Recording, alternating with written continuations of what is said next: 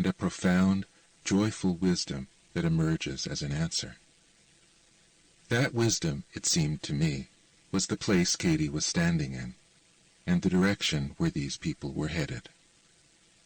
As I watched from my seat in a crowded community center, 5 men and women, one after another, were learning freedom through the very thoughts that had caused their suffering. Thoughts such as, "My husband betrayed me," or "My mother doesn't love me enough." Simply by asking 4 questions and listening to the answers they found inside themselves, these people were opening their minds to profound, spacious, and life-transforming insights. I saw a man who had been suffering for decades from anger and resentment toward his alcoholic father light up before my eyes within 45 minutes. I saw a woman who had been almost too frightened to speak because she had just found out that her cancer was spreading, end the session in a glow of understanding and acceptance. 3 out of the 5 people had never done the work before, yet the process didn't seem to be more difficult for them than it was for the other 2, nor were their realizations any less profound. They all began by realizing a truth so basic that it is usually invisible, the fact that, in the words of the Greek philosopher Epictetus, we are disturbed not by what happens to us, but by our thoughts about what happens. As soon as they grasped that truth, their whole understanding changed. Before people have experienced the work of Byron Katie for themselves, they often think that it is too simple to be effective. But its simplicity is precisely what makes it so effective. Over the past 2 years, since first encountering it and meeting Katie, I have done the work many times, on thoughts I hadn't even been aware of. And I've watched more than 1,000 people do it in public events across the United States and Europe, on the whole gamut of human problems, from major illnesses, the deaths of parents and children, sexual and psychological abuse, addictions, financial insecurity, professional problems, and social issues, to the usual frustrations of daily life. Having a reserved seat at all Katie's events is one of the privileges of being married to her. Again and again, I have seen the work quickly and radically transform the way people think about their problems. And as the thinking changes, the problems disappear. Suffering is optional, Katie says. Whenever we experience a stressful feeling, anything from mild discomfort to intense sorrow, rage, or despair, we can be certain that there is a specific thought causing our reaction, whether or not we are conscious of it. The way to end our stress is to investigate the thinking that lies behind it, and anyone can do this by himself with a piece of paper and a pen. Through the work, Katie also calls it inquiry, we discover that all the concepts and judgments that we believe or take for granted are distortions of things as they really are. When we believe our thoughts instead of what is really true for us, we experience the kinds of emotional distress that we call suffering. Suffering is a natural alarm, warning us that we're attaching to a thought. When we don't listen, we come to accept this suffering as an inevitable part of life. It's not. The work has striking similarities with the Zen koan and the Socratic dialogue, but it doesn't stem from any tradition, Eastern or Western. It is American, homegrown, and mainstream, having originated in the mind of an ordinary woman who had no intention of originating anything.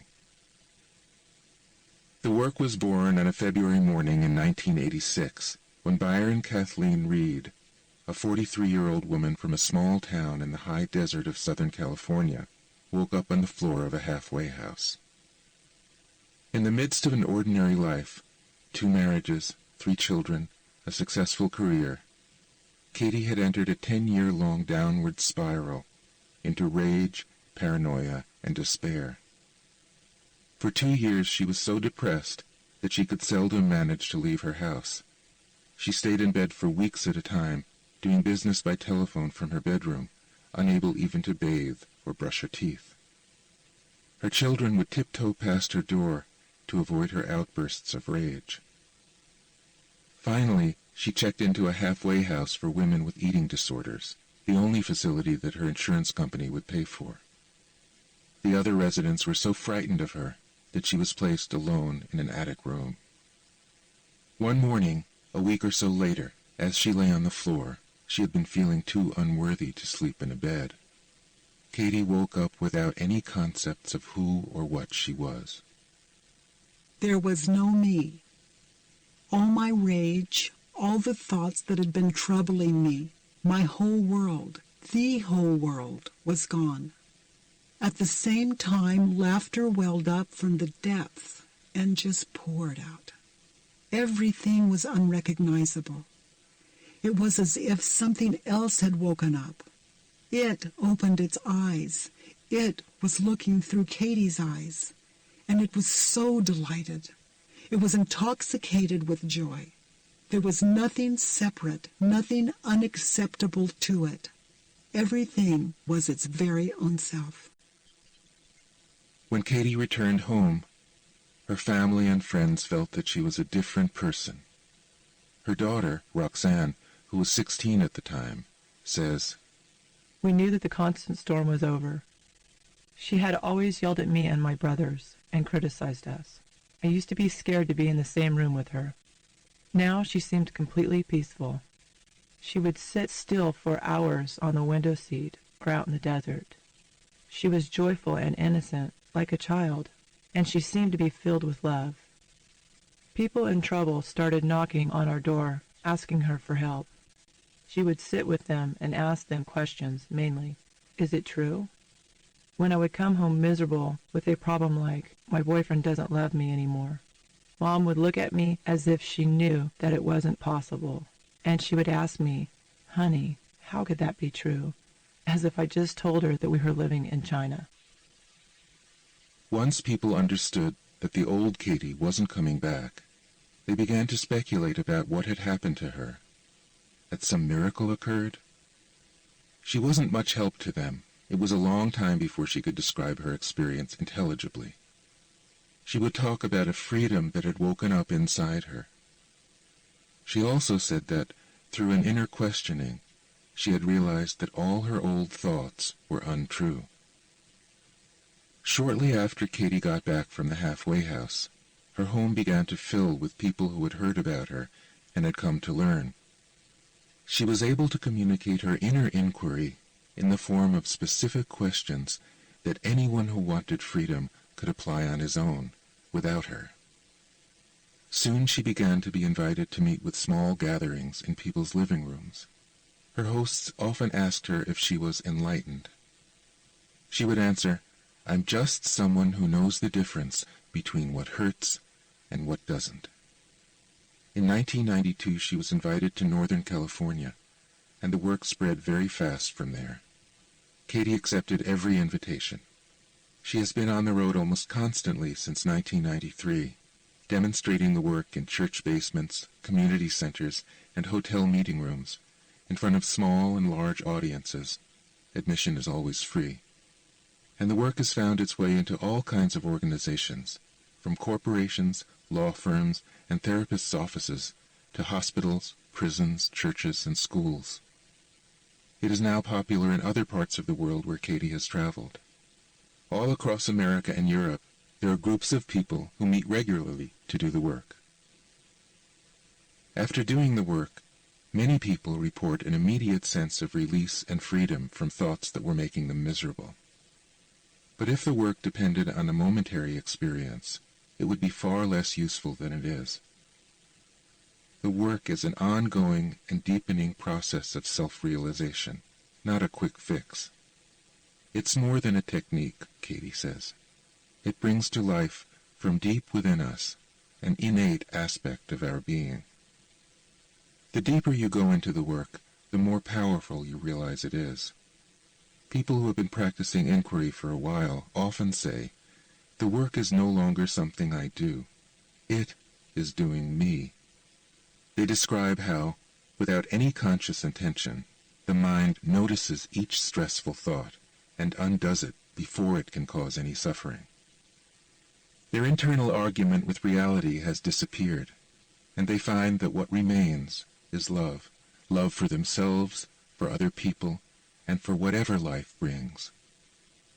The title of this book describes their experience. Loving what is becomes as easy and natural as breathing. I've waited until now to introduce the 4 questions to you, because they don't make much sense out of context. The best way to meet them is to see how they function in an actual example of the work. In the dialogue excerpt that you'll hear in a few minutes, I will point out to you each of the 4 questions as they appear. I'll also point out what Katie calls the turnaround, which is a way of experiencing the opposite of what you believe is true. This dialogue was recorded at an event that took place in 2001 before an audience of about 300 people. Justin, like the other people who attended this event, has filled out a 1-page worksheet that asked him to write down his thoughts about someone who upsets him, a situation, past or present, that feels unresolved in his life. The instructions on the worksheet are: allow yourself to be as judgmental and petty as you really feel. Don't try to be spiritual or kind. The pettier we can be when writing, the more likely it is that we'll benefit from the work. Justin has volunteered to sit on stage with Katie and investigate each statement he has written. If at any time you feel uncomfortable with the questioning, it helps to remember that all the participants, the person doing the work, Katie, and the audience, are on the same side here. All of them are looking for the truth. If Katie ever seems to be mocking or derisive, you'll realize upon closer examination that she's making fun of the thought that is causing a person's suffering, never of the person sitting with her. Don't worry if anything seems confusing at first. For now, just get a general feel for the questions and the process of inquiry. Okay, sweetie, what's going on? Thought appears. Yep. So what to do? Let's examine it. I've been dealing with this for a long time. I find the roots deep in my past. I've been fighting it for as long as I can remember. Yes. I've been searching gurus, I've been praying, I've been meditating, I've been doing many things. Well, let's take a look at inquiry. Okay. Let's look at what you've written. I am angry and confused and saddened by my family because they judge me. I am angry that there is a mold that is placed before me. I am irritated by my family and acquaintances thinking that their path is the only way. It saddens me when I receive the most love, when I assume the predestined pattern and to sort of follow the way they think things should be. For me. Yes. Familiar so far? You're on one end or the other. You're either the parent or the child, or you've been both. The next one? I want my family to be who they are and not limit their love and attention according to their perception and idea of my progress. I want them to accept me as I learn my own truth in my own life and love me for having found parts of my own truth and foundation. So, sweetheart, read the first one again. I am confused and saddened by my family because they judge me. Okay. So parents should not judge their children? Is that true? This is the first question. Is it true? So parents should not judge their children? Is that true? Oh, gosh. Can you absolutely know that that's true? When the answer to "is it true" is not a clear no, the second question, can you absolutely know that it's true, invites people to inquire more deeply. Can you absolutely know that that's true?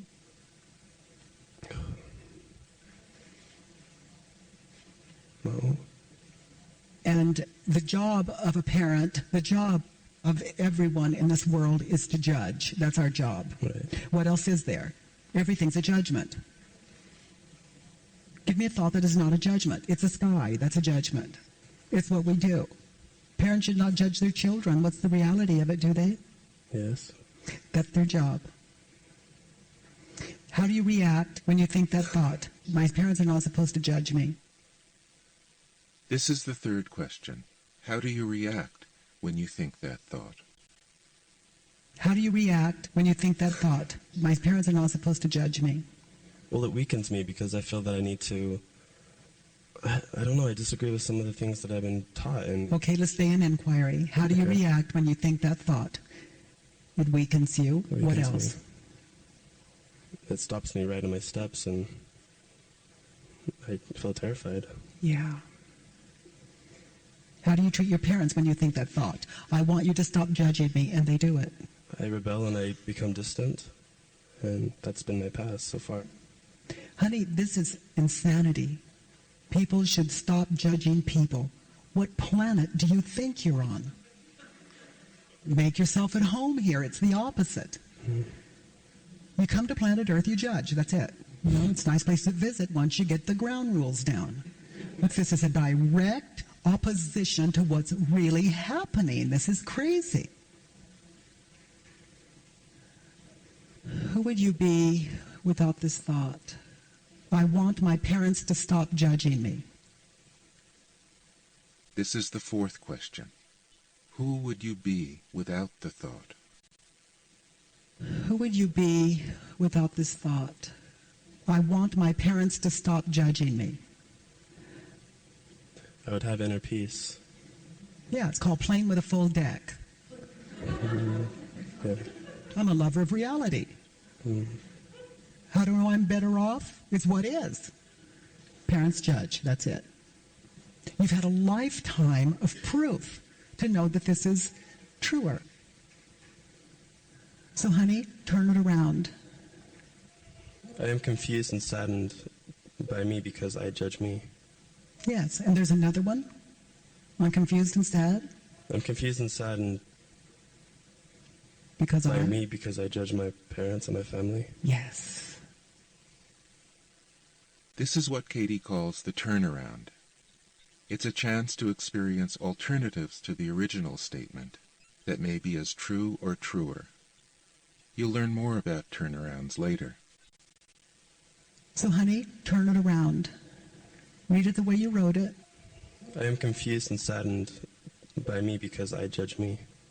Yes, and there's another one. I'm confused and sad I'm confused and saddened because by I... me because I judge my parents and my family. Yes. So here, I'll strike a deal with you. When you stop judging them, then go talk to them about judgment. That's true. When you stop doing what you want them to stop doing, let's talk. Okay. In loving what is, Katie has given you everything you need in order to do the work by yourself or with others. The audiobook will guide you step by step through the whole process. Along the way, you'll hear the dialogue with Justin in its entirety, and further examples of people doing the work with Katie. These one-on-one dialogues, in which Katie brings her clarity to the most complicated human problems, are dramatic examples of how ordinary people can find their own freedom through inquiry. A few basic principles. What I love about the work is that it allows you to go inside and find your own happiness, to experience what already exists within you, unchanging, immovable, ever present, ever waiting. No teacher is necessary. You are the teacher you've been waiting for. You are the one who can end your own suffering. I often say, don't believe anything I say. I want you to discover what's true for you, not for me. Still, many people have found the following principles to be helpful for getting started in the work. Noticing when your thoughts argue with reality. The only time we suffer is when we believe a thought that argues with what is. When the mind is perfectly clear, what is what we want. If you want reality to be different than it is, you might as well try to teach a cat to bark. You can try, and in the end, the cat will look up at you and say, meow. Wanting reality to be different than it is hopeless. You can spend the rest of your life trying to teach a cat to bark. And yet, if you pay attention, You'll notice that you think thoughts like this dozens of times a day. People should be kinder. Children should be well behaved. The line at the grocery store should move faster. My husband or wife should agree with me. I should be thinner or prettier or more successful. These thoughts are ways of wanting reality to be different than it is. If you think that this sounds depressing, you're right. All the stress that we feel is caused by arguing with what is. After I woke up to reality in 1986, people often referred to me as the woman who made friends with the wind. Barstow is a desert town where the wind blows a lot of the time, and everyone hated it. People even moved from there because they couldn't stand the wind. The reason I made friends with the wind, with reality, is that I discovered I didn't have a choice. I realized that it's insane to oppose it. When I argue with reality, I lose, but only 100% of the time. How do I know that the wind should blow? It's blowing. People new to the work often say to me, but it would be disempowering to stop my argument with reality. If I simply accept reality, I'll become passive. I may even lose the desire to act. I answer them with a question. Can you really know that that's true? Which is more empowering? I wish I hadn't lost my job, or I lost my job. What can I do now? The work reveals that what you think shouldn't have happened should have happened. It should have happened because it did, and no thinking in the world can change it. This doesn't mean that you condone it or approve of it. It just means that you can see things without resistance and without the confusion of your inner struggle. No one wants their children to get sick. No one wants to be in a car accident. But when these things happen, how can it be helpful to mentally argue with them? We know better than to do that. Yet we do it because we don't know how to stop. I'm a lover of what is, not because I'm a spiritual person, but because it hurts when I argue with reality. We can know that reality is good, just as it is, because when we argue with it, we experience tension and frustration. We don't feel natural or balanced. When we stop opposing reality, action becomes simple, fluid, kind, and fearless. Staying in your own business. I can find only 3 kinds of business in the universe: mine, yours, and God's. For me, the word God means reality. Reality is God because it rules. Anything that's out of my control, your control, and everyone else's control, I call that God's business. Much of our stress comes from mentally living out of our own business. When I think, you need to get a job, I want you to be happy, you should be on time, you need to take better care of yourself, I am in your business. When I'm worried about earthquakes, floods, war, or when I will die, I am in God's business. If I am mentally in your business or in God's business, the effect is separation. I noticed this early in 1986. When I mentally went into my mother's business, for example, with a thought like, my mother should understand me, I immediately experienced a feeling of loneliness, and I realized that every time in my life that I had felt hurt or lonely, I had been in someone else's business. If you are living your life, and I am mentally living your life, who is here living mine? We're both over there. Being mentally in your business keeps me from being present in my own. I am separate from myself, wondering why my life doesn't work. To think that I know what's best for anyone else is to be out of my business. Even in the name of love, it is pure arrogance, and the result is tension, anxiety, and fear. Do I know what's right for me? That's my only business. Let me work with that before I try to solve your problems for you.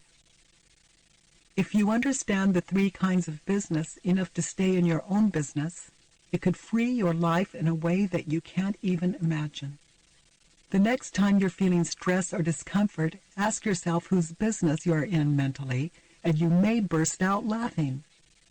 That question can bring you back to yourself. And you may come to see that you've never really been present, that you've been mentally living in other people's business all your life.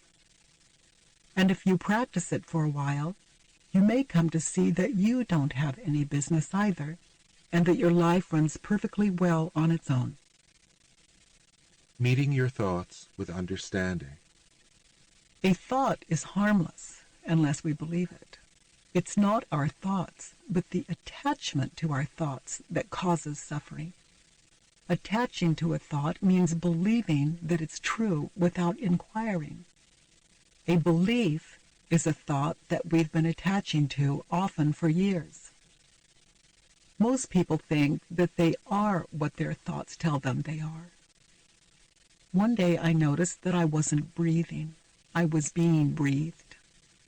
Then I also noticed, to my amazement, that I wasn't thinking, that I was actually being thought, and that thinking isn't personal. You wake up in the morning and say to yourself, I think I won't think today. It's too late. You're already thinking. Thoughts just appear. They come out of nothing and go back to nothing, like clouds moving across the empty sky. They come to pass, not to stay. There is no harm in them until we attach to them as if they were true. No one has ever been able to control his thinking, although people may tell the story of how they have. I don't let go of my thoughts. I meet them with understanding. Then they let go of me. Thoughts are like the breeze or the leaves on the trees or the raindrops falling. They appear like that, and through inquiry we can make friends with them. Would you argue with a raindrop? Raindrops aren't personal, and neither are thoughts. Once a painful concept is met with understanding, the next time it appears you may find it interesting. What used to be the nightmare is now just interesting. The next time it appears, you may find it funny. The next time you may not even notice it. This is the power of loving what is. Becoming aware of your stories. I often use the word story to talk about thoughts or sequences of thoughts that we convince ourselves are real. A story may be about the past, the present, or the future. It may be about what things should be, what they could be, or why they are. Stories appear in our minds hundreds of times a day. When someone gets up without a word and walks out of the room, when someone doesn't smile or doesn't return a phone call, or when a stranger does smile, before you open an important letter, or after you feel an unfamiliar sensation in your chest, when your boss invites you to come to his office, or when your partner talks to you in a certain tone of voice. Stories are the untested, uninvestigated theories that tell us what all these things mean. We don't even realize that they're just theories. Once as I walked into the ladies' room at a restaurant, a woman came out of the single stall. We smiled at each other, and as I closed the door, she began to sing and wash her hands. What a lovely voice, I thought. Then, as I heard her leave, I noticed that the toilet seat was dripping wet. How could anyone be so rude, I thought. And how did she manage to pee all over the seat? Was she standing on it? Then it came to me that she was a man, a transvestite, singing falsetto in the women's restroom. It crossed my mind to go after him and let him know what a mess he'd made. As I cleaned the toilet seat, I thought about everything I'd say to him. Then I flushed the toilet. The water shot up out of the bowl and flooded the seat. And I just stood there laughing. In this case, the natural course of events was kind enough to expose my story before it went any further. Before I found inquiry, I had no way to stop this kind of thinking. Small stories bred bigger ones. Bigger stories bred major theories about life, how terrible it was, and how the world was a dangerous place. I ended up feeling too frightened and depressed to leave my bedroom. When you're operating on uninvestigated theories of what's going on and you aren't even aware of it, you're in what I call the dream. Often the dream becomes troubling. Sometimes it even turns into a nightmare. At times like these, you may want to test the truth of your theories by doing the work on them. The work always leaves you with less of your uncomfortable story. Who would you be without it? How much of your world is made up of unexamined stories? You'll never know until you inquire. Looking for the thought behind the suffering. I've never experienced a stressful feeling that wasn't caused by attaching to an untrue thought. Behind every uncomfortable feeling, there's a thought that isn't true for us. We have a thought that argues with reality, such as, my husband should always agree with me, and then we have a stressful feeling. Then we act on that feeling, creating more stress for ourselves. Rather than understand the original cause, a thought, we try to change our stressful feelings by looking outside ourselves. We try to change someone else, or we reach for sex, food, alcohol, drugs, or money in order to find temporary comfort and the illusion of control. It's helpful to remember that any stressful feeling is like a compassionate alarm clock that says, you're caught in the dream. Depression, pain, and fear are gifts that say, sweetheart, take a look at your thinking right now. You're living in a story that isn't true for you. Caught in the dream, we try to alter and manipulate the stressful feeling by reaching outside ourselves. We're usually aware of the feeling before the thought. That's why I say the feeling is an alarm clock that lets you know there's a thought you may want to do the work on. This investigation will always lead you back to who you really are. It hurts to believe you're other than who you are, to live any story other than happiness. Inquiry invites us into the awareness of internal cause and effect. Once we see this, all our suffering begins to unravel on its own. To inquire or to investigate is to put a thought or a story up against the four questions.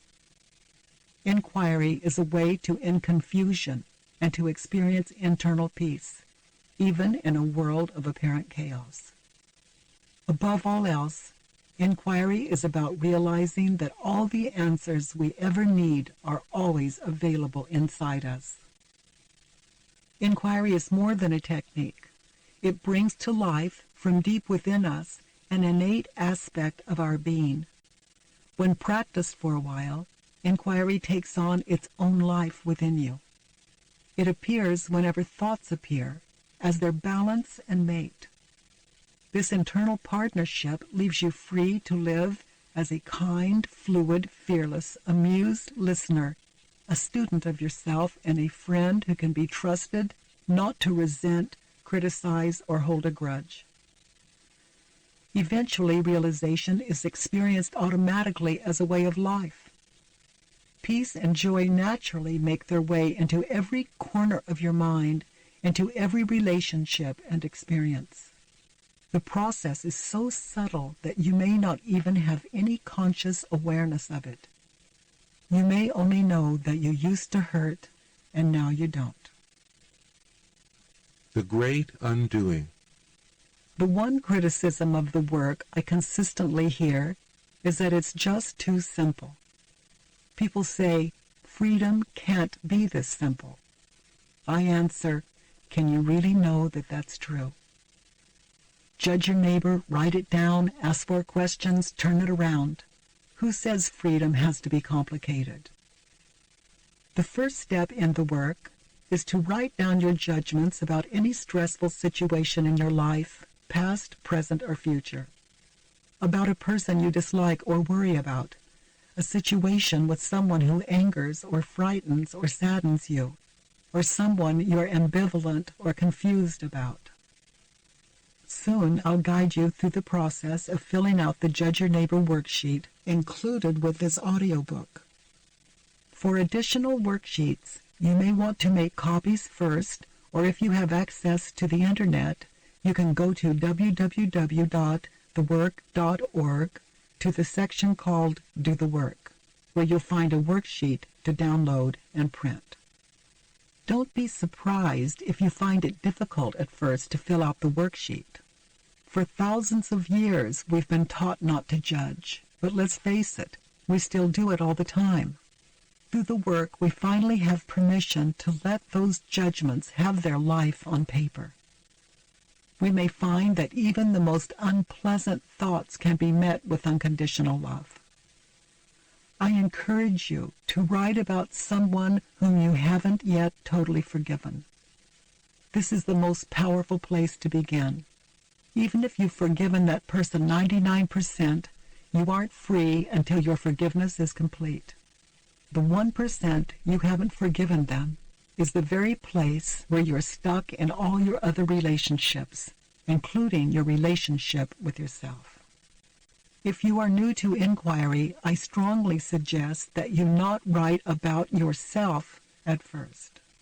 If you begin by pointing the finger of blame outward instead, you can just let loose and be uncensored. We're often quite sure about what other people need to do, how they should live, whom they should be with. We have 20/20 vision about other people, but not about ourselves. Judging someone else, then inquiring and turning it around is the direct path to understanding. When you do the work, you see who you are by seeing who you think other people are. Eventually, you come to see that everything outside you is a reflection of your own thinking. You are the storyteller, the projector of all stories, and the world is the projected image of your thoughts. Since the beginning of time, people have been trying to change the world so that they can be happy. This hasn't ever worked because it approaches the problem backward. What the work gives us is a way to change the projector, our mind, rather than the projected. It's like when there's a piece of lint on a projector's lens. We think there's a flaw on the screen, and we try to change this person and that person, whomever the flaw appears to be on next. But it's hopeless to try to change the projected images. Once we realize where the lint is, we can clear the lens itself. This is the end of suffering and the beginning of a little joy in paradise. People often say to me, "Why should I judge my neighbor? I already know that it's all about me." I say, I understand, and please trust the process. Judge your neighbor and follow the simple directions. Here are some examples of people you may want to write about: mother, father, wife, husband, children, siblings, neighbor, friend, enemy, roommate, boss, teacher, employee, co-worker, teammate, salesman, customers, men, women, authorities, God.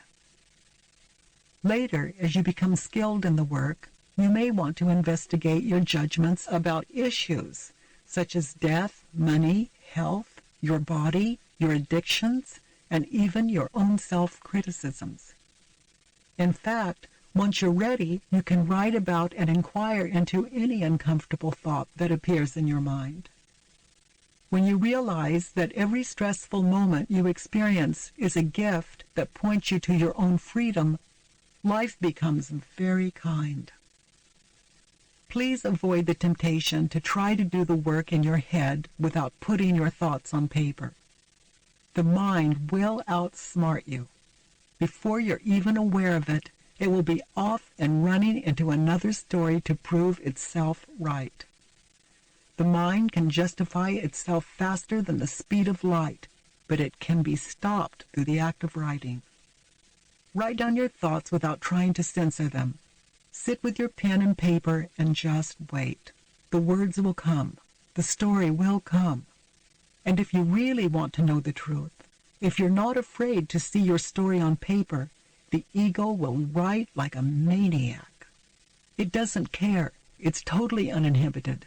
This is the day the ego's been waiting for. Give it its life on paper. It has been waiting for you to stop just once and really listen to it. It will tell you everything like a child. Then when the mind is expressed on paper, you can inquire. I invite you to be judgmental, harsh, childish, and petty. Write with the spontaneity of a child who is sad, angry, confused, or frightened. Don't try to be wise, spiritual, or kind. This is the time to be totally honest and uncensored about how you feel. Allow your feelings to express themselves without any fear of consequences or any threat of punishment. The more you do the work, the more uncensored you become and the pettier you get, because it becomes hard to find something that will upset you. Eventually, you can't find a problem. That's an experience I hear from thousands of people. People new to the work sometimes think, I don't know what to write. Why should I do the work anyway? I'm not angry at anyone. Nothing's really bothering me. If you don't know what to write about, wait. Life will give you a topic. Maybe a friend didn't call you back when she said she would, and you're disappointed. Maybe when you were 5 years old, your mother punished you for something you didn't do. Maybe you're upset or frightened when you read the newspaper or think about the suffering in the world. Put on paper the part of your mind that's saying these things. You can't stop the story inside your head, however hard you try. It's not possible. But when you put the story on paper and write it just the way the mind is telling it, with all your suffering and frustration and rage and sadness, then you can take a look at what's swirling around inside you. You can see it brought into the material world in physical form. And finally, through the work, you can begin to understand it. After my life changed in 1986, I spent a lot of time in the desert near my home just listening to myself. Stories arose inside me that had been troubling mankind forever. Sooner or later, I witnessed every concept, it seemed, and I discovered that even though I was alone in the desert, the whole world was with me, and it sounded like this. I want, I need, they should, they shouldn't, I'm angry because, I'm sad, I'll never, I don't want to. These phrases, which repeated themselves over and over in my mind, became the basis for the Judge Your Neighbor worksheet.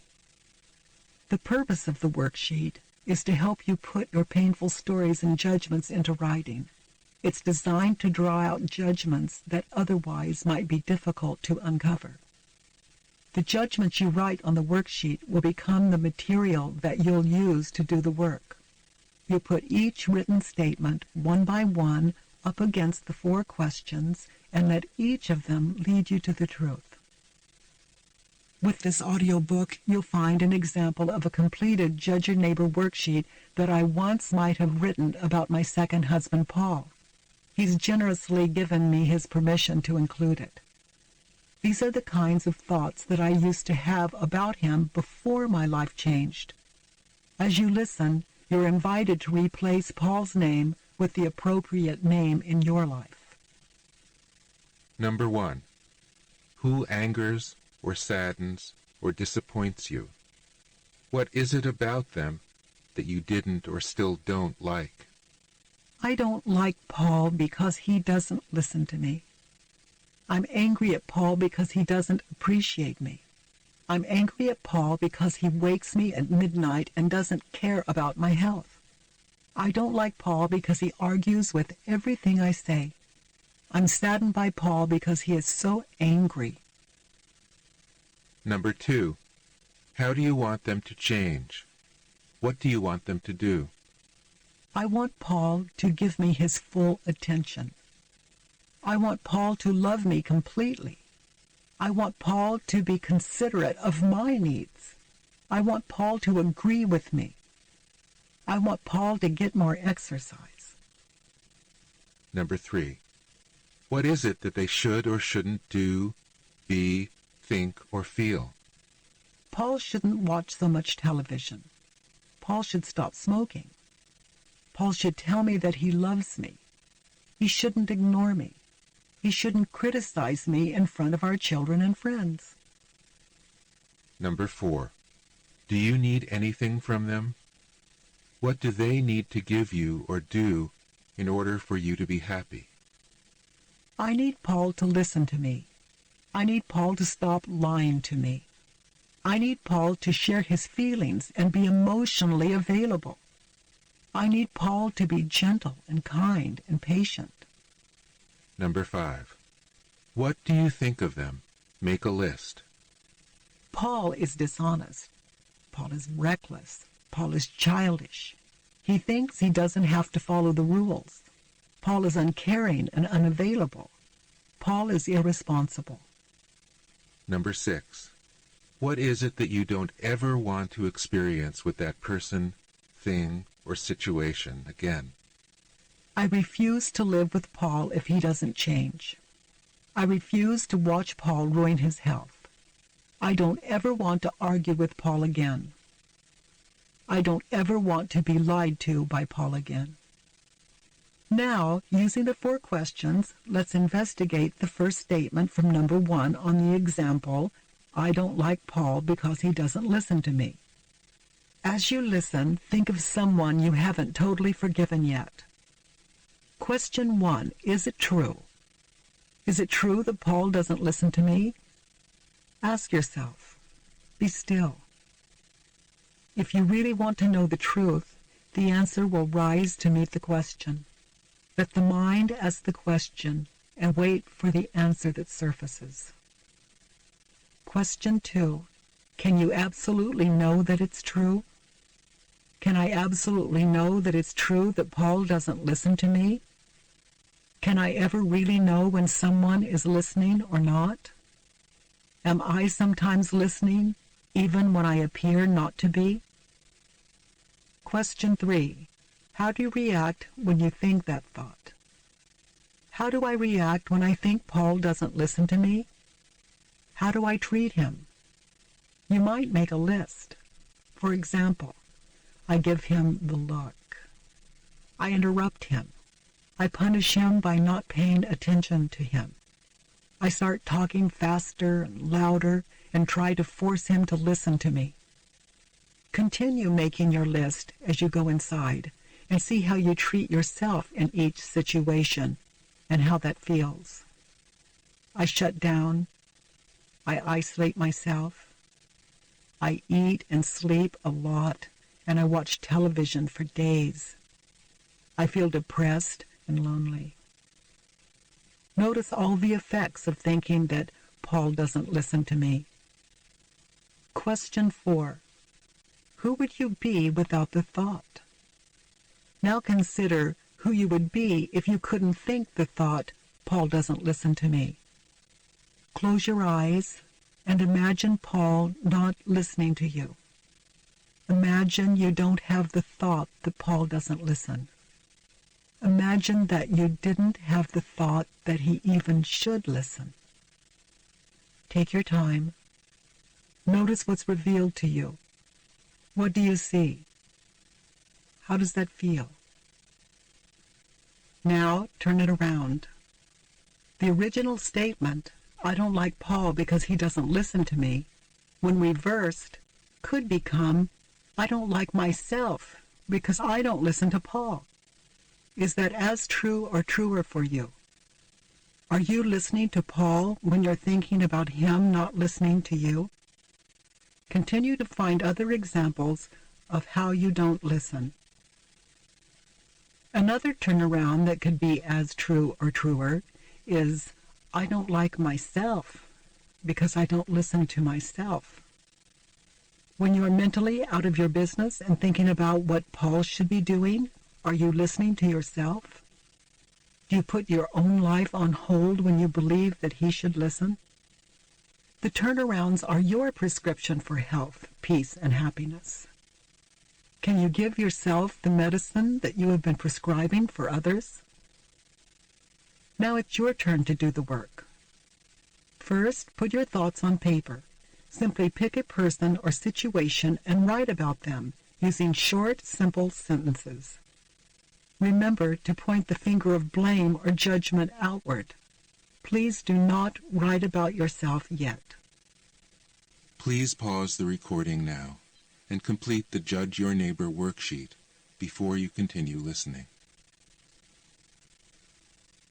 Now that you've completed a Judge Your Neighbor worksheet, it's time to put each statement you've written up against the 4 questions and then turn it around. As you do this, explore being open to possibilities beyond what you think you know. There's nothing more exciting than discovering the don't know mind. It's like diving.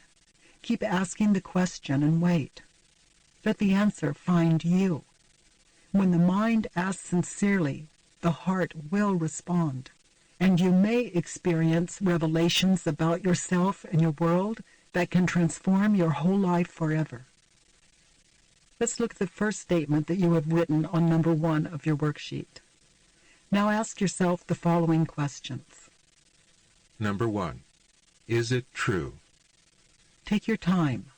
The work is about discovering what is true from the deepest part of yourself. It may not coincide with anything you've ever considered before. But when you experience your own answer, you'll know it. Just be gentle. Sit with it. And let it take you deeper in. There are no right or wrong answers to these questions. You are listening for your answers now, not other people's, and not anything you have been taught. This can be very unsettling because you're entering the unknown. As you continue to dive deeper, allow the truth within you to rise and meet the question. Be gentle as you give yourself to inquiry. Let this experience have you completely. Number 2. Can you absolutely know that it's true? This is an opportunity to go deeper into the unknown, to find the answers that live beneath what we think we know. All I can tell you about this realm is that what lives beneath the nightmare is a good thing. Do you really want to know the truth? Number 3. How do you react when you think that thought? How do you treat yourself? How do you treat the person you've written about when you think that thought? What do you do? Be specific. Make a list of your actions. What do you say to that person when you think that thought? List the things you say. How do you live when you believe that thought? List how each reaction feels physically inside you. Where do you feel it? How does it feel?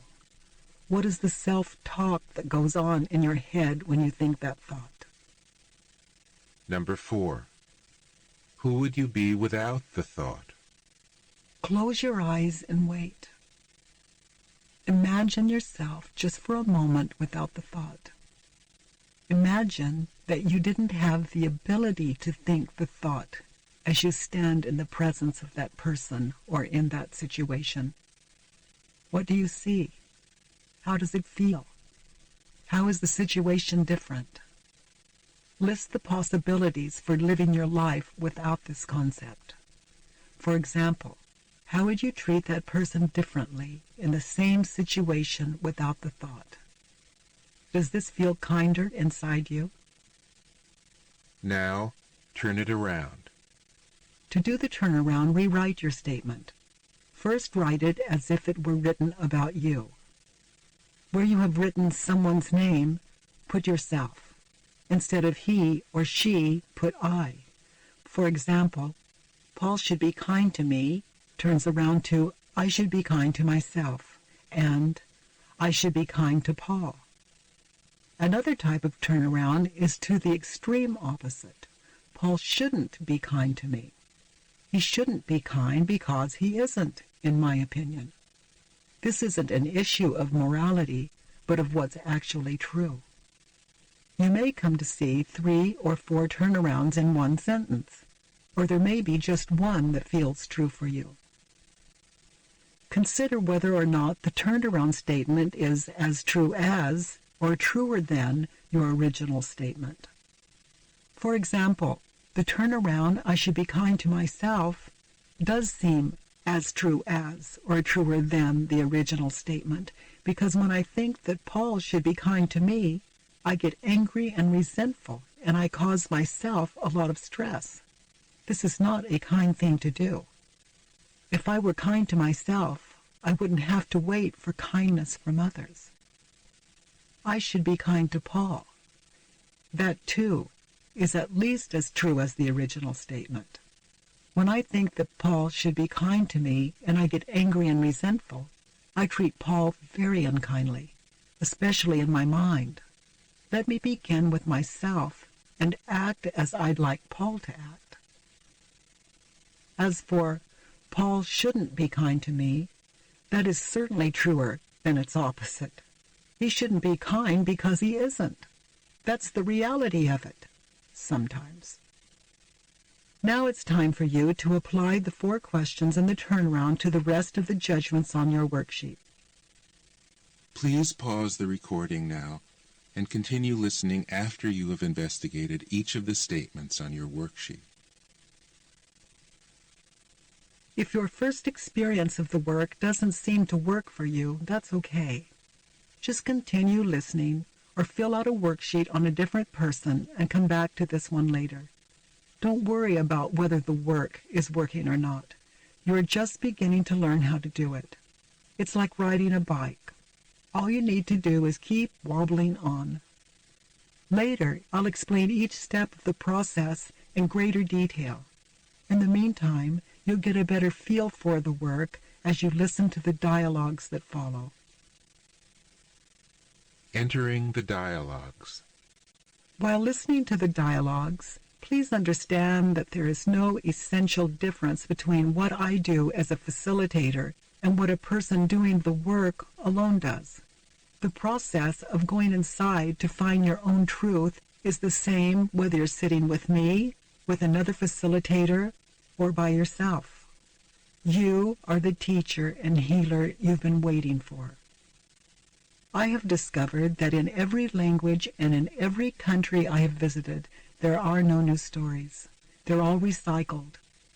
The same stressful thoughts arise in each mind one way or another sooner or later. That's why anyone's work can be your work also. These dialogues are edited workshop recordings of real people doing the work. At a typical event, several participants volunteer to sit with me one by one in front of the audience and read what they have written on their Judge Your Neighbor worksheet. Then they are guided through the 4 questions and the turnaround. You'll notice that I don't always ask the 4 questions in the same way. For example, as a variation of question 3, how do you react when you think that thought? I might ask, what do you get when you think that thought? How do you live? How does it feel inside? Sometimes I also ask 2 follow-ups to the 3rd question. Can you see a reason to drop that thought? And can you find one stress-free reason to keep the thought? At times I may skip questions, change the usual order, or jump directly to the turnaround. When I feel it's appropriate, I'll try to help someone find the story that is the real cause of their suffering and that may be hidden from their awareness.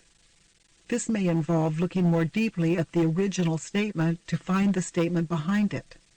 I may shift the inquiry from the written statement to a painful statement that they've just spontaneously made. Even though the usual order of the questions works well, you can start with any of them. Just one of these questions can set you free if you inquire deeply from within. After you do the work for a while, the questions will become internalized. But until this happens, Ask all 4 questions and the turnaround in the suggested order. Sometimes I'll share my own answer to a question, or I'll share a personal story. Please understand that I'm speaking from my own experience and that my answers are not intended as advice on how you should live. The work does not condone any harmful action. To hear it as justifying anything that is less than kind is to misinterpret it. If you hear anything that sounds cold, uncaring, unloving, or unkind, I invite you to be gentle with it. Breathe through it. Feel and experience what arises in you. Go inside yourself and answer the 4 questions. Experience inquiry for yourself. Listen to these dialogues as if they were your own. Get as emotionally involved and as close to them as you can. Discover where and when you have experienced what you're hearing. If you can't relate to one of the following examples, try substituting someone who is significant in your life. For example, if the participant's issue is with a friend and you substitute your parent or partner, you may find that their work turned out to be your work. We think we are doing the work on people, but actually we're working on our thoughts about people. You can write an entire worksheet on your mother, for example, and later notice that your relationship with your daughter has dramatically improved. You might find you were attached to the very same thoughts about her. If you go in and find your own answers as you listen, the work will reveal itself to be much deeper than any philosophy or theory. It's a meditation that can bring you awareness of the freedom that waits inside. It's a true homecoming. Doing the work on couples and family life. My experience is that the teachers we need most are the people we're living with now. Our spouses, parents, and children are the clearest masters we could hope for. Again and again, they will show us the truth we don't want to see until we finally see it. After I returned home from the halfway house in 1986 with a radically different understanding of the world and of myself, I found that nothing my husband or children did could upset me. Inquiry was alive inside me, and every thought I had was met by a wordless questioning. When Paul did something that would have angered me before, and the thought, "he should," appeared in my mind, all I felt was gratitude, love, and laughter. The man might have been walking on the carpets with mud all over his shoes or dropping his clothes everywhere, shouting at me, waving his arms, his face red. If "he should" appeared in my mind, I just laughed at myself because I knew what it led to. I knew it led to "I should." He should stop screaming. I should stop screaming mentally about him before I remind him to take off his muddy shoes. I remember sitting on the living room couch with my eyes closed, and Paul came into the room and saw me, and he stormed up to me shouting, "Jesus Christ, Kate, what the hell is the matter with you?" It was a simple question. So I went inside and asked myself, "What the hell is the matter with you, Kate?" It wasn't personal. Could I just find an answer to that question? Well, there had been one instant when I'd had the thought that Paul shouldn't have been shouting, though the reality was that he was shouting. That's what was the matter with me. So I said, "Sweetheart, the matter with me is that I had the thought that you shouldn't be shouting, and it didn't feel right. Thank you for asking. Now it feels right again." During those first few months, my children would seek me out and tell me what they really thought of the woman they'd known as their mother. Things they would have been punished for saying before. For example, Bobby, my older son, trusted me enough to say, "You always favored Ross over me. You always loved him the most." Ross is my younger son. I was finally the mother who could listen. I went inside with it and got still. Could this be true? Could he be right? And since I had invited my children to speak honestly because I really wanted to know the truth, I found it. So I was able to say, "Honey, I see it. You're right." I was very confused. I felt such love for him as my teacher who had lived through all that pain, and also I felt such love for the woman who thought she preferred one child over another. People often ask me if I had a religion before 1986, and I say yes.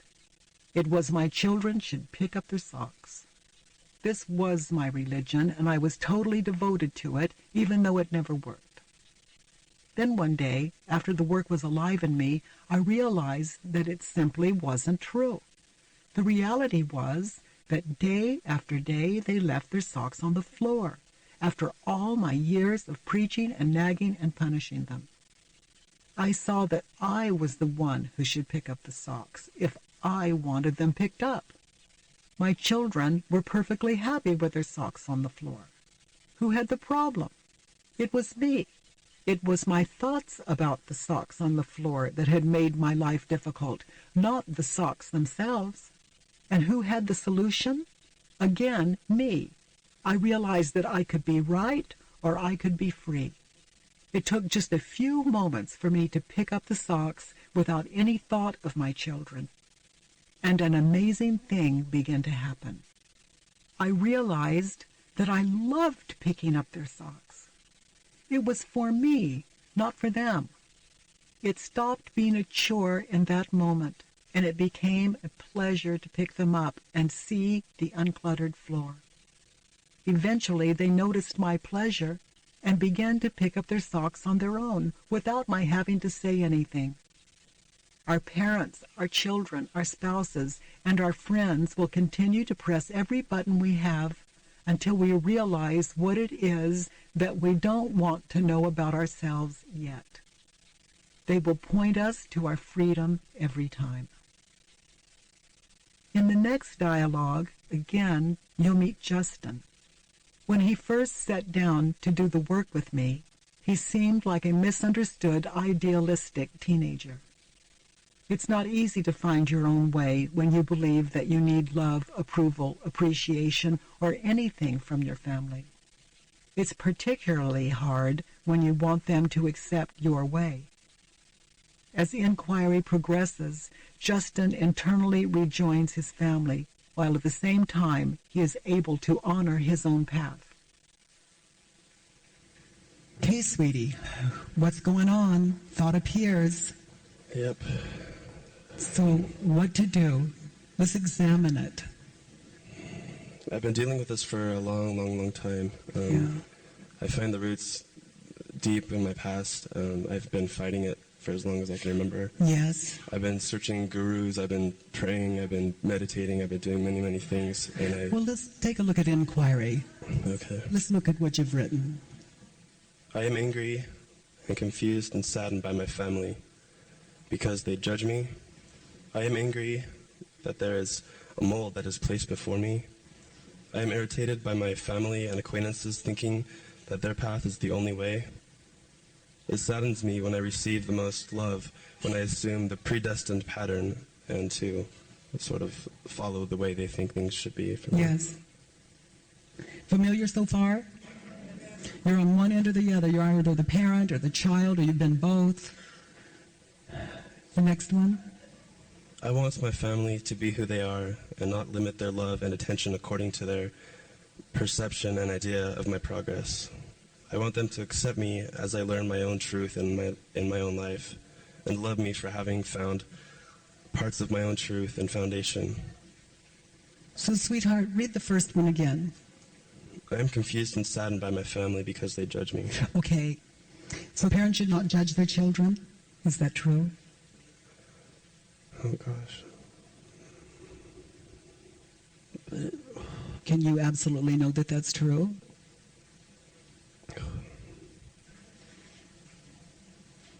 No. And the job of a parent, the job of everyone in this world is to judge. That's our job. Right. What else is there? Everything's a judgment. Give me a thought that is not a judgment. It's a sky. That's a judgment. It's what we do. Parents should not judge their children. What's the reality of it, do they? Yes. That's their job. How do you react when you think that thought? My parents are not supposed to judge me. Well, it weakens me because I feel that I need to... I don't know, I disagree with some of the things that I've been taught. And Okay, let's stay in inquiry. How do you Okay. react when you think that thought? It weakens you. It What weakens else? me. It stops me right in my steps, and I feel terrified. Yeah. How do you treat your parents when you think that thought? I want you to stop judging me, and they do it. I rebel and I become distant, and that's been my past so far. Honey, this is insanity. People should stop judging people. What planet do you think you're on? Make yourself at home here. It's the opposite. You come to planet Earth, you judge. That's it. You know, it's a nice place to visit once you get the ground rules down. But this is a direct opposition to what's really happening. This is crazy. Who would you be without this thought? I want my parents to stop judging me. I would have inner peace. Yeah, it's called playing with a full deck. Yeah. I'm a lover of reality.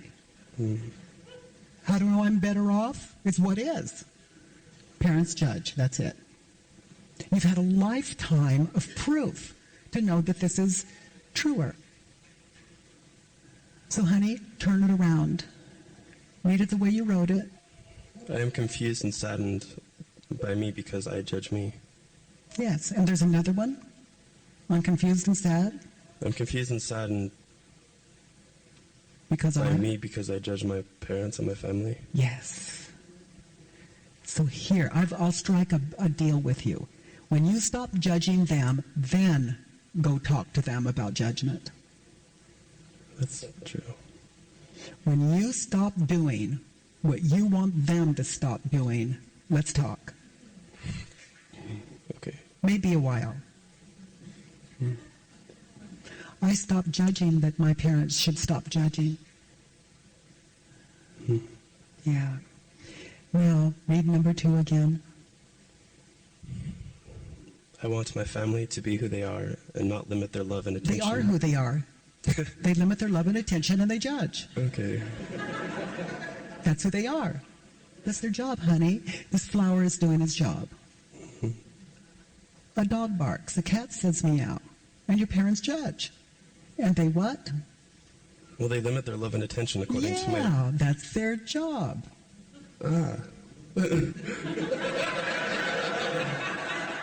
But they're my family. Yes, they are. And they limit and they judge. Honey, this philosophy of yours is very stressful. Give me a reason, a peaceful reason to keep this philosophy that is so far out. I mean, we're talking nuts. I've felt nuts for quite some time. Well, you have to feel nuts for quite some time. You haven't asked you if this is true or not. I don't have any So, reason. who would you be without the ability to think this thought that would oppose what is? I'd be fabulous. I'd be so happy. Oh, yeah. I would go with that. But I want to say but. You can say but all you want. They're going to do their job. Yeah. Reality is not going to wait for your permission. It just keeps on being what it is. It's like, no, wait for my approval. I don't think so. No, you lose. You lose, and that can be great winning. Let's turn it around and look at the possibilities. I want me. I want me to be who I am Yes. and not limit my love and attention for myself according to my perception of the idea of my progress. That's hard to eat. Oh, well. I like the part where you thought your parents should eat it all these years.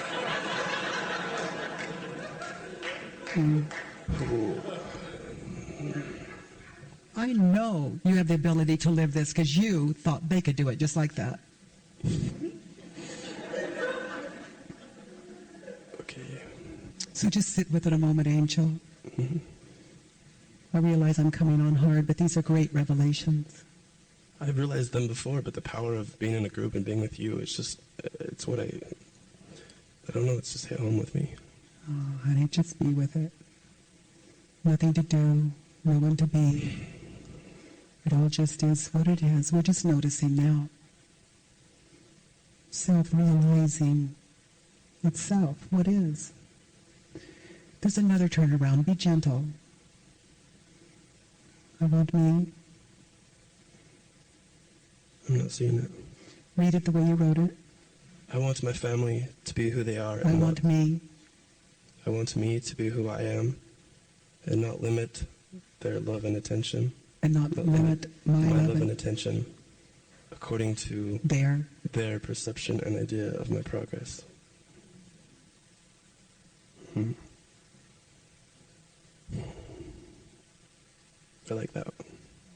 Yeah, it's kind of living what you wanted them to live. I just don't want to let it go. It just brings up this turmoil inside of me. It's supposed to, honey.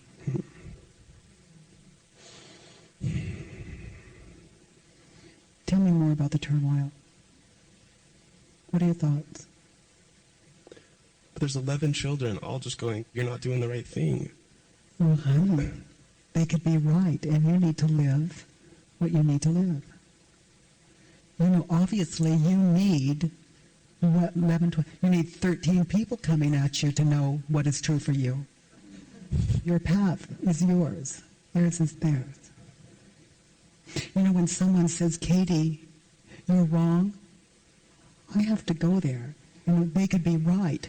And in the meantime, I'm going to walk what I walk. Until someone can show me a better way. Feels good from here. And I'm open. Takes me to you. Let's look at the next one. I want them to accept me as I learn my own truth in this life. They're going to accept what they accept. Have they made you accept the way they live? Can they do that? Have 13 people convinced you to follow their path? Well, that's my work, right? Because I need the foundation of Is their it life. yes or a no? Have they convinced you to walk their path? No. So you can't accept theirs. What makes you think that they can accept yours? That's true. It really puts it in perspective. 13 people can't convince you, and you think you're going to convince all 13 of them? This is war. You're outnumbered. I know. How does it feel when you think this thought?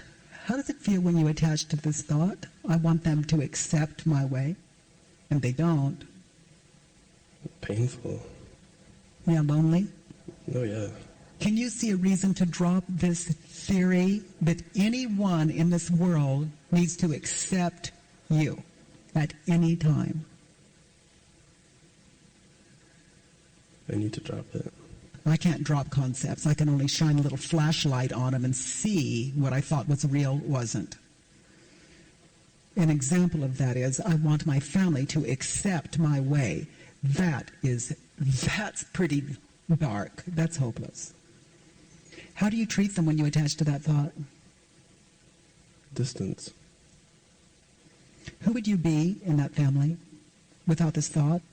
I want them to accept my way. Outgoing. Loving. Turn it around. I want me to accept me as I learn my own truth in this life. There. They're not doing it. Who does that leave? That leaves you. So, sweetheart, can you find another turnaround? I want me. I want me to accept them as they learn their own truth in this life. Yes. That's all they're doing. They're just doing what you're doing. We're all doing the best we can. If I want my children to accept me, I'm insane. What I can do is manipulate them to accept me And then they'll pretend to accept me if I bribe them enough by being good or something. But you know, after the gift, it's gone again. I can't make them accept me. So that just leaves me. I don't want them to accept me because I am not masochistic any longer. How do you react? How do you treat them when you think the thought, I want them to accept me? How do you live? What do you do? Daily, what do you do to get their acceptance? It's a tug of war, and it deals with manipulation in a way. I don't try to manipulate them, but I distance myself, so I try to get their attention again, and then I keep doing my thing, and it just doesn't coincide with their thing. Yeah, and when that doesn't work, what do you do to get their acceptance? I hug them a lot. And when that doesn't work? Yeah, maybe hugs will work. Maybe then they'll see my path is better. Yeah, and when that doesn't work, I'll give them more love. And when that doesn't work, you know, what else do you do? Let's look at the next one. I want them to love me for having found parts of my own Whose truth. business is it who you love? My own. Whose business is it who they love? Theirs. How does it feel when you're mentally over there running their life, dictating who they should love? It's not where I should be. It's lonely. Yeah. So honey, let's turn it around. I want me to love me for having found parts of my own truth and foundation. Yep. It must be your job. They're not complying.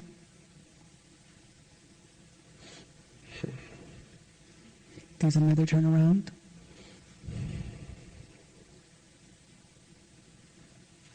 I want me to love them for having found parts of their own truth. Bingo. Their truth, not yours. They have a way that is so fabulous that all 13 of them agree. Give me an example of what they say that is so painful. What is the most painful thing they can say to you? The most painful thing they can say to me. Yes. The thing that hurts the most. Or the thing that just really hurts. That I'm lost. Can you find the place where you've been lost a while? Oh, hell yeah. Okay, they're right. Next time they say you're lost, you can say, you know, I noticed that too one day. All right. Yeah? Yeah. Yeah. So what other terrible thing do they say that might be true? You know how I know when someone says something to me, you know how I know that it's true? I feel it, and I go to war. And they're only saying the very thing that I've been looking for. What else do they say that is painful?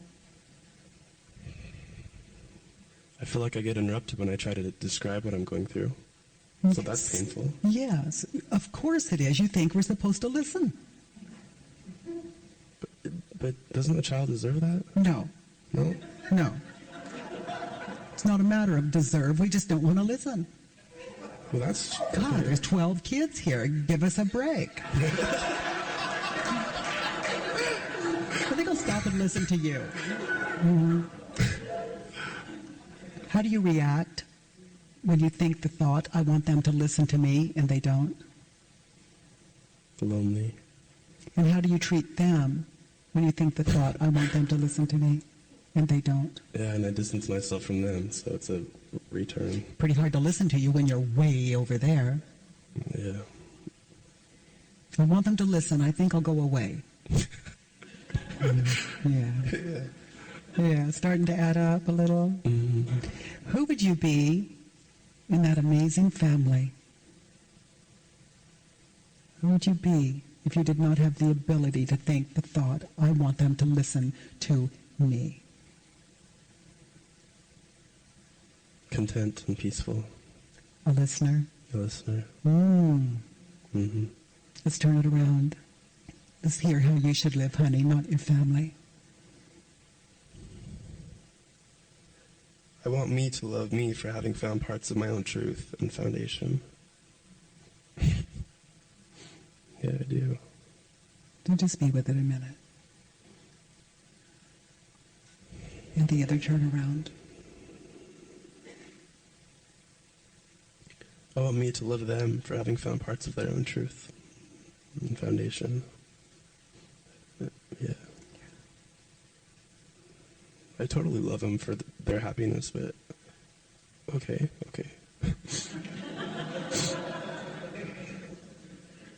You caught it, babe. That's big. I love how you noticed and stopped you and stayed real. Thanks. The next one. Well, I already know the answer to this one now. Oh, you are good. Once we get the hang of reality, honey. I yearn for them to respect my music that I make, and Hopeless. yeah, Turn it around. I love it, so. That's it. There's another turnaround. I yearn for Me. me to respect my music. There's another one. I yearn for me. I yearn for me to respect their music. Yes. Here's what their music is. I don't want to listen. I don't want to understand. Come join our path. It works for us. We know it'll work for you. That's their music. We all have our music, honey. If someone says, come join my path, it's beautiful, all I hear is that they love me and want to give me what's beautiful. It just doesn't happen to be my way. But it's certainly equal. And I love that it makes them happy. All these ways. Oh, there's no path higher than another. We just begin to notice. The communication for that is, I love that your way makes you happy. Thank you for sharing that with me. I can handle that when I settle down everything else. It's a simple thought to say, I'm happy for you and I'm happy for me. Leave you out of it. We don't care. We'd like to hear the part where you're happy for us. Yeah. Get over it. Yeah. Painful stuff. Yeah. Honey, no one wants to hear about you. We want you to hear about us. That's how it is. Knowing that can be the end of the war in you, the competition. And in that is strength. And honey, I tell you, it will flow through your music. Isn't that what you want? Yes. Let's look at the next one. My family shouldn't act out of ignorance.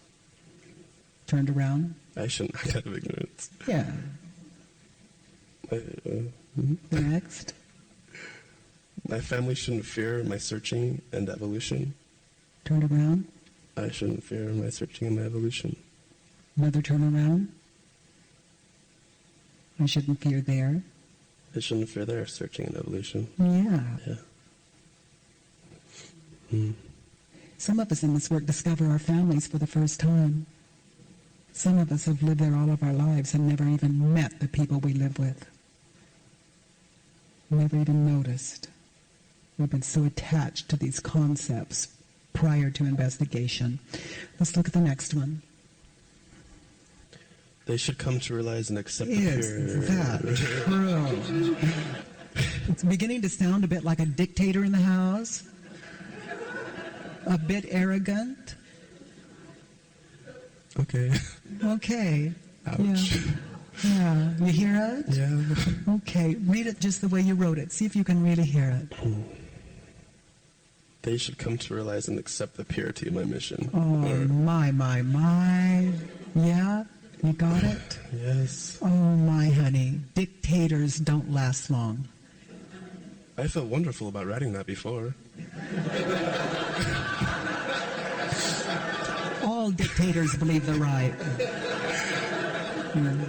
Oh, very painful stuff, you know.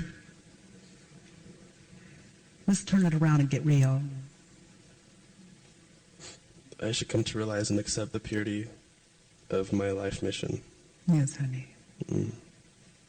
There's another turnaround. I should come to realize and accept the purity of their mission. Oh, sweetie. Absolutely. No mistake. Well, yeah, I mean, that's the whole thing. It's a reoccurring thought. I gotta accept them too. For them Well, to you accept don't me. have to, but they're just going to keep doing what they do, Mhm. whether you accept it or not. I just noticed one day. It just is what it is. How do I deal with me? Let me just work on that. I like that. The next one. They shouldn't. But I put they should understand the clarity of my motives. Ah. Ah. It's just so fine they didn't buy this stuff. Let's turn it around. I should understand the clarity of my motives. Yeah. There's another one. I should understand the clarity of their motives. Yes. Your best interest. It doesn't mean that it is your best interest. But anything that works for them, they're going to want to pass on. Of course. That's the only motive they've ever had. I know. I can make up all sorts of motives in my head, but yeah. I wish you could tell every kid in the world this stuff. Let's look at the next one. I yearn for my family to accept me. Turn it around. I yearn for me to accept me. There's another one. I yearn for me. Me to accept them. Isn't that as true? Don't you yearn to accept your family? Yeah. Doesn't mean you have to live like they live. It's just respect for their way.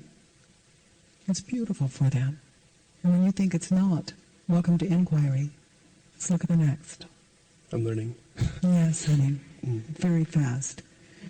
I need for their walls of fear and ignorance to come down. Is that true? No. No. How do you react when you think that thought? Lonely? Oh, yeah. Can you see a reason to drop this thought? Mm-hmm. Who would you be without it in that beautiful home? So full of people saying, try this, try that, do this, do that, do this. I know it'll work. Do this, do this. Give up your music. I know it'll make you happy. Mm-hmm. You know, who would you be without the thought that they need to, what were the words? Walls and fear of ignorance to come down. Yeah, who would you be without that story? A much more beautiful person. Yeah. Living in your home is like a banquet. It's like a table that's always full. Try this, do that, do this, do that, do that, do that. It's like having this full table all the time. Well, maybe I could try that. Well, I tried that one. That didn't work. I'm still working on it. But you have this whole family just giving you what makes them happy. It doesn't mean you have to take from it or be grateful for the gift. We all want you to have what worked for us. But you're so busy arguing with us, you can't find your own way. Mentally living in their business is very confusing because there's no one here running your life. So let's turn it around. There's another turnaround. I need for my walls of fear and ignorance to come down. Yeah, just work on that. It's new to me, so... Yeah, well, I am totally ignorant when I think their path is not equal to mine. And when I'm not listening, feel it. You may go home and listen with ears and hear such wisdom that you have never heard before because you are attached to these concepts that would block that wisdom that they offer. Mm-hmm. And it still doesn't mean you're going to live what works for them. To listen, that's what you wanted from them. Yeah. Can't believe I never saw this before. Oh, honey. I didn't see it for 43 years. It's a beginning. You might go home and just ask your mom just to sit with you a while. And if she says no, good. Look forward to it. There's another way to be with her. If she's changing diapers, you might say, can I help you? And just listen to what she's saying and just notice. There are many ways to sit with Mother. It's a whole world. It's untapped. No one can deprive me of my family. No one. Not even them. Thanks. The next one. What do I think of them? Well, my family's loving, compassionate. They're insecure for me. Turned around. Ugh. I thought I already dealt with my insecurity already.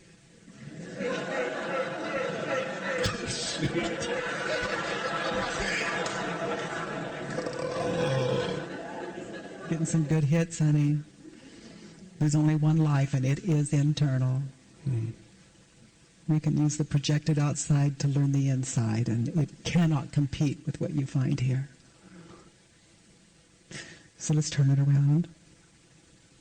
I am loving and compassionate. Yes, And haven't insecure for you? them. Yeah. Wow, that's weird. I don't know why I am. They're happy. You're doing fine. Let's look at your number 6. I refuse to be left unheard. I'm willing. I am willing to be left unheard. I look forward to. I look forward to... No, I don't. Well, If they don't hear you and it hurts, do this again. Do it again. They're supposed to hear me. Is that true? no. How do you react when you think that thought? I want them to hear me, and they don't.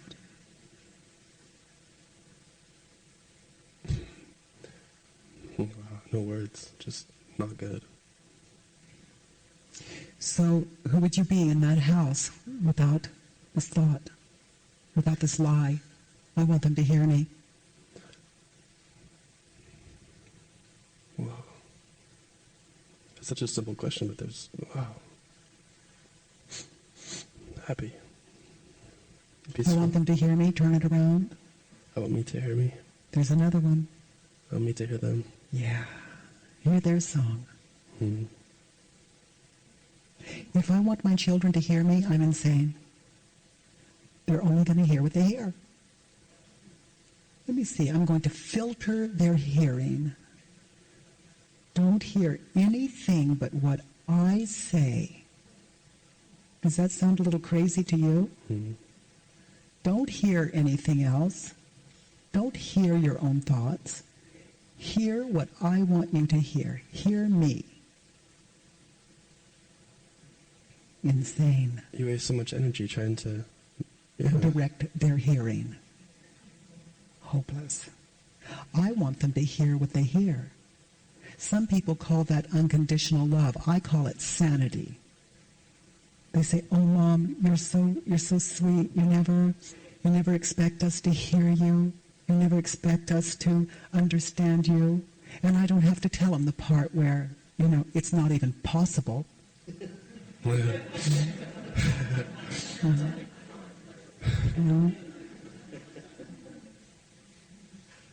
It's not possible. They're going to hear what they hear, and that's what I want. I want them to hear what they hear because I'm not crazy anymore. I'm a lover of what is, and it's incredibly beautiful. I invite you to go somewhere and be still with this evening, and just be with it. And then you may want to go home and tell your family what you have found so that you can hear it. And don't expect them to listen. Thanks Just so much. say it so you can hear it. You're welcome, Angel. In the next dialogue, you'll meet Christine, who wants her boyfriend to be monogamous. The idea that our partner should act in a certain way is a fairy tale that has been passed on for ages. Inquiry is a chance to ask yourself, how does your partner act in reality? And how does it feel when you believe that he or she should act differently? When you believe that, how do you treat the person that you claim to love? The belief that Christine's boyfriend should be monogamous is causing her a great deal of stress.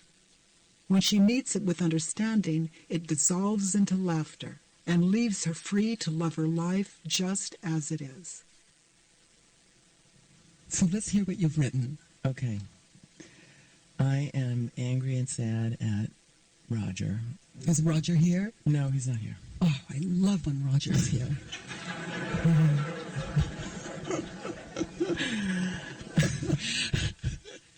Because he doesn't want to be in a monogamous relationship with me and isn't being straight about it. He does not want to be in a monogamous relationship with you, and he's not being straight about it. Mm-hmm. So say more. Well, we've been in a relationship for about 4 or 5 months, and so we just went to Hawaii for a vacation together. But the first day I found out that he had met somebody in Costa Rica, and they were planning to get together and pursue a relationship together, and that showed up as a breakdown for me in my what I thought was. Yeah. So he led you to believe he wanted a monogamous relationship. Yeah. Yeah. Very painful, sweetheart. Oh, honey. So, let's look at the next one. I want Roger to break up with Francesca. Is that true? Go there. Just a question. I don't know. Yeah. You care about him? Only if he does what I want.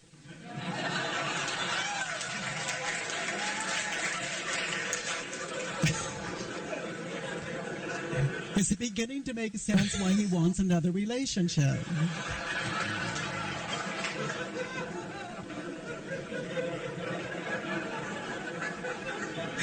No. Not at all. You want him to break up with this woman. Mm-hmm. Is that true? Is that what you want? No. No. I don't think so. No. So how do you react when you pretend to believe that thought?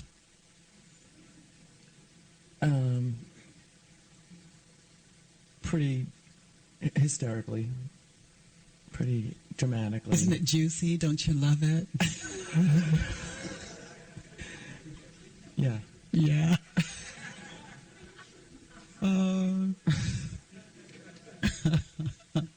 Give me a peaceful reason to pretend to believe that thought. I want him to break up with her. Well, then I wouldn't have to feel so jealous and insane and abandoned and resentful and hurt. So give me a peaceful reason to believe the thought. I want him to break up with her.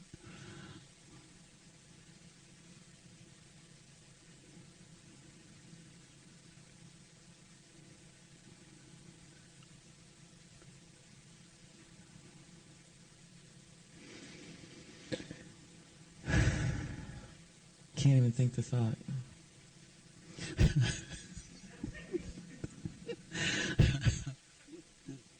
So turn that one around.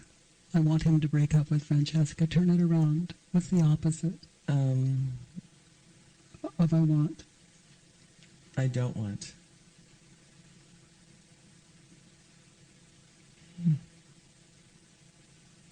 Read the whole thing. I don't want. It makes me sad. Yeah. I don't want Roger to break up with Francesca Yeah. and commit to a primary monogamous relationship with me. Yeah. Why does that make me sad? Kind of stepping into your true nature. Unconditional love. It's a sweet place. It's just a sweet place. It's home. Right, I don't want him really to do that. No. You know, I don't want him to do it. I see you're a lover of truth. I love peace. It's balance. And it's so exciting. It is so exciting.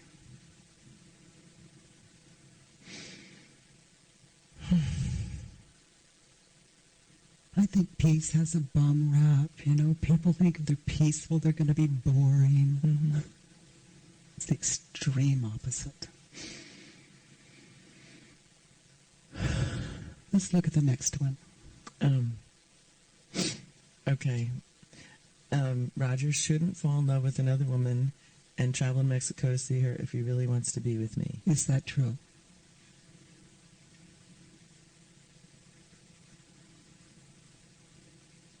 He shouldn't fall in love with another woman. Is that true?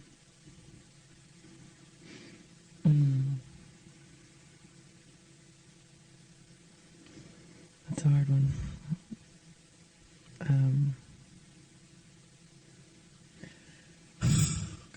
He shouldn't fall in love with another woman. Can you really know that that's true? No. So how do you react when you believe that thought? Oh, God. I want to kill him. I want to kill myself, actually. Yeah. Yeah. Yeah.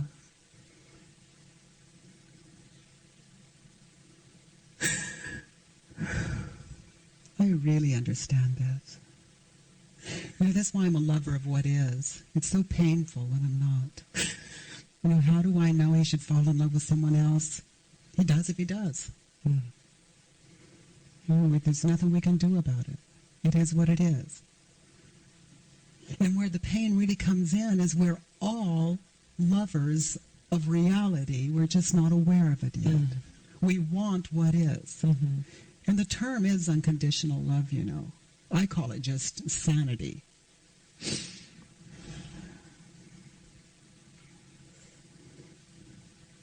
We all want that because it's the way of it. It's so beautiful. And we all know it. But we attach to something like this to keep us from the awareness of it. And that's what this inquiry is about. And I love the simplicity of it. So we're going to move to the next question. For those of you new, is it true? Can you really know that it's true? And now we'll move to the next one. How do you react when you believe that thought? How do you react when you believe that story? And when I ask her, is it true? She says no. So how does it feel to react to your own lie? To something you don't even believe yourself? How do you react when you believe the thought, he shouldn't fall in love with someone else? I get mad. I break up with him. I make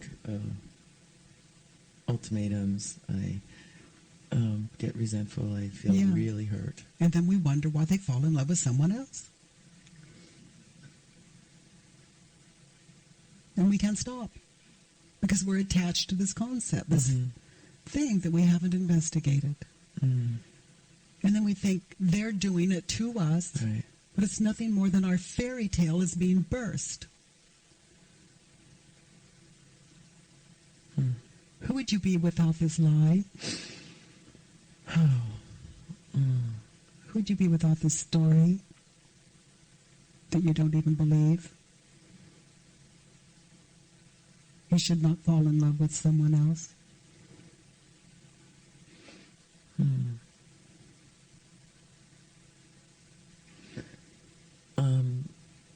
It seems like I would be calmer, and I would be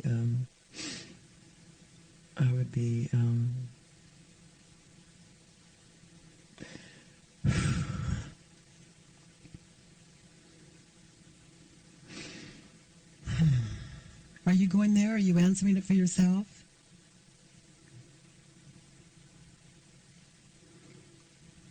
I just what comes is just with myself, Yeah. not with my attention. Or what are they doing? Yeah, very sweet. A thought I had was happy for him. Can't go there. Who would you be without the thought? He calls you, he says, I'm in love with this woman. And you don't hold the belief that he should not be in love with someone. Oh, right. If it wasn't personal. Really, I think I could Celebrate. sort of celebrate would be Well, with bit of a him, and stretch, I'd be but- happy for him. Yeah. And then there could be some sadness there, too. Yeah. You know, like, I had this story of you and I into the sunset, forever, monogamous, and you tell me this, I'm really happy for you, I love it, but you're blowing my story, and I don't like my story blown. Right. So that's the whole truth. So I don't want him to fall in love with someone else. How would you turn that around? I don't want me to fall in love with someone else. Yeah. What I know for me is that I have this amazing love affair with myself going on because I realize what that self is. And there just cannot be another. And I adore being with people. I love it. They're just a bonus. But I realize what this is, so I realize it in you. The projection goes on. It's always a projection. It doesn't stop. But as I love this, I love you. Because there's nothing else to project. My lens is clean. I've done this work. And I know how sweet love is. So someone close to me says I'm in love with someone else, I get really excited because I know what love is. I don't want that for everyone who would want it.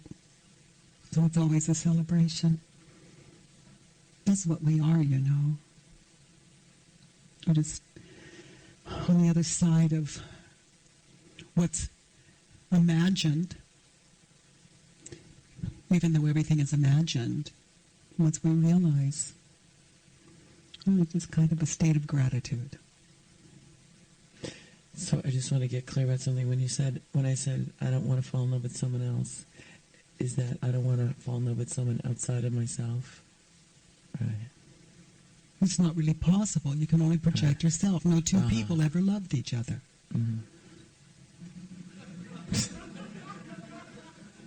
There's only one. It's you. That makes sense. Yeah. It's like we want to take Roger, poor Roger, and dictate who he's going to love. It's like, I want Roger not to fall in love, whether he's happy or not, and love me so I feel better. This is all about you. That's right. Yeah. You got that part of it down. That's a wonderful beginning, you know. Self-realization. We get it where we can. Let's look at the next one.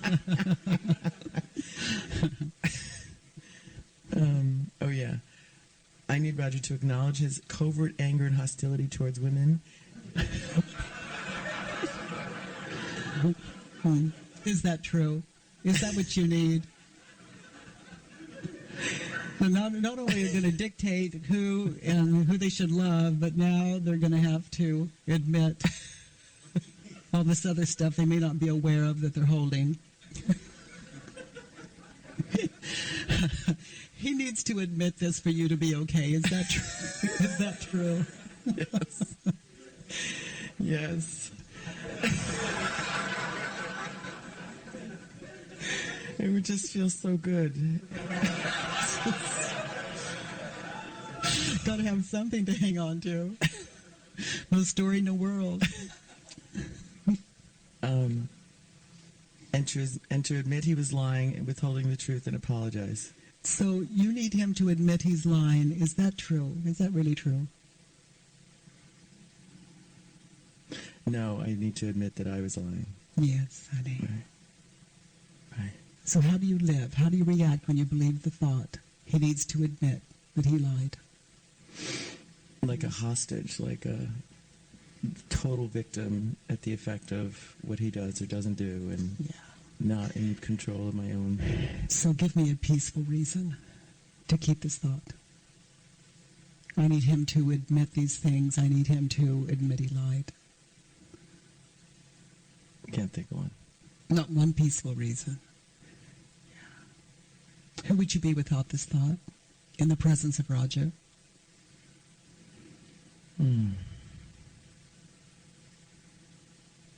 Humble. Yeah, true lover. Yeah, self first. This is self-love. Yeah. And then we notice they come and go.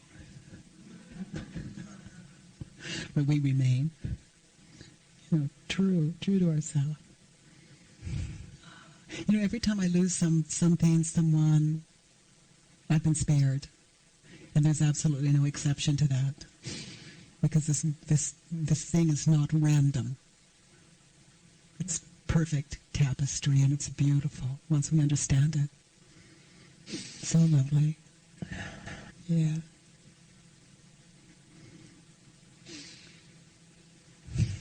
Tears are so sweet. Let's turn it over. I need me to acknowledge my covert error and hostility. towards Roger. them. Yeah. To admit I was lying and withholding the truth and apologize. Yeah. Well, only for your sake. Yeah. It has nothing to do with him. Just for you. Mm-hmm. I mean, when you look at how do I react when I believe that thought, and we look at what we've said to them, what we do, right. how we treated them, and we turn it around, it's really a nice house cleaning to admit it for our sake. Everything clean, all the business taken care of, peace. Until realization is lived in the world, it's only half-born. Half-born. And what I love about it is there's no doing to it. We just, realization, and then the doing is altered to meet the next projection. So as we're cleaning up the nightmare, the projector is being cleared, and it still projects, but it sees clearly. This world of apparent thinking, all of these thoughts, without a nightmare, no one would want them to end. Such a beautiful world. Such a beautiful world. It doesn't matter if it's real or not. Who cares? Who cares if it's so beautiful? God realization clearly. It's infinite. It's only for your sake. Only for the fun of it. Living on the edge, It's living with no net. You do it and you die, and your knees wobble, and you're weak like a baby and vulnerable. It's so much more exciting than Roger. It's a love affair that goes as deep as it can, and it's always a beginning. Just sinks into it rather than sinking into the nightmare. We just sink into the love of it, the love of self. You know this. Let's look at the next one. Okay. What do I think of him? Roger is a spoiled, selfish, uncommitted, lying, spineless, wimpy guy with no balls. And I want him to be monogamous, by the way.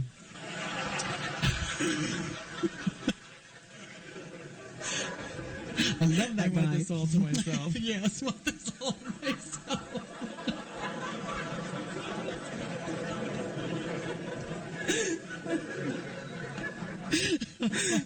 Francesca cannot have him.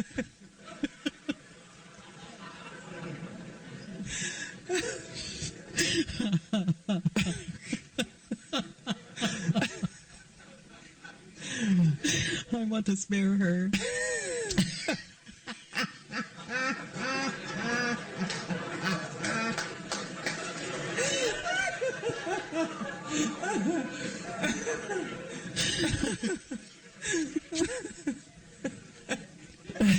Okay, honey, I think it's done.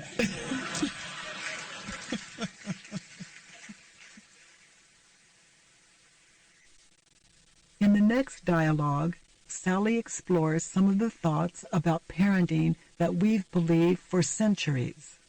My kids should do what they're told. Children aren't supposed to lie. Parents know what's best. Can you really know that that's true? As you listen, think of the people in your family you've tried to mold or change. You might think it's only for their own good, but how does it feel when you try to manipulate the ones you love? Are you teaching them that your love is conditional? Maybe through inquiry we can find another way. Let's hear the first one. Okay. Who or what don't I like and who irritates you? Well, my son irritates me when he's not responsible, and when he doesn't do his homework, and when he doesn't do his chores like I told him to every day for the last 8 years. Yes. So he's supposed to do his homework. Is it true? Yes. Can you really know that it's true? I pay for him to go to a private school. I know it's true. And does he do his homework in 8 years? 80% of the time. Okay. So he's supposed to do all of his homework. All the time. Yes. Is it true? Yeah. I believe that it's true. Why would I send him to school if he's... And what is the real truth of it for 8 years? What he has been doing for 8 years? Yes, the real truth of it. The real truth? Yeah. Is He's he- supposed to do his homework 100% because you're sending him to a private school. That's the way I And believe. what is the reality? What is the truth of it? Oh, he only does it 80%. So I'm supposed to be happy with that. You know, that's not my business. I'm supposed to just accept it. Let me see, for 8 years. So it's okay if they don't do what they're supposed, or what I think they're supposed to do, like doing their homework, making sure they have things picked up. I mean, you can go through the whole list of Do you things. do your homework? Not all the time. But I mean, isn't it important as a parent to Do your guide homework? Well, a little, Isn't yeah. it important as a parent to do your homework? Is it to a be par- present. That's homework. To just be present with your children in that moment. To be present with yourself.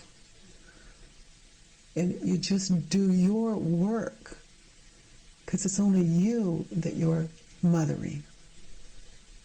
So You're the one that mother. So when you're guiding your children and you're raising your children, You're really guiding yourself and raising guiding yourself.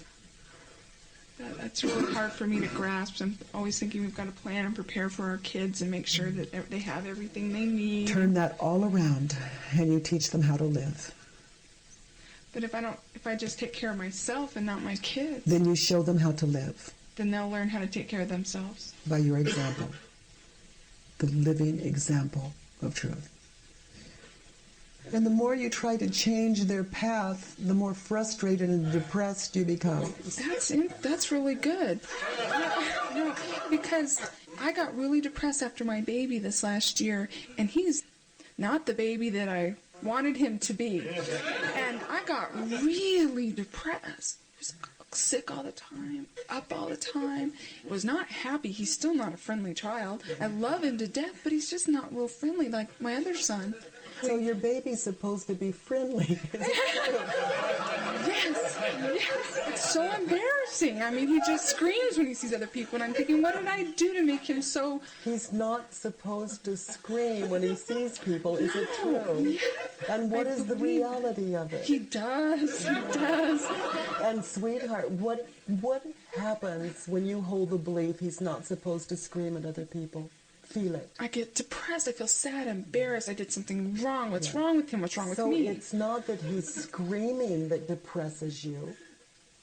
It's your belief that he's not supposed to scream that's depressing you. But then other people say stuff like my parents, like, oh, you spoil him, or oh, look at how weird he is, or and it's just like, oh, my poor baby, he's weird. I part of me believes that something, You know what you're doing is you're perpetuating the story so you don't have to let this work fall in. Like you're going into the myth. that he's weird. It's innocence. That I should So just. you're just going into a story, period. The story of what your mother says, the story of... So let's just stay with this. How does it feel when you hold the belief that your son or your child should not scream when he sees people? I get embarrassed. You get embarrassed. And how do you treat your son? stop doing this, please. Let's be happy. And I just start, trying to be happy. So be happy, and I get so ecstatic when he's happy. You teach him that he's wrong when he is yelling, and you say, let's be happy. If I am yelling and you say, let's be happy, I don't even like you. I don't probably what he's trust thinking. you. Oh, but you don't think he doesn't? Because I'm telling him not to be who he is. You're telling me to be different than I am. That's conditional love. Oh, It's not a... I feel bad. So, sweetheart, close your eyes and picture him screaming at someone. And picture him doing it, and look at him scream without your story. So, it's kind of cute. I just want to hold him and say, that's okay, okay. And you're starting to become intimate with your son, and he's not even in the room. Now I miss him. I know. Let's look at this one. Now, first close your eyes and look at your mother, saying, what's wrong with that child? Do you spoil him or what? Now look at her without your story. Look at her. That's my mother, and that's my screaming son. Great. That's what I thought. Yeah, it's less than depressing. It hurts my feelings when they say that. When they say, well, he's so spoiled, or he's so weird. They could be right. But that's... I don't want him to be that way. Let's turn this whole thing around. And read it turned around. Okay. I irritate me when I don't do my responsibilities and my homework and my chores the way I'm supposed to do it. Yes, I do. And I get really upset with myself. So you expect your children to do it when you can't do it? Well, I do it pretty good, obviously. I mean, I'm there 80%? 80%. Okay. Now let's turn it around again. There's another turnaround. I irritate my son. Yes, I do. He's, Mom, why did you pick up your clothes off the floor? I was like, you mind your own business is what I tell him. I said, you take care of your things, and I'm the adult, and I can take care of him how I need to take care of him. Isn't that terrible? I don't know. Let's do the other turnaround. Let's just begin there. The other turnaround? Mm-hmm. I irritate myself when I don't do I irritate my son. I irritate my son when I don't do my responsibilities and my chores and all that stuff. Irritate my son when he. I irritate my son when he, doesn't do his responsibilities and chores. Yes, I irritate him. And how does it feel when your mother irritates you? Not good. Ugh, yucky. So you would pass that on? And that's what I'm doing. Let's look at the next one. Okay, I want Greg to do his household chores and be part of the family team. Okay, does he do his household chores 80% also? Yeah. Okay. He should do them 100%. Is it true? I guess not, because reality says he doesn't. Oh, my. Right. Yeah. And what do you get when you hold the belief? He should do 100% of his household chores. I get mad at him. And who would you be without your story? In his presence? Relaxed. Yeah. And you could be praising his 80%. That's good. Be mediocre. Yes, please. Really? Oh, okay. I guess, you have this drive. Make friends with mediocrity. But, how are we supposed to get ahead in life if we're not striving for better? Striving for... To get what? More. Happiness? Peace of mind, happiness, contentment. You can have that with 80%. Right now. You can have it right now. In the moment. It's just such a foreign concept. You can have 100% happiness now with your 80%. Because it has nothing to do with that. It just seems so odd, Yeah, it's odd. It's like backward according to the teachings we've been presented with. Exactly. It's like trying to retrain this habit of 28 years of... But you don't have to retrain. Just know the truth. So let's turn it around and see what is truer than what you wrote. Okay. I want me to do my household chores and be part of the family team, and I want to feel good about myself and have self-esteem by doing... So be part of the family team. The only way you can be part of that is to recognize that we just do 80%.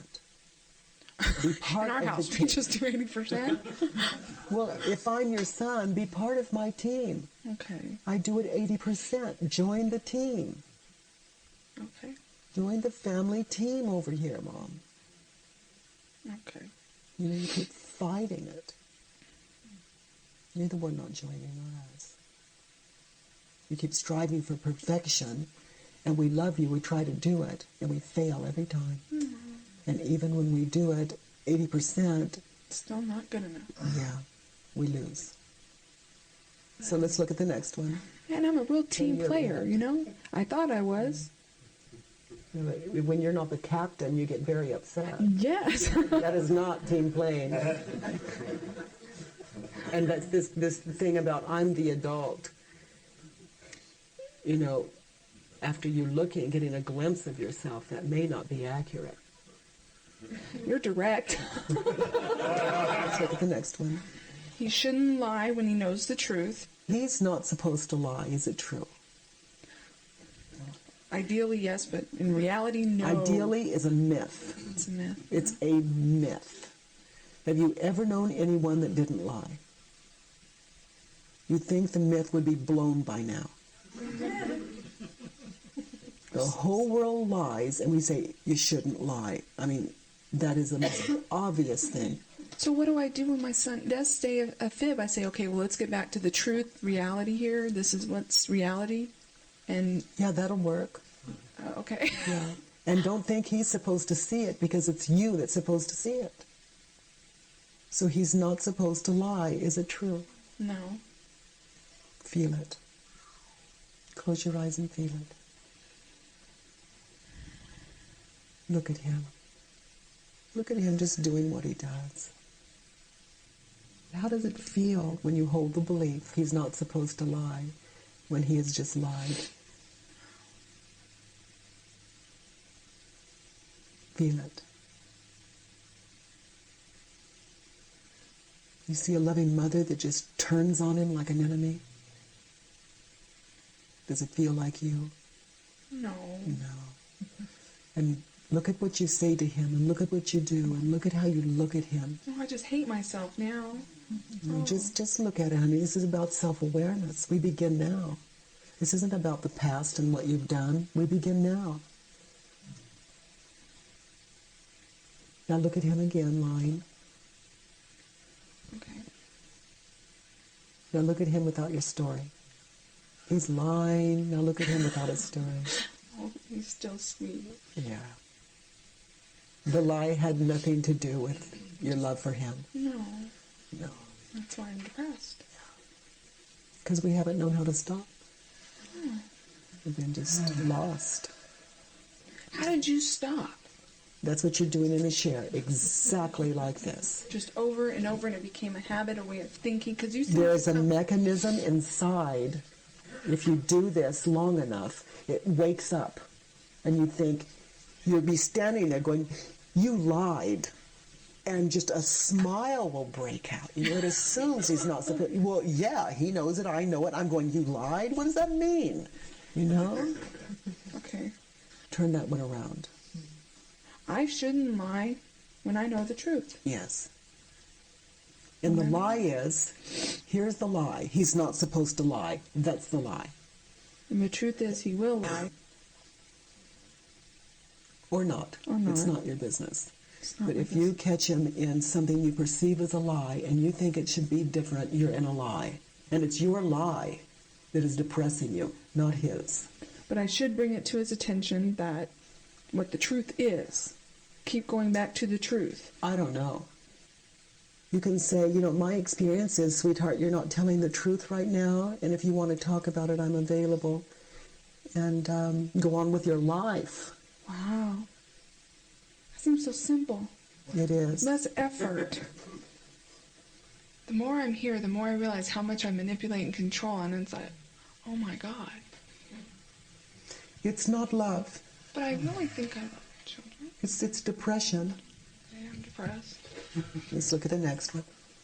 Do you need anything from him? Well, I need him to feel and act as wonderful and special that I know he is. Turn it around. I need me to feel and act as wonderful and as special as I know that I am. Yes. And don't expect us to do it. You live that. That is your philosophy, your theory. You live it. And when you think we're supposed to live it, you live it. That's your happiness. Let's look at the next one. What do you think of them? I think he's pure, kind, compassionate, smart, inquisitive. He's self-conscious, though. And he's not supposed to be self-conscious. Is it true? I mean, look who he's been hanging out with. Gosh. So what do you get when you hold the belief he's not supposed to be self-conscious? You separate. Mm-hmm. Don't be who you are. Don't be who you are now. Yeah. Be something you're not. Yeah. Be what I want you to be, not what God wants you to be. Yeah. Don't be you. Be who I want you to be. And if you don't, I'll punish you. Oh. Or I'll move away, or I'll give you the look. You see, that's what happens when they don't mold into what you think they should be. Did you do that with your children? Only totally. Oh, okay. So you did, and now it was just that through practice that you were able to move away from that. Truth. Truth. Yeah. If I look at my son and I think he shouldn't steal, it's as though I'm guilty of trying to steal his whole life from him in that moment. His thinking. My thinking is not higher than his thinking. So I just stopped and I noticed an intimacy, an extreme opposite feeling of what I was doing, what I was experiencing. And that's why I say this work, it's nice to get the revelations from it. You live these turnarounds. You live the opposites. And so you did that with no intentions of being close to your sons? My son is not my business. I mean, because I could see myself manipulating already in my mind, going, well, if I did that, then we could be really, really close, you know? But then that's manipulating. Hopeless. That's manipulating. Yeah. So you get clear for your sake. Your depression, heal that. Not their depression, heal your depression. Well, I feel guilty thinking like, oh, but I want, it maybe if I work on me and I go through some transformation and change. It's better than what you've been giving. This is true, that maybe I can give something better to him. I mean, is it wrong to think that? Just by the way you live. Well, I mean, it's not wrong to live it, honey, but whose business are they? God's business and their business. You just use it to keep from focusing on yourself. And you can, we're going to think what we think. This is about awareness. Just notice. And just not attached to it. Just have fun with all your motives, just noticing them. And not be hard on myself. No, this is about self-awareness, to notice, to notice, to notice. Be delighted with yourself. If you were as delighted with yourself as we are, Let's look at the next one. Okay. I don't want to ever yell or tell him what to do and be responsible, or tell him to be in tune to the moment. Oh, tune in. Mm-hmm. So you may experience it again, so I'm willing, and I'll put you back into the work because it'll hurt. I'm willing to yell and tell him what he should do, should be responsible, and to tune into the moment. Yeah, and you probably step into that piety again. So, you tune into the moment. And you think he should tune into the moment, you do it. And you tune into the moment, you can come to see he's not your business. That love is your business. Love and caring and union. So I look forward to? I look forward to yelling and or telling him what he should be responsible and telling him to tune in. Yeah. I look forward to it? Yeah, you may as well. Because there's a possibility you will think it again or do it again. And it'll put you back into the work where the healing can take place. So if I think it again, I just do the work. I just write it down. And do the work, yeah. Can he sit with me and go through it with me? I can tell you, I did my mother for 3 years. Really? Yeah. So it's okay to just keep doing it and keep doing it. It worked for me. Can he do it with me? My son, it was 7 years before he asked. 7 years. 2, maybe 3 times, he was in so much pain he had no choice. And he asked, and each time it set him free and went back to his life, the way that he lives. And we all think that's wonderful. That's his path. It's at least as high as mine. That much I do know. His path is equal to mine. You don't get sad? No. Why would I do that? I know the value of his path. It gave me freedom. I wouldn't take one hardship away, not one belief that he's carrying. I would take none of it. It's perfect.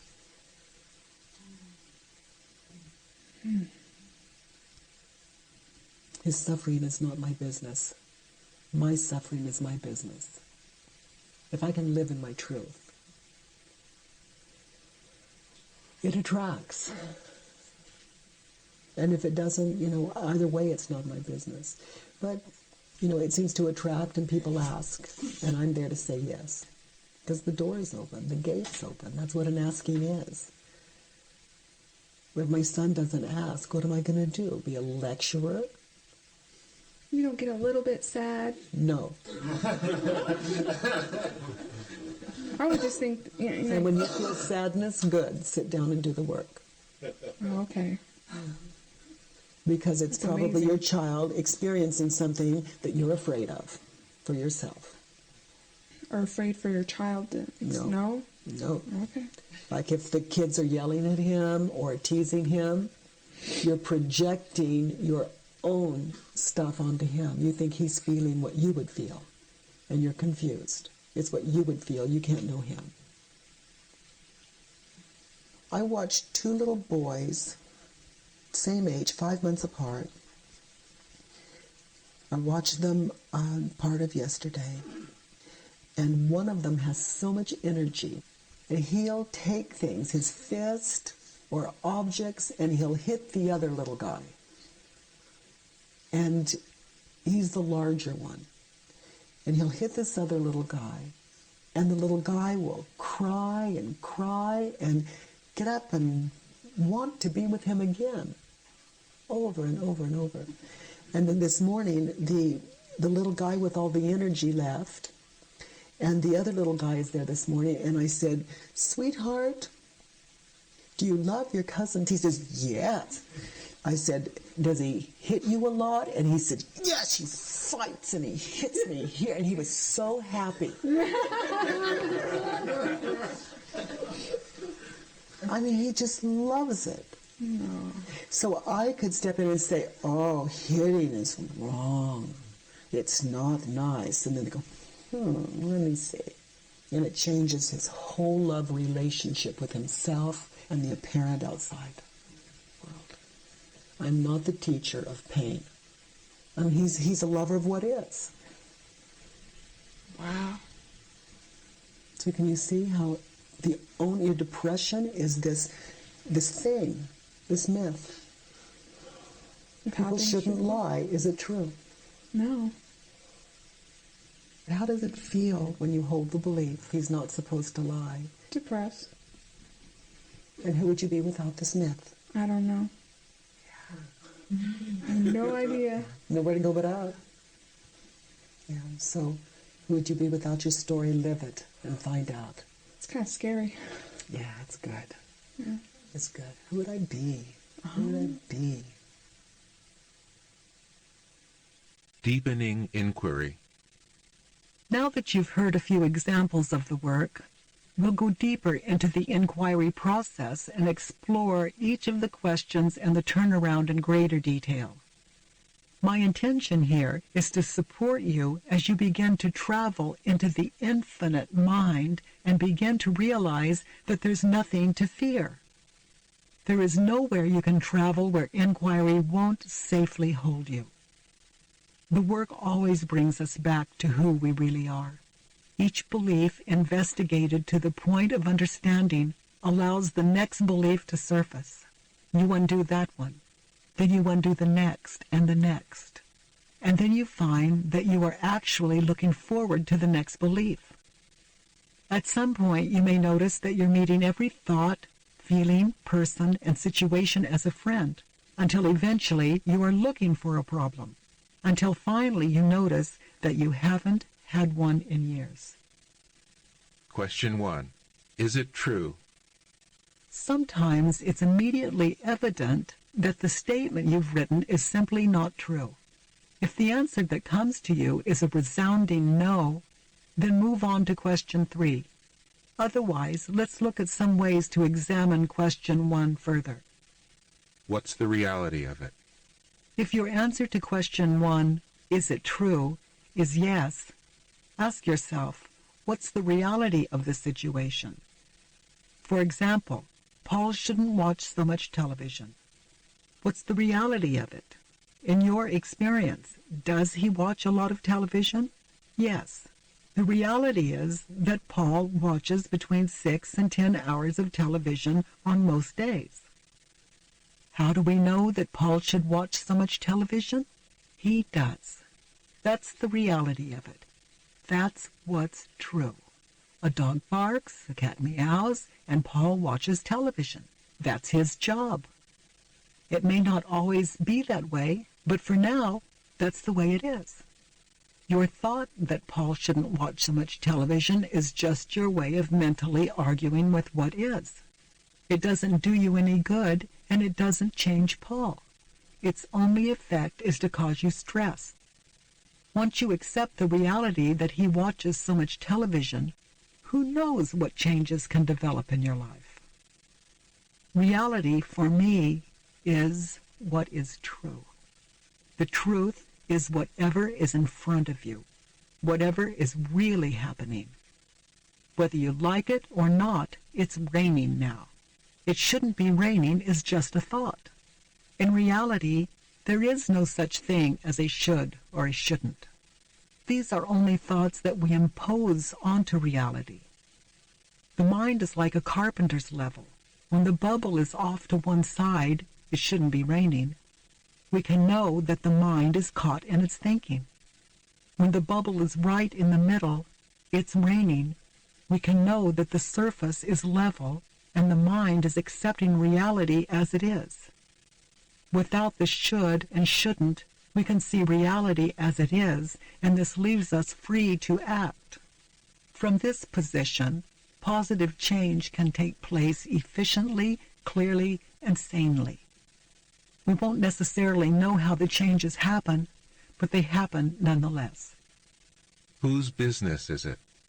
As I said earlier, I can find only 3 kinds of business in the world: mine, yours, and God's. And for me, God means reality. When you think that someone or something other than yourself needs to change, you're mentally out of your business. Of course you feel separate, lonely, and stressed. Paul's over there living his life in front of the television. You're mentally over there living his life, and there's no one here for you. Then you blame your loneliness and frustration on him. Ask yourself, whose business is it how much television I watch? Whose business is it how much television Paul watches?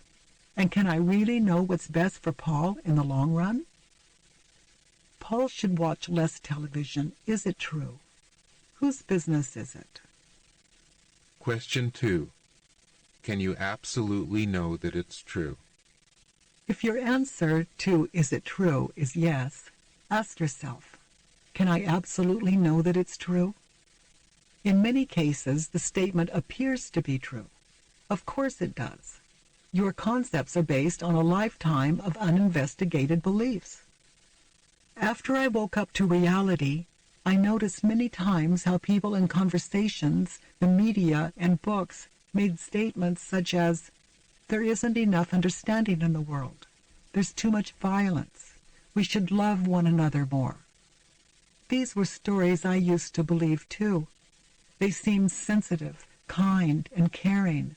But as I heard these statements, I noticed that believing them caused a stress and concern that didn't feel peaceful inside me. For instance, when I heard the story, people should be more loving, the question would arise in me, can I absolutely know that that's true? Can I really know for myself, within myself, that people should be more loving? Even if the whole world tells me so, is it really true? And to my amazement, when I listened within myself, I saw that the world is what it is. Nothing more, nothing less. Where reality is concerned, there is no what should be. There is only what is, just the way it is right now. The truth is prior to every story. And every story prior to investigation prevents us from seeing what's true. Now I could finally inquire of every potentially uncomfortable story, can I absolutely know that it's true? And the answer, like the question, was an experience. No. I would stand rooted in that answer, solitary, peaceful, free. How could no be the right answer? Everyone I knew and all the books said that the answer should be yes. But I came to see that the truth is itself and will not be dictated to by anyone. In the presence of that inner no, I came to see that the world is always as it should be, whether I opposed it or not. And I came to embrace reality with all my heart. I love the world without any conditions. Let's play with the statement, I feel hurt because Paul is angry at me. You may have answered, yes, it's true. Paul is angry at me. His face is red, his neck is throbbing, and he is shouting at me. So there's the proof. But go inside again.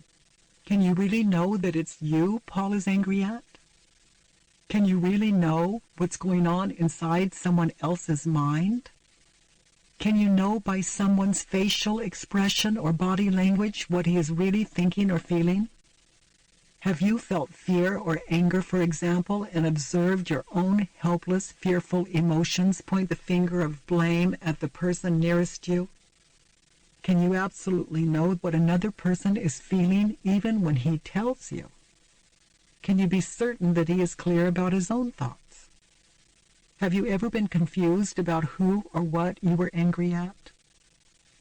Can you really know that it's true that Paul is angry at you? To take it a step further, can you really know that you feel hurt because Paul is angry? Is Paul's anger actually causing your hurt? Might it be possible for you, in another frame of mind, to stand there in the full blast of Paul's anger and not experience it personally at all? What if you could simply listen, calmly and lovingly receiving what he's saying? After inquiry, that was my experience. Suppose your statement is, Paul should stop smoking. Of course he should. Everyone knows that smoking causes lung cancer. Now go in deeper with the question. Can you really know that it's true that Paul should stop smoking? Can you know that his life would be better or that he would live longer if he stopped smoking? Can you really know what's best for Paul on his life's path? Can you know that if Paul stopped smoking, it would be best for him or you in the long run? And I'm not saying that it wouldn't be. I'm just asking, can you absolutely know that it's true? If your answer is still yes, good. If you think that you can absolutely know that that's true, it's always fine to move on to question 3. Or, if you feel a little stuck, you may want to try one of the following exercises. When you think that it's true, Sometimes you may not feel comfortable with your yes to questions 1 and 2. You want to go deeper, but the statement you've written, or the thought that's torturing you, appears to be an undeniable fact. Here are some ways to coax your thoughts out into the open, to prompt new statements that can allow inquiry to go deeper. and it means that A powerful way of prompting yourself is to add, and it means that, to your original statement. Your suffering may be caused by a thought that interprets what happened rather than the thought you wrote down. This additional phrase prompts you to reveal your interpretation of the fact. Let's say you wrote, I am angry at my father because he hit me. Is it true? Yes, you are angry, and yes, he did hit you many times when you were a child. Try writing the statement with your added interpretation. I'm angry at my father because he hit me, and it means that. Maybe you would finish the statement with, and it means that he doesn't love me. Now that you know what your interpretation is, you can take it to inquiry. Write down the new statement and apply all 4 questions and the turnaround. His hitting you means that he didn't love you. Can you really know that that's true? You may come to realize that it's your interpretation of the fact that's causing you stress. What do you think you would have? Another way of prompting yourself is to read your original statement and ask yourself what you think you would have if reality were, in your opinion, fully cooperating with you. Suppose you wrote, Paul should tell me that he loves me. Your answer to, what do you think you would have, might be that if Paul told you that he loves you, you would feel more secure. Write down this new statement. I would feel more secure if Paul told me that he loves me, and put it up against inquiry. What's the worst that could happen? When your statement is about something that you think you don't want, read it and imagine the worst outcome that reality could hand you. Imagine your worst fears lived out on paper. Be thorough. Take it to the limit. Your statement might be, for example, I'm heartbroken because my wife left me. Now ask yourself, what's the worst that could happen? Make a list. After each frightening scenario that comes to mind, imagine what could happen next. And then what could happen? And then what? Be a frightened child. Don't hold back. When you've finished writing, start at the top of your list and apply the 4 questions and turn around to each statement. What's the should? A 4th useful prompt is to look for a should or shouldn't version of your original statement. If your anger arises from the belief that reality should have been different, you might rewrite the statement, I am angry at my father because he hit me, as, my father shouldn't have hit me. This statement may be easier to investigate. With the first form of this statement, he hit me, we know the answer, or we think we know it. Is it true? Definitely, yes. We would stake our lives on it. With the rewritten form, my father shouldn't have hit me, we are not so sure and we're more open to discovering another, deeper truth. Where's your proof? Sometimes you're convinced that your written statement is true and you believe that you can absolutely know that it's true, but you haven't looked at your proof. If you really want to know the truth, bring all your evidence into the open and put it to the test of inquiry. If I believe that Paul doesn't love me, my proof might be, sometimes he walks by me without speaking. When I enter the room, he doesn't look up. He doesn't acknowledge me. He continues to do what he's interested in.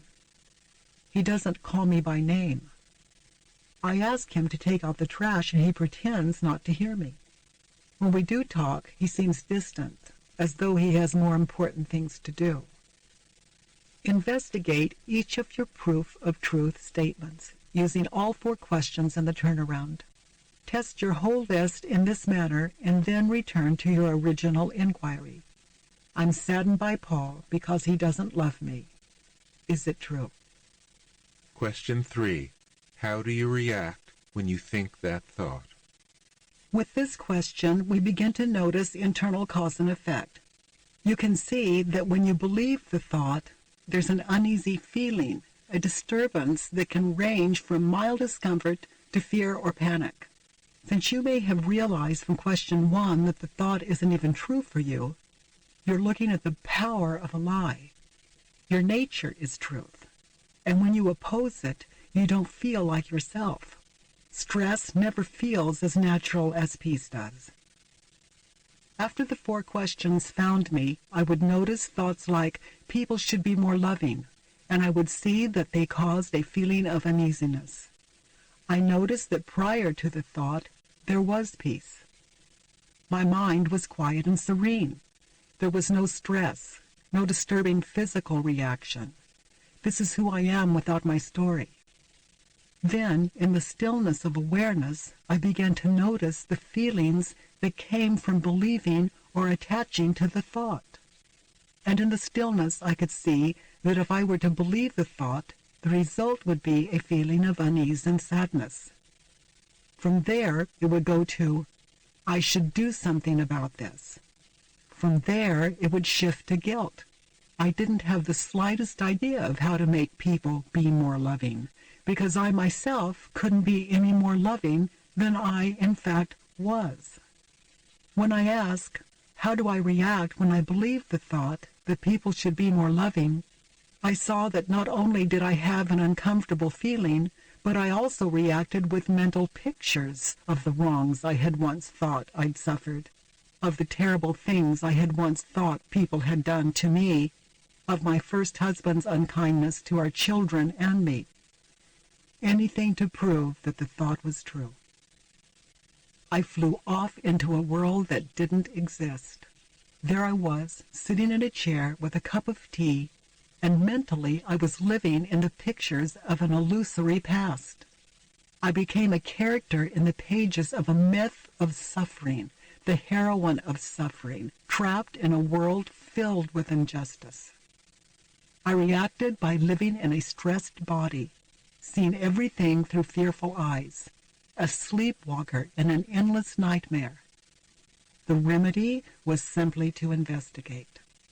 I love question 3. Once you answer it for yourself, once you see the cause and effect of a thought, all your suffering begins to unravel. You may not even realize it at first. You may not even know that you are making progress. But progress is none of your business. Just keep doing the work. It will continue to take you deeper. The next time the problem you worked on appears, you may laugh in astonishment. You may not feel any stress. You may not even notice the thought at all. Can you see a reason to drop that thought? And please don't try to drop it. This is an additional question that I sometimes ask as a follow-up to question 3.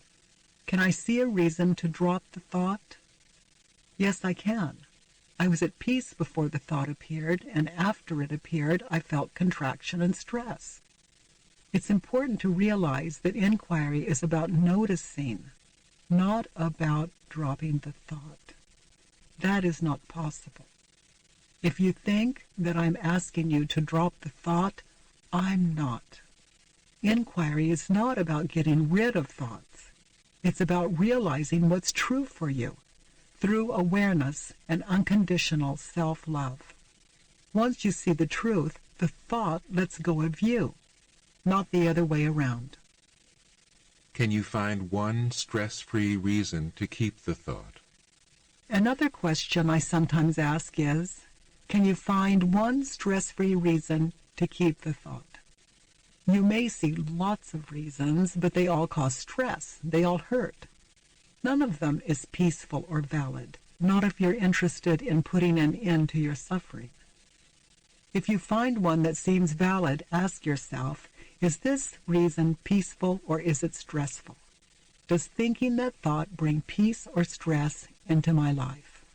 And do I operate more efficiently, lovingly, and clearly when I am stressed or when I'm free of stress? In my experience, all stress is inefficient. Question 4. Who would you be without the thought?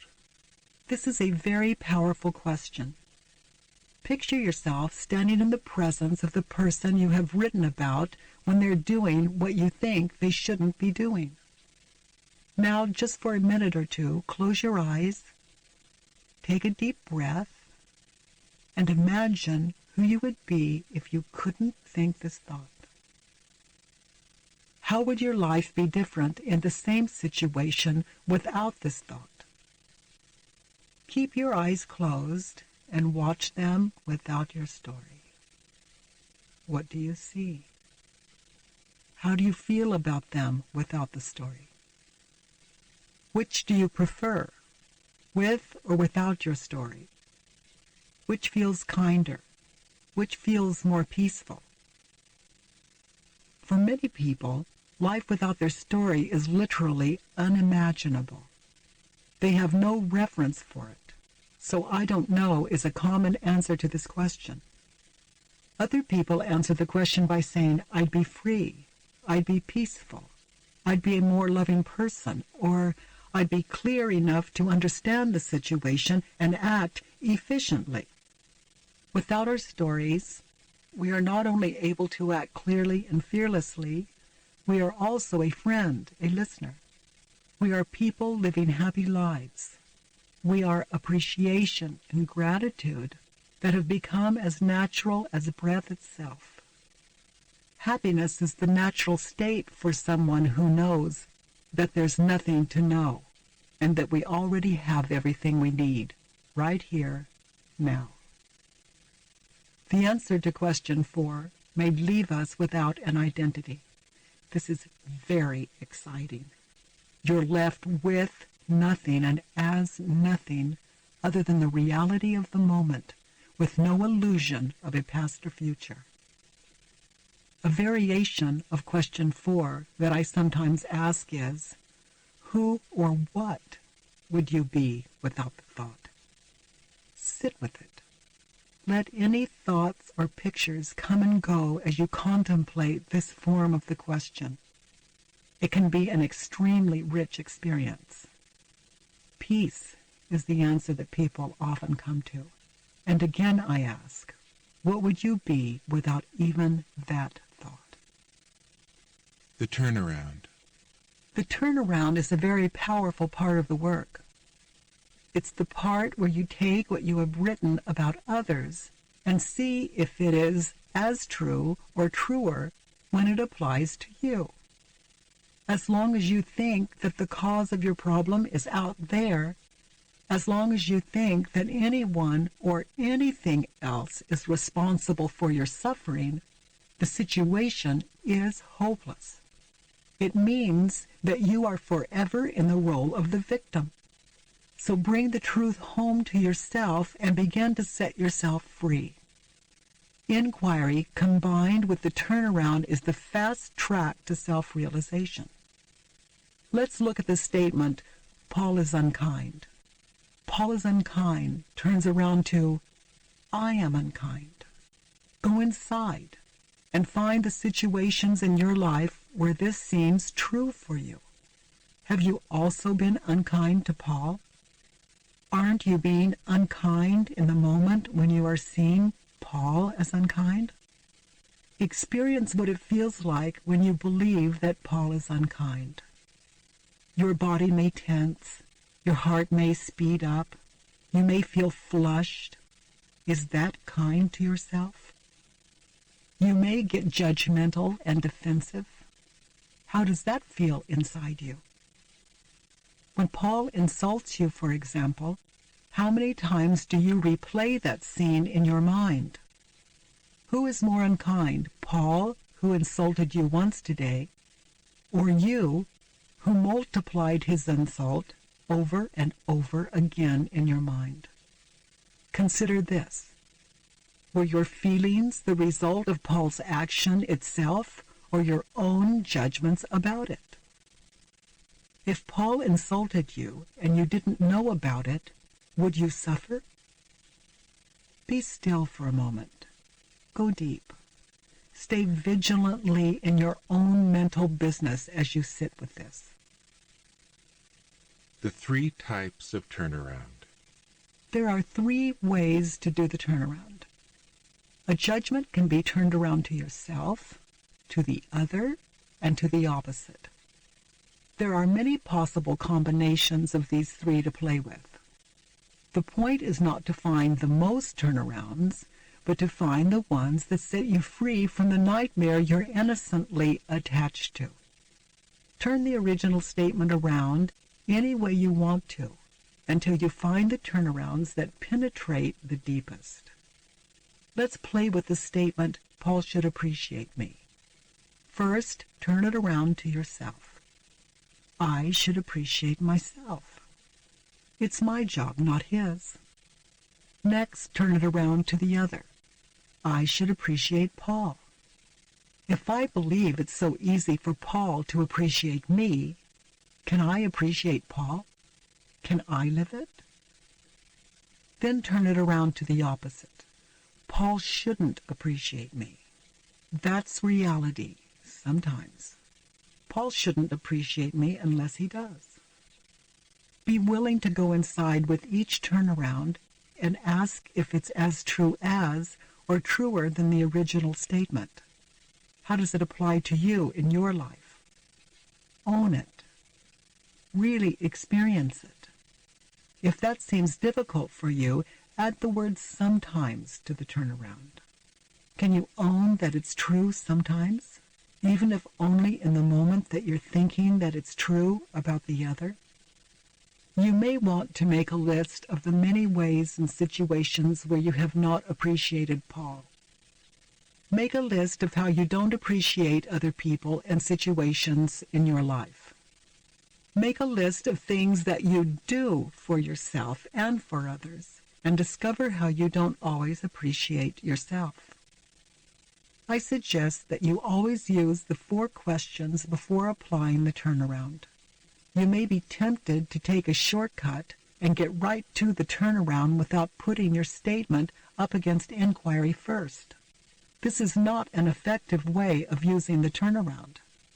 The feeling of judgment turned back onto yourself can be brutal if it occurs prior to thorough self-education, and the 4 questions do give you this education. They end the ignorance of what you believe to be true, and the turnaround in the last position feels gentle and makes sense. Without the questions first, the turnarounds can feel harsh and shameful. The work is not about shame and blame. It's not about proving that you are the one in the wrong. The power of the turnaround lies in the discovery that everything you think you see on the outside is really a projection of your own mind. Everything is a mirror image of your own thinking. In discovering the innocence of the person you judged, you eventually come to recognize your own innocence. Sometimes you may not find the turnaround in your behavior or actions. If that's the case, look for it in your thinking. For example, the turnaround for Paul should stop smoking is, I should stop smoking. Perhaps you've never smoked a single cigarette in your life. It may be that where you are smoking is in your mind. Over and over you smoke with anger and frustration as you picture Paul smelling up your house with cigarette smoke. Do you mentally smoke more times in a day than Paul does? Your prescription for peace, then, is for you to stop smoking in your mind and to stop being so smoking angry about Paul's smoking. Another suggestion is to substitute something else for the word smoking. Maybe you've never smoked, but is there something else that you use in the same way that you think Paul uses cigarettes? Food, drugs, credit cards, or relationships? Your turnaround could be, I should stop using credit cards to make myself feel better. Be willing to take the advice that you're giving him, the advice that shows you how to live in your own business. The turnarounds in action. Self-realization is not complete until it lives as action. Live the turnarounds. When you see how you have been preaching to others, go back and make amends and let them know how difficult it is for you to do what you wanted them to do. Let them know the ways that you manipulated and conned them, how you got angry, used sex, used money, and used guilt to get what you wanted. I wasn't always able to live the advice that I so generously held out for others to live. When I realized this, I found myself on equal ground with the people I had judged. I saw that my philosophy wasn't so easy for any of us to live. I saw that we're all doing the best we can. This is how a lifetime of humility begins. Reporting is another powerful way I found to manifest self-realization. In the first year after I woke up to reality, I often went to the people I had been judging and shared my turnarounds and realizations. I reported only what I had discovered about my part in whatever difficulty I was experiencing. Under no circumstances did I talk about their part. I did this so that I could hear it in the presence of at least two witnesses, the other person and myself. I gave it and I received it. If, for example, your statement was, "He lied to me," one turnaround would be, "I lied to him." Now, you list as many of your lies as you can remember and report them to that person, never in any way mentioning his lies to you. His lies are his business. You are doing this for your own freedom. Humility is the true resting place. When I wanted to move even faster and more freely, I found that apologizing and making heartfelt amends was a wonderful shortcut. To make amends means to right the perceived wrong. What I call living amends is more far-reaching.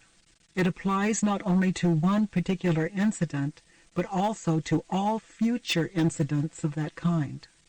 When I realized through inquiry that I had hurt someone in my past, I stopped hurting anyone. If even after this I hurt someone, I told them immediately why I did it, what I was afraid of losing, or what I wanted to get from them. And I began again, always with a clean slate. This is a powerful way to live freely. A heartfelt apology is a way to undo an error and begin again on an equal and guiltless basis. Apologize and make amends for your own sake. It's all about your own peace.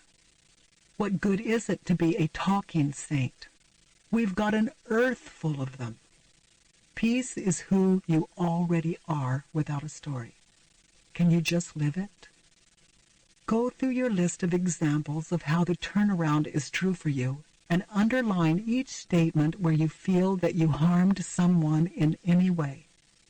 Your list of answers to question 3, how do you react, how do you treat them when you believe that thought, could keep you very busy with reporting and apologizing. Make amends to yourself by making amends to others. Give back in equal measure what you believe you took at their expense. Honest, non-manipulative reporting, coupled with living amends, brings real intimacy to otherwise impossible relationships. If any people on your worksheet are dead, make living amends through the rest of us. Give us what you would have given them for your own sake. I knew a man who was very serious about his freedom. He had been a junkie and a thief, had broken into many houses, and had been very good at what he did. After he had been doing the work for a while, he made a list of everyone he had ever stolen from and what he had taken as exactly as he could remember. When he finished the list, there were dozens of people and houses on it. And then he began to turn it around. He knew he would end up in jail, and yet he had to do what was right for him. He went house by house and knocked on each door. He was an African American, and some of the places he returned to were not very comfortable for him because he had beliefs about prejudice. But he just kept working with them and knocking on the doors. When people opened the doors, he would tell them who he was and what he had stolen. Then he would apologize and say, "How can I make this right? I'll do whatever it takes."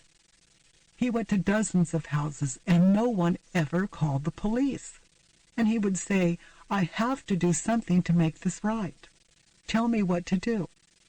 So they would say things like, "Okay, fix my car," or "Okay, paint my house."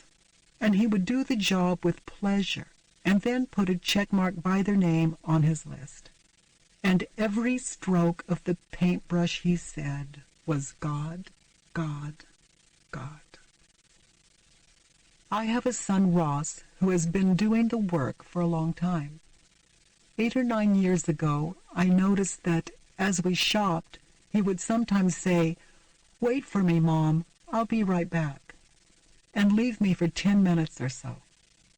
On one occasion, I watched him through the store window choose a shirt, take it to the cashier, and pay for it. Then he went back to the shelf, looked around to make sure that no one was watching, put the shirt back, and walked out of the store. I asked him what he was doing. He said, "A while ago, I stole things from 5 or 6 stores. It was horrible, Mom. Now when I see a store where I stole something, I walk in, find an item like the one I stole, pay for it, and put it back. I tried turning myself in. I'd say, 'Here's the money for what I stole, and if you want to prosecute, it's okay with me.' And they'd get confused. They'd call the manager, and the manager wouldn't know what to do with the money. He'd tell me that it was too complicated for the computers, and if they called the police would say that you have to be caught in the act. So they'd end up telling me that there was nothing they could do. But I really needed to turn it around. So I found this way. It works for me." Ross also likes to play with an exercise that I recommend, which is to do a kind act and not get found out. If you're found out, the act doesn't count, and you start over. I've seen him at amusement parks watch children who don't seem to have enough money. He'll pull out a bill from his wallet, stoop down in front of the child, pretend to pick it up from the ground, and hand it to him saying, "You drop this, dude," then quickly walk away without ever looking back. He's an amazing teacher of how to practice the turnaround through living amends. It's generous to yourself to bring this practice into everyday life, and the results are nothing short of miraculous. The turnaround for number 6. The turnaround for number 6 on the Judge Your Neighbor worksheet is a bit different from the others. We change "I don't ever want to" "I am willing to" and "I look forward to." For example, "I don't ever want to argue with Paul again" turns around to "I am willing to argue with Paul again," and "I look forward to arguing with Paul again." Every time you think you're not willing to experience the anger or stress again, be willing to experience it and look forward to it. It could happen again, even if only in your mind. This turnaround is about embracing all of life. Saying and meaning "I am willing to" creates openness, creativity, and flexibility. Saying and meaning "I look forward to" actively opens you to life as it unfolds. For example, "I don't ever want to live with Paul if he doesn't change" turns around to "I am willing to live with Paul if he doesn't change," and "I look forward to living with Paul if he doesn't change." You may as well look forward to it. You could find yourself living with him, even if only in your mind. Whether you live with him or not, you will probably have this thought again, and you may feel the resulting stress and depression. Look forward to these feelings. They're a reminder that it's time to wake yourself up. Uncomfortable feelings will bring you right back to the work. This doesn't mean that you have to live with Paul. It simply means that you're no longer closing yourself off to reality. Willingness opens the door to all of life's possibilities. It's good to acknowledge that the same feelings or situation may happen again, if only in your thoughts. When you realize that suffering and discomfort are the call to inquiry, you may actually begin to look forward to uncomfortable feelings. You may even experience them as friends, coming to show you what you have not yet investigated thoroughly enough. It's no longer necessary to wait for people or situations to change in order to experience peace and harmony. The work is the direct way to orchestrate your own happiness. Doing the work on work and money. For some of us, life is controlled by our thoughts about work and money. But if our thinking is clear, how could work or money be the problem? Our thinking is all we need to change. It's all we can't change. This is very good news. Many of us are motivated by a desire for success. But what is success? What do we want to achieve? We only do 3 things in life. We stand, we sit, we lie horizontal. Once we've found success, we'll still be sitting somewhere until we stand, and we'll stand until we lie down or sit again. Success is a concept, an illusion. Do you want the $2,000 chair instead of the $20 one? Well, sitting is sitting. Without a stressful story, we're successful wherever we are. Doing the work on job-related issues can have far-reaching consequences. When I work with corporations, I sometimes invite all the employees to judge each other. This is what employees and bosses have always wanted, to know how they look from each other's point of view. And then after the judgments, they all do the work and turn it around. The result can be a startling increase in clarity, honesty, and responsibility. And this, in turn, inevitably leads to a happier, more productive, and more efficient workforce. I once did the work with an executive who said, "My assistant has been with me for 10 years. I know she doesn't do her job well, but she has 5 children." I said, "Good. Keep her here so she can teach the rest of your employees that if they have enough children, they can work for you, whether they do their job well or not." And he said, "Well, I just can't fire her." I said, "I understand that. So put someone qualified in her position, send her home to her 5 children who need her, and send her a paycheck every month. That's more honest than what you're doing now. Guilt is expensive." When the executive read his worksheet to the woman, she agreed with every single thing he had written about her job performance because it was clear and true. And I said to her, "What do you suggest? What would you do if you were your employee?" People usually fire themselves when they realize what's going on, and that's just what she did. She found a similar job in another company closer to her home, where she was able to be both a good assistant and a good mother. The executive realized that he had never investigated the thoughts that led him to be loyal to an assistant who, in reality, had been just as uncomfortable with the situation as he was. I've never seen a work or money problem that didn't turn out to be a thinking problem. I used to believe that I needed money to be happy. Even when I had a lot, I was often sick with the fear that something terrible would happen and I would lose it. I realize now that no amount of money is worth that kind of stress. If you live with the uninvestigated thought, "I need my money to be safe and secure," you're living in a hopeless state of mind. Banks fail, stock markets crash, currencies deflate, people lie, bend contracts, and break their promises. In this confused state of mind, you can make millions of dollars and still be insecure and unhappy. Some people believe that fear and stress are what motivate them to make money. But can you really know that that's true? Can you be absolutely certain that without fear or stress as a motivator, you wouldn't have made the same money or even more? I need fear and stress to motivate me. Who would you be if you never believed that story again?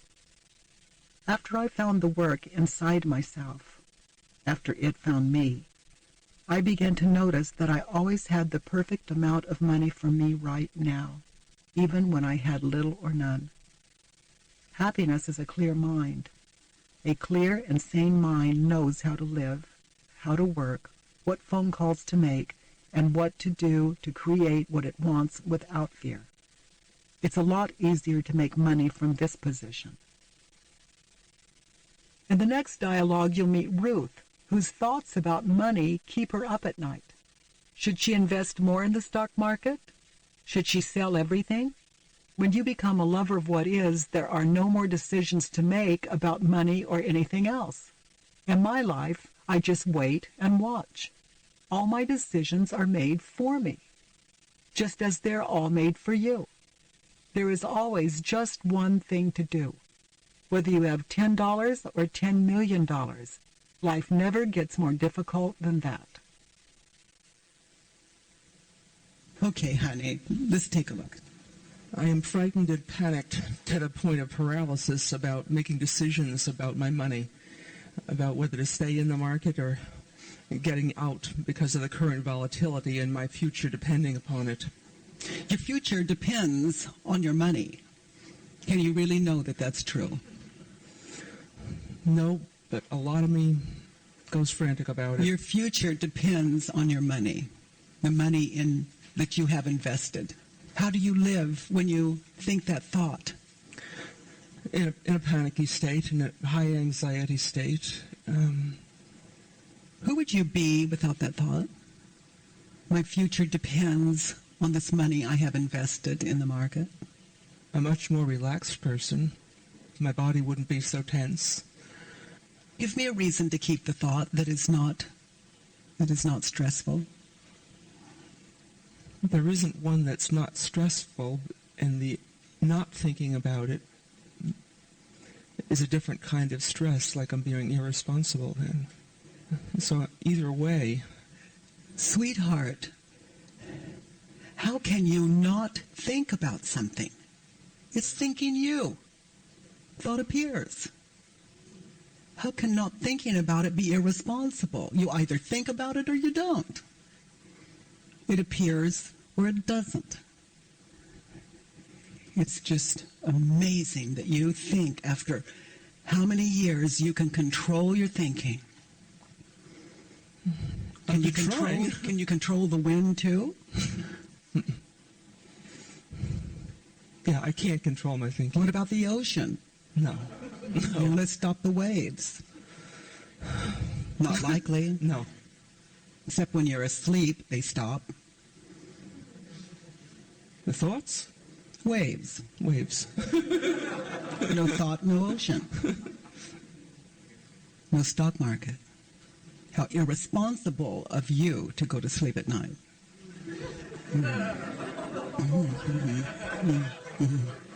I don't sleep very well.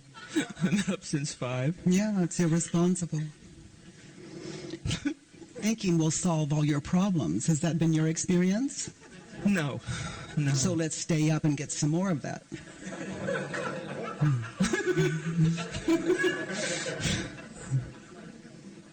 I can't control my thinking. I've been trying for years. I can't control my thinking. This is a very good find. I think to meet it with understanding is as good as it's going to get. And there's a lot of humor in it and a good night's rest. I need some humor around this. I definitely need some humor around this. So without this stressful thinking, you would not make the right decision. Can you really know that that's true? No. Seems quite the opposite would be true. Let's experience how it feels to do a 180-degree turnaround. My future depends on the money I have invested in the stock market. My future does not depend upon the money I have invested in the stock market. So just feel it. It could be just as true. When you get all this money and you're just an absolute success in the market, you have more money than you can ever spend, what are you going to have? Happiness? Isn't that what the money's for? Security? Then you'll be happy. Little comfort, little pleasure. Then you'll be happy. Who would you be without the story, my future depends on this money in the stock market? I would be much happier. I'd be more relaxed. It'd be more fun to be around. You have everything you wanted money for in the first place. That's, yeah. Give me a reason to keep this thought. My future depends on the money I have invested in the stock market.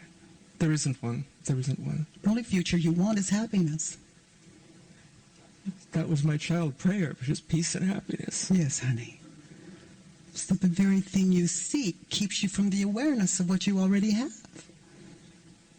Yeah, I've always been trying to live in the future, to fix it, to make it safe and secure. Yeah. And it is. You know, this realization is happiness, peace. Self-realization is always the way through any perception of there's something the matter. Because it's not possible that anything could be the matter. If I would see something as a problem, I'm confused. That's what stress is for. It's the reminder to go to inquiry. Because in that is a possibility. One of two things: we're either attaching to the nightmare or we're investigating. Not a choice. Thoughts appear. It's how are you going to meet them? And I love the stock market is not going to cooperate with you. That's what everything is for. It leaves you to your own solution. So, sweetheart, when you get all this money and you're happy, what are you going to do? You're going to sit, stand, or lie horizontal. That's about it. And you're going to witness the story running now because you haven't taken care of it in the way that it deserves, and that is to meet it with understanding.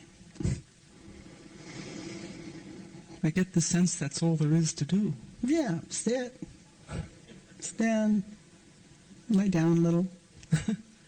But the story we're running as we're doing it, that's it. Take a look at that.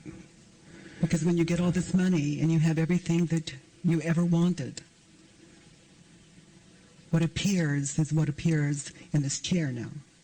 This is what you're running. There's no happiness in it. Let's look at the next one, honey. I don't want to be having to decide where to invest, and I don't trust others. You have to decide where to invest. Can you really know that that's true? No. I could just leave it alone and see what it does. Just leave it alone totally. A lot of me says that's best. You have to make decisions in life. Is that true?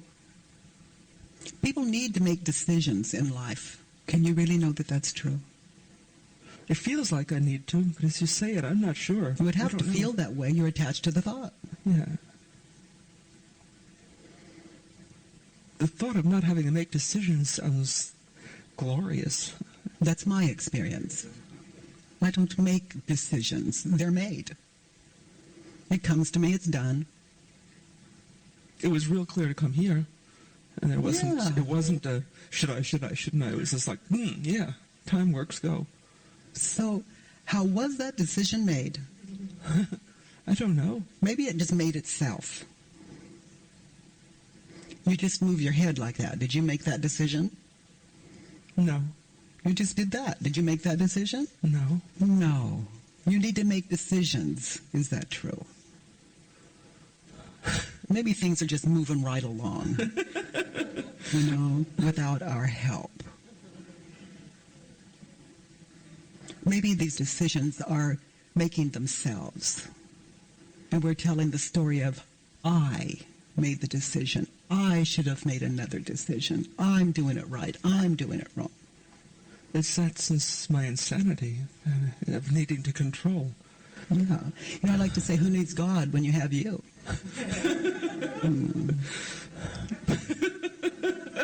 needs a higher order when you are running it? I don't want to. I don't know how. It's a direct opposition, and it feels fatal. Feels like stress.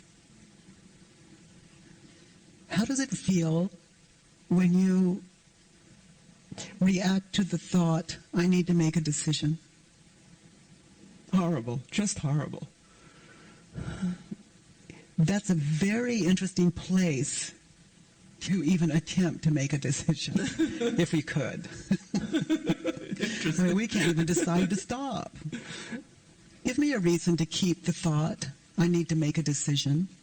And I'm not asking you to stop making decisions. This is a part of the gentleness of a flower opening to itself. Good you think you make decisions. This work is not about that. We're just taking a look at possibilities here. Would it work as an experiment not to decide anything for a period of time? Is that the craziness, or is that... Sweetheart, you just made a decision, and it may change itself. And then you can say, I changed my mind. I'm still caught in the same ugly loop. I don't know. But it's interesting to watch, to observe. If I say, I just won't make a decision, then I've just made a decision, I think. You see, so just to kind of watch. That's what the inquiry is for. This is not a way. They're just questions that take us into a world that some of us haven't even begun to tap, even though that is the only world that exists. And we're the last to know. I get glimmers of it, and it's feeling like that now against a background of that was a control trying to do it as an experiment, and that's deciding. Give me a reason to keep the thought, I need to make a decision, that is not stressful.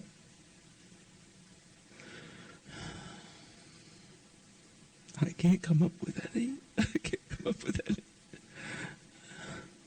Who would you be without this thought? I need to make a decision.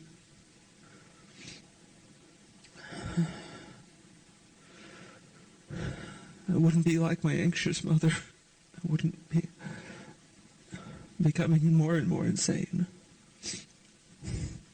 I wouldn't feel like I had to isolate from people because I was too awful to be around. Oh, honey. I love you've discovered inquiry.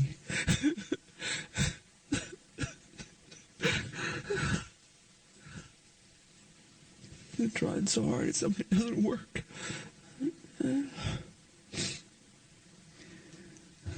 I need to make a decision. Turn it around. I don't need to make decisions. Yes. Believe me, they will be made.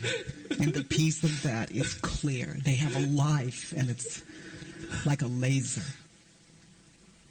Life will give you everything you need to go deeper.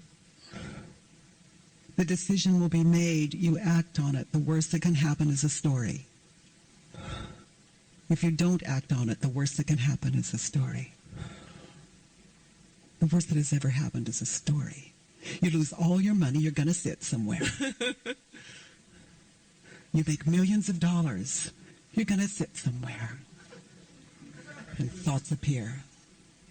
And in that, you find your wealth or your poverty. So simple. There's no hunger in it.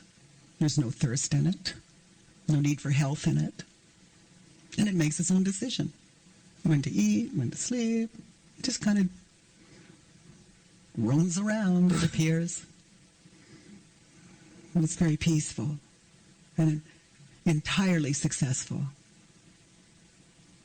It allows me to sit here with you now. That's all I need to know. My heart's desire. And the sweetness of where my hand is. My fingers. My funny shoes. It's so good. You feel it? Yeah. Feel where your hand is. And your feet. I just feel my hands and feet in the back. It's good. But only everywhere you sit. Anytime you sit, you have this.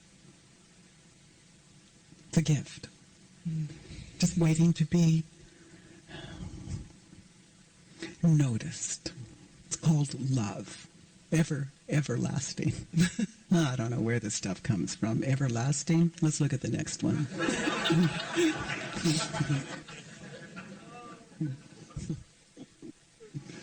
I don't want money in the stock market to be so irrational. Hopeless. I'm hopeless.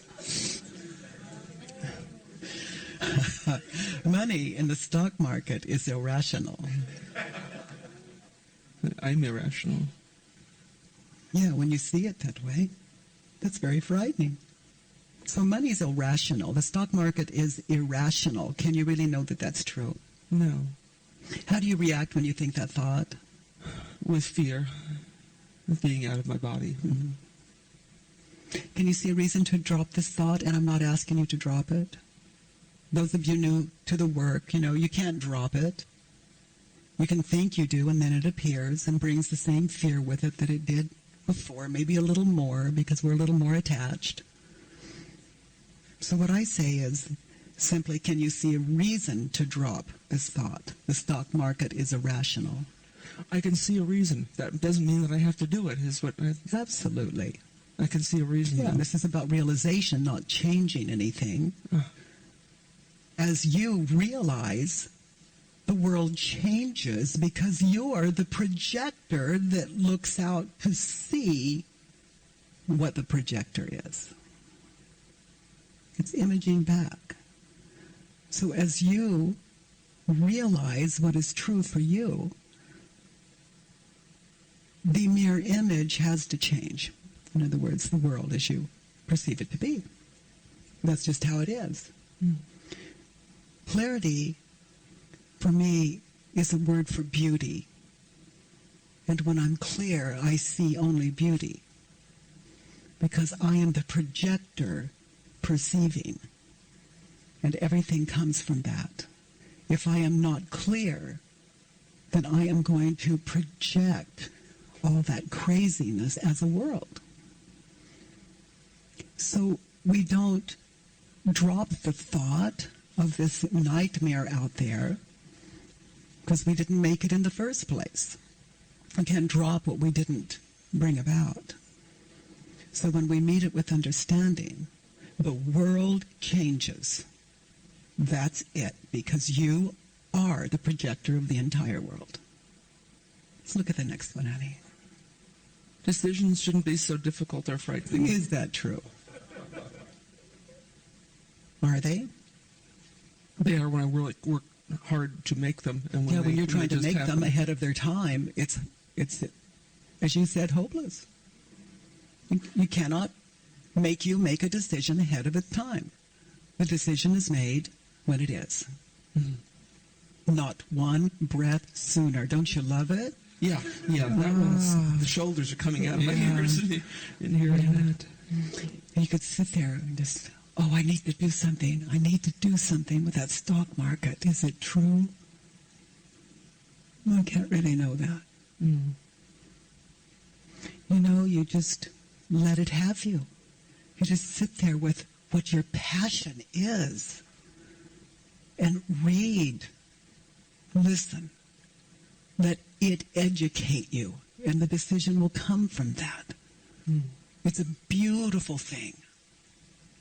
But I just love to let the world, educate me. You see, you don't make the decision to maybe read this magazine. It comes to you to read the magazine that's sitting there. And then just be educated. That's all just follow your passion. Do what you love. Sometimes I can't read. I'm losing pieces of memory and losing the ability honey, to track. You've been spared.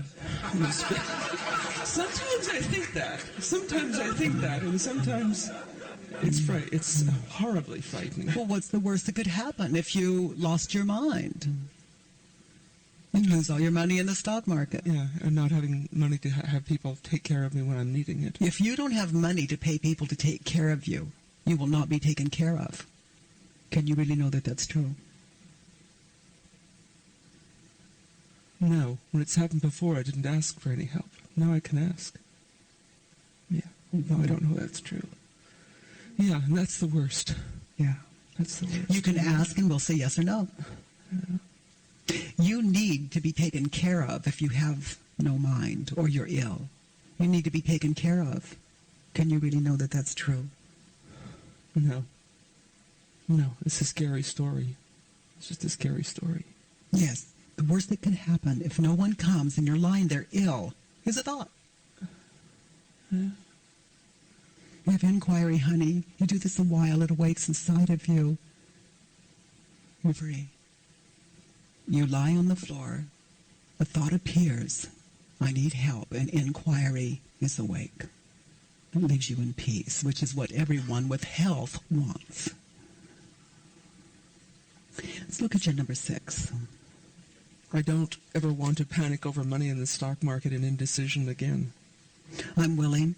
I'm willing to panic over money in the stock market and indecision. I look forward to. Could happen. Could happen. Could happen.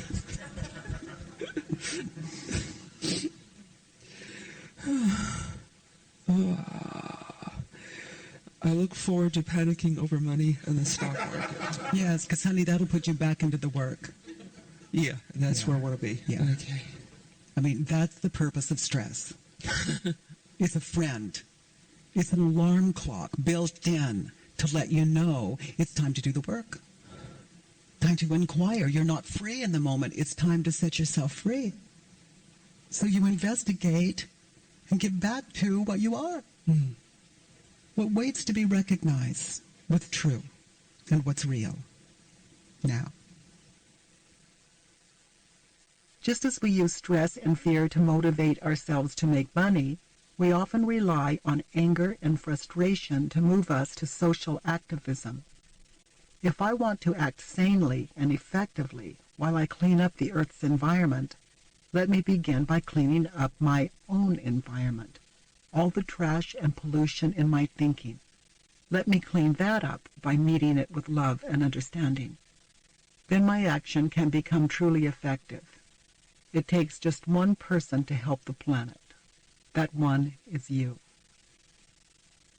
When I work in prisons, there will be maybe 200 men from a cell block sitting there, looking down at the floor with their arms folded across their chests. I do the work with them, and then the guards bring in another 200. These are all hardcore, violent men. Many of them are in prison with life sentences for rape and murder, and I'm the only woman in the room. I don't say a word until they make eye contact with me. This is not easy for them to do. There is some kind of unspoken code that they have to keep people like me out of their culture. But I just stand in front of them, waiting for eye contact. I may walk into the rows and pace slowly up and down as I wait for just one man to look me in the eyes. The moment it happens, the moment one man does that, he always looks down really fast, but it's too late. There was contact. No one but me has seen his glance. It happened so fast that there's no way the others can see that it happened. And yet, immediately the code begins to break down all over the room. 2 or 3 others look me in the eyes, then another 8, then another dozen. And then everyone is looking at me, laughing, turning red, saying things to one another like, "Shit. or, Man, she crazy." and it's done. Now I can speak to them and give them the work, and all because one man dared to look me in the eyes. I love thanking these men for sacrificing their entire lives to teach our children how not to live, and therefore how to live if they want to be free. I tell them that they are the greatest teachers and that their lives are good and needed. Before I leave, I ask them, would you spend the rest of your life in prison if you knew that it would keep one child from having to live what you're living? And many of these violent men understand, and they just well up with tears like sweet little boys. There is nothing we can do that doesn't help the planet. That's the way it really is. Doing the work on self-judgments. One year for his birthday, I bought my grandson, Race, a plastic Darth Vader toy because he had asked for it. He had just turned 3. He didn't have a clue about Star Wars, even though he wanted the Darth Vader toy. When you put a coin into Darth Vader, you hear the Star Wars music and Darth Vader's heavy breathing. Then his voice says, "Impressive, but you are not a Jedi yet." And he lifts his sword as if to emphasize the point. After Racy heard the voice, he said, "Grandma, I'm not a Jedi," and shook his little head. I said, "Honey, you can be Grandma's little Jedi." And he said, "I'm not," and shook his head again. A week or so after I gave him the toy, I called him on the phone and asked him, "Sweetheart, are you a Jedi yet? Are you Grandma's little Jedi?" And he said, in a sad little voice, "I'm not." He didn't even know what a Jedi was. He wasn't even asking, and yet he wanted it. So the little guy was taking orders from a plastic toy and was walking around disappointed at the ripe old age of 3. Shortly after this, I was invited by a friend to fly over the desert in his plane. I told my friend about the Jedi thing and asked if Racy could come with us. He said yes, smiling over an idea he had. My friend made arrangements with the ground crew so that as we landed, we heard a voice over the cabin speakers announcing, "Racy, you are a Jedi. You are a Jedi now." Racy rolled his little eyes in disbelief. I asked him if he was a Jedi yet. He wouldn't answer me. When we got home, he ran straight to Darth Vader. He dropped in his coin, the music began, and the deep voice said, "Impressive, but you are not a Jedi yet." That seemed to be the way of it. I asked him one more time, and he told me, "Grandma, I'm not." Most little 3-year-olds don't know how to do inquiry yet. Many of us judge ourselves as relentlessly as that plastic toy played its recording, telling ourselves over and over what we are and what we are not. Once investigated, these self-judgments simply melt away. I have yet to see a self-judgment that upon investigation didn't reveal innocence. Innocence in others and innocence in ourselves. If you've been following the instructions and have done the work by pointing the finger of blame outward, you will have noticed that your judgments of others always turn back toward you.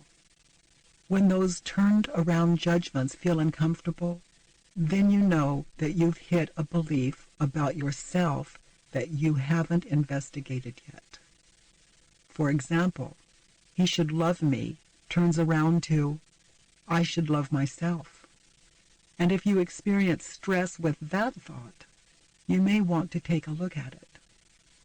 As you become fluid with the 4 questions and turnaround, you'll begin to discover for yourself that the work is equally powerful when the one you're judging is yourself.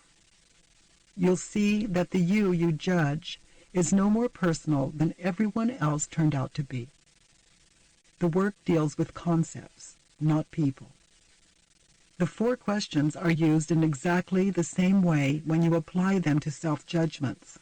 For example, let's consider the self-judgment, "I am a failure." First, go inside with questions 1 and 2.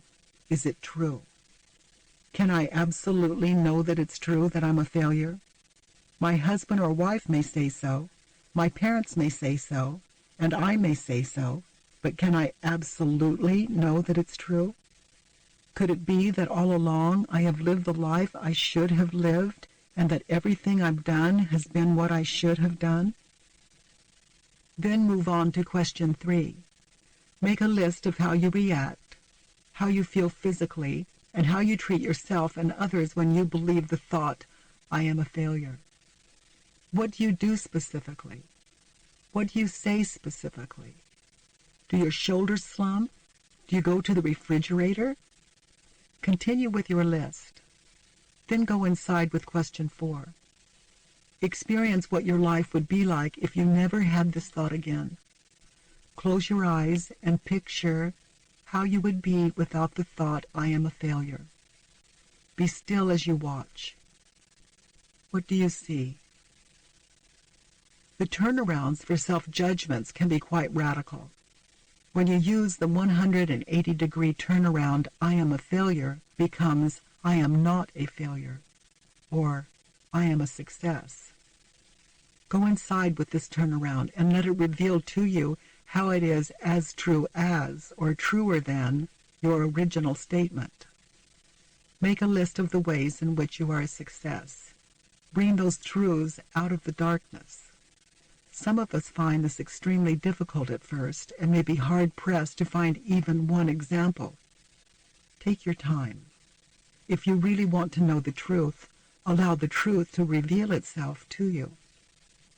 Find 3 successes each day. One could be, I brushed my teeth. 2, I did the dishes. 3, I breathed. It's a wonderful thing to be a success at being what you are, whether you realize it or not. Sometimes replacing the word I with my thinking will bring a realization. I am a failure becomes my thinking is a failure, especially about myself. You can understand this clearly when you go inside to answer question 4. Without the thought, I am a failure, aren't you perfectly fine? It's the thought that is painful, not your life. In reality, you've never been a failure. Don't get stuck in the turnarounds, as if there's a right or wrong way of doing them. If a turnaround doesn't work for you, don't worry. This is as it should be. Just move on to the next statement, inquire sincerely, and let the turnarounds find you.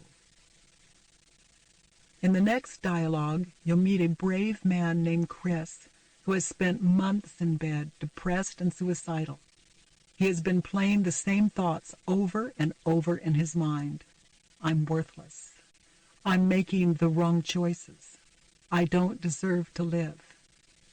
These are some of the thoughts that once kept me from leaving my bedroom. It's hard to move when you're trapped under the weight of uninvestigated beliefs. But when you inquire into even one of these beliefs, you open up the possibility of freedom. So, sweetheart, let's hear what you've written. The first one I wrote was, I am sad and angry at myself because I'm not able to take care of myself. Is that true? You're not able to take care of yourself. Is that true? Not entirely. So give me an example of where you are not able to take care of yourself. I'm at risk of colon cancer and I don't eat as well as I probably should. Yeah. So, sweetheart, you don't eat as well as you should. Can you absolutely know that that's true? No. And how does it feel when you think that thought? I'm not eating the way that I should eat. I'm killing myself. Yeah. And how does that feel? Familiar. Yeah. And how do you think you have the best shot at any kind of physical recovery? When you're in stress and fear, or when you're open? When I'm open. Okay. So who would you be without this story? Healthy and happy. Yeah. You know, that could do you more good than even certain foods. Right. I believe that. Yeah. And the foods would be good. And how are you going to make the clearest food choices when you're in fear and stress, or when you're in peace? When I'm at peace. Yeah, it's easy to make food choices. There's no stress in it. Let's look at the next one. I want me to nourish my body and being and create a happy and affordable lifestyle. Okay, that's a wonderful thing. And turn it around, there could be something you prefer. I prefer me to nourish my body and being. My thinking. I want me to nourish my thinking and being and create a happy and affordable lifestyle. Mm-hmm. Yeah, you work with the mind and the body follows. And in the meantime, you're working with your body also. But this is it. This is it. When you're sane, everything makes sense. And life becomes very, very simple. Let's look at the next one. I should stop obsessing about killing myself when I feel overwhelmed or have no money. Is that true? Seems like a good idea. Uh-huh. You should stop obsessing over that. Is it true? Do you obsess over that? It can fill days of my life. Okay. So that's what is. That's reality. How do you react when you think the thought, I should stop that? What happens to your suicidal tendencies, your suicidal mind, when you have the thought, I should stop obsessing over this? What happens? Where does your mind go when you think that thought? Does it obey? I should stop. Oh, okay. I stop that. No. Where does the mind travel when you think the thought, I should stop obsessing over killing myself? I obsess more. Oh, yeah. So tell me, let's track it. I should stop obsessing over killing myself. Then where does the mind travel? I'm bad. Keep going. I'm weak. I'm not good enough. Keep going. It keeps I'm going, deficient. doesn't it? Yeah, I'm worthless. I don't deserve to be here. Yeah. Oh, sweetheart. Same path. Same path? That was my path. That was my path. That was my religion. I'm worthless. I don't deserve to be here. That was my path. Yeah, a lot of years. Oh. So, sweetheart, I invite you to write those down and put every one of those up against inquiry. Not to save your life, not to stop obsessing, but go in for the love of truth. You're worthless. Can you really know that that's true? I know that's not true. You do? Mm-hmm. Because I can help other people. You're doing that right now. You're affecting us. You are us sitting up here. We're just not able to sit up here and say what you're saying yet. So thank you for that. I've actually realized that's the benefit about obsessing over killing myself, is I have a lot more courage than I probably would have if I didn't have that experience. Yeah, you have a lot of courage just to keep breathing with those thoughts. It's incredibly courageous. I contribute by breathing. Everything is medicine, and the air has to come in and out of these lungs to have the perfect world, and so does yours. Because there's no mistake in anything. Your heart beats. It all works together for one. So there's nothing I can do to be worthless. The way you're sitting is necessary for the synchronicity of everything. There's no way we can be worthless. Can I ask a question? Yes, anything. The thing that I wrestle with about me being good enough is, am I still making the right choice? Like if I decide to blow off the night and watch TV instead of, writing a letter to my therapist to get my brothers in therapy and move things forward. So, downtime. I've spent months in bed rereading the same novels just to keep myself alive, you know what I mean? Yeah, oh yeah. And so I feel guilty about those choices. Okay, so it comes to you to write the letter. You want to write the letter, is it true? Yeah. I'm And scared. do you? No. Okay, you want to write the letter, is it true? I don't want to write the letter. I'm scared to write the letter. Yeah, it's like this. See, the lie is I want to write the letter. That's the lie. If you want to write the letter, you do it. That's how you know you want to write the letter. Like, I want to stand up. I mean, seriously, I want to stand up.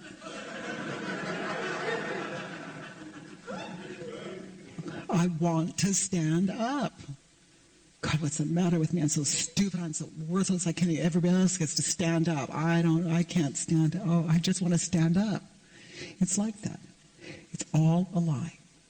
It's a lie. And I get depressed and depressed and depressed because I'm lying to myself and lying to myself. Here's the truth. I want to stand up. Now it's true. That's it. Understand? The thought comes in, write the letter, write it. Misspell it. Don't mail it. It's not even legible. It doesn't matter. You write the letter, then you watch television. That's how you know you want to write the letter.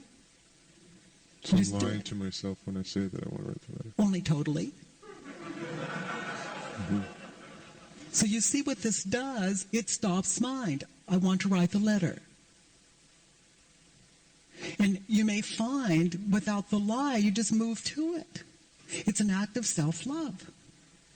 But it was like this for me. I got this work. It woke up inside of me. And then I would still lie in bed and I'd have the thought, brush your teeth. I'm losing my gums because I can't floss my teeth. I understand it. So, brush your teeth. And used to on top of that, what for? I'm so worthless. I want to kill myself. I don't want to be here. No one cares. Life sucks anyway. You know, I couldn't get up. All these were piled on me, and there was no investigation. So when inquiry was awake in me, I heard the voice. Brush your teeth. And then the others would start, but I would follow its direction. And I would do it on my hands and knees. To follow is like the voice of God. I would follow it on my hands and knees, knowing I could die on the way. And I would do it. And I would get to my toothbrush, and I did not care about cavities. I was following direction. And I would just do it.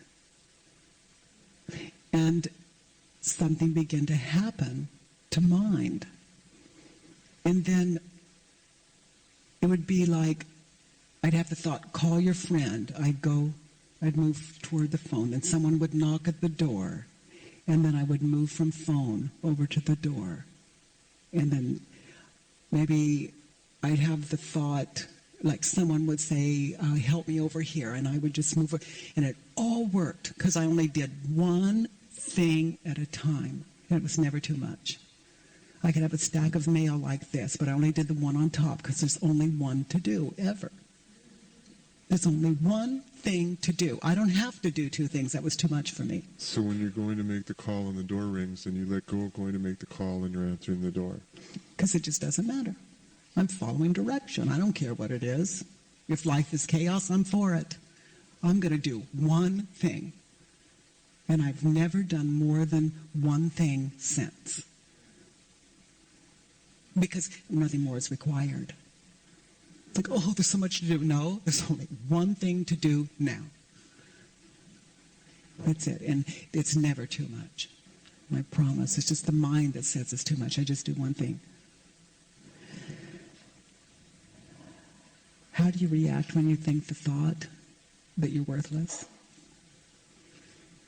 I'm going to cry. Does that thought bring stress or peace into your life? Stress. Who would you be without your story? Pretty amazing person. Yeah, you are anyway. It's just that you would realize it. You are waiting to be realized, my angel. I am worthless. Turn it around. I'm invaluable. You're so beautiful. Okay. Privileged to sit with you. Thank you for making time in this space. I'd like to take the credit. I just can't.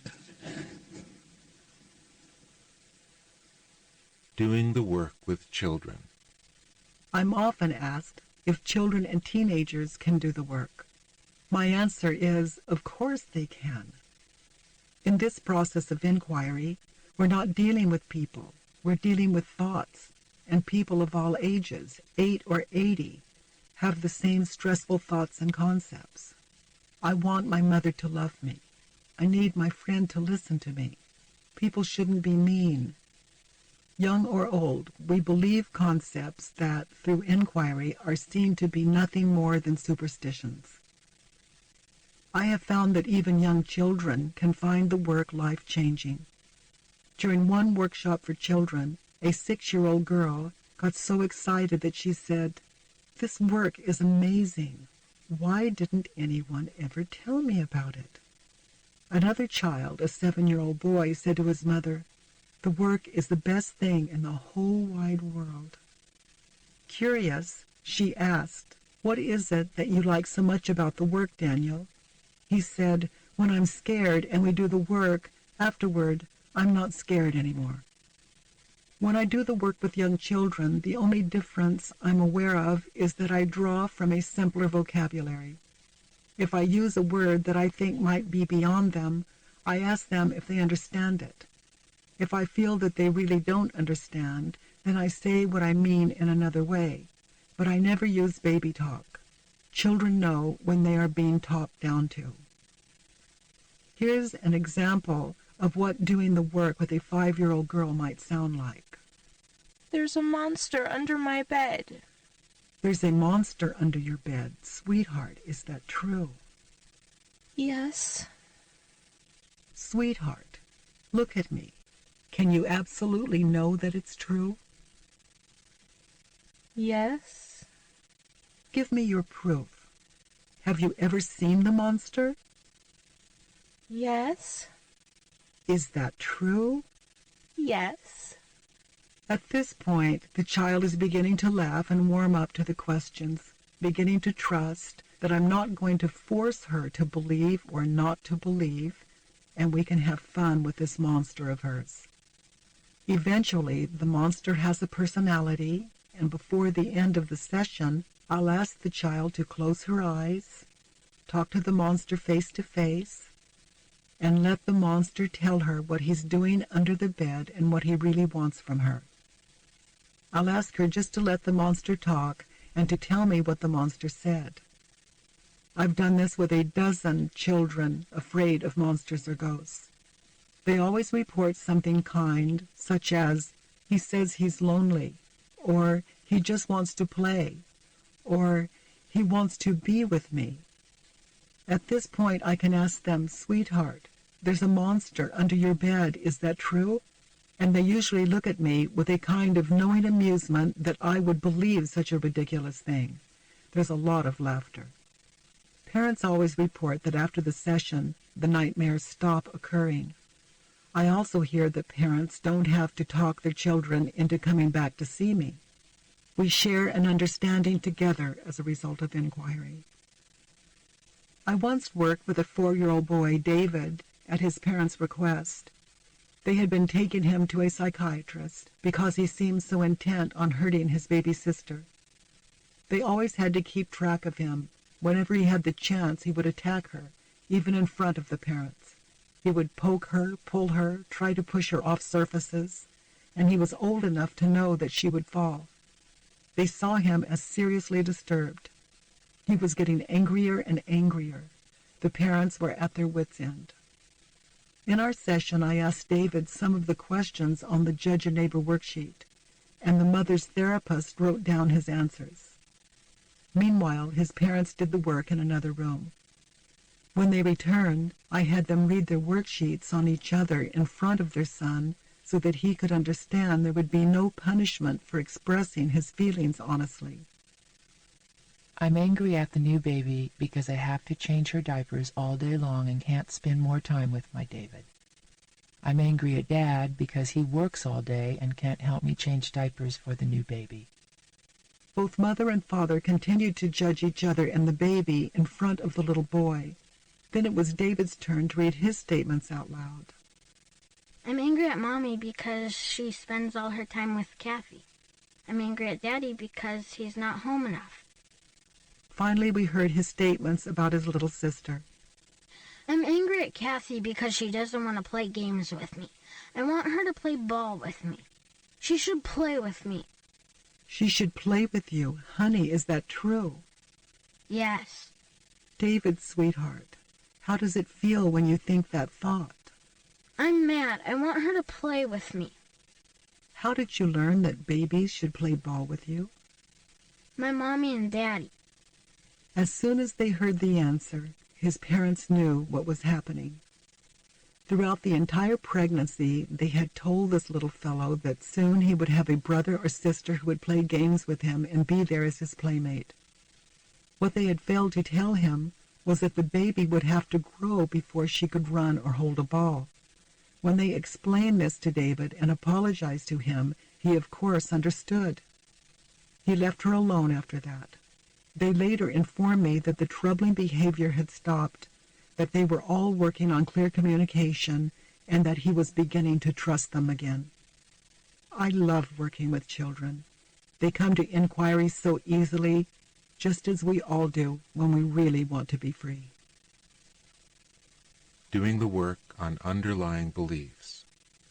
Beneath the judgments that we've written, we can often find other thoughts that we've believed for years and that we use as fundamental judgments of life.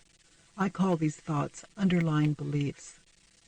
Underlying beliefs are broader, more general versions of our stories.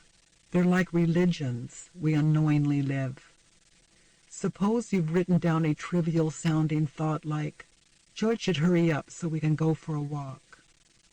Inquiry might bring to your awareness several unexamined thoughts linked to George should hurry up, such as, the present is not as good as the future. I'd be happy if I had my way. It's possible to waste time. Attachment to these underlying beliefs will make life painful for you in situations where you're waiting or where you perceive other people as moving too slowly. If any of these beliefs seem familiar to you, the next time you're waiting for someone, I invite you to write down the thoughts that underlie your impatience and see if they're really true for you.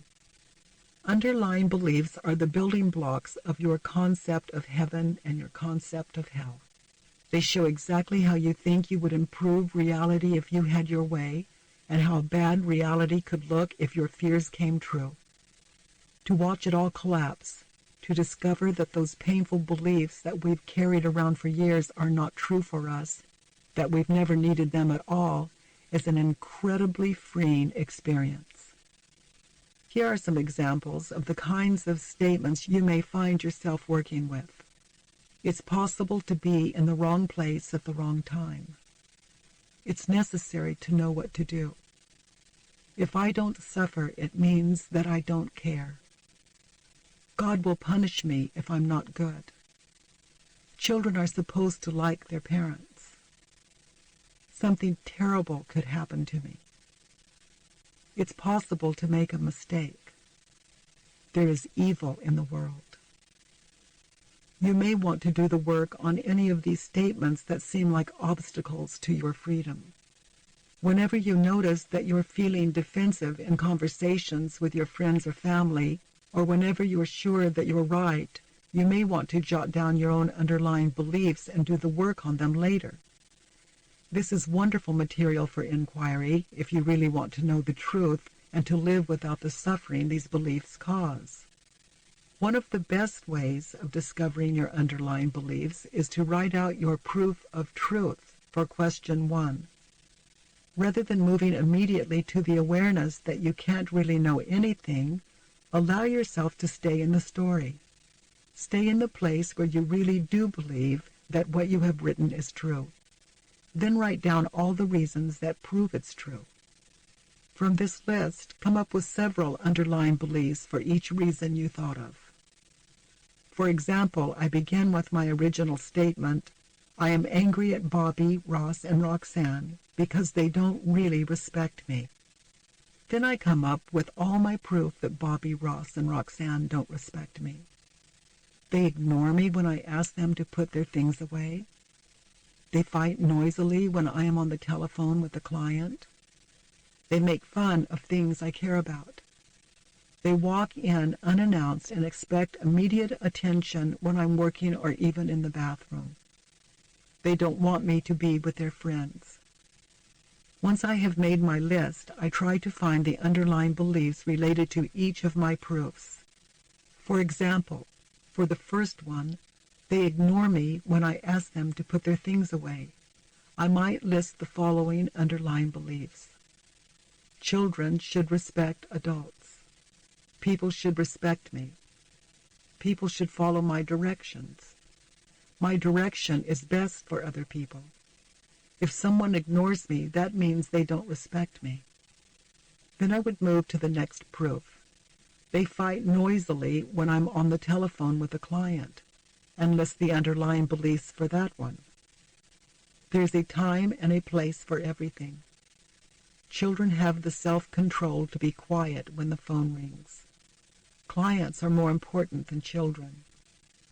What people think about my children matters to me. It's possible to gain respect through control. Continue going through your proofs, generating a list of underlying beliefs. Once you've completed the list, investigate each underlying belief with the 4 questions. The undoing of just one underlying belief allows whole families of related beliefs to surface and therefore to become available for inquiry. Now let's walk through a common underlying belief. My life should have a purpose. Take your time and listen as you ask yourself the questions.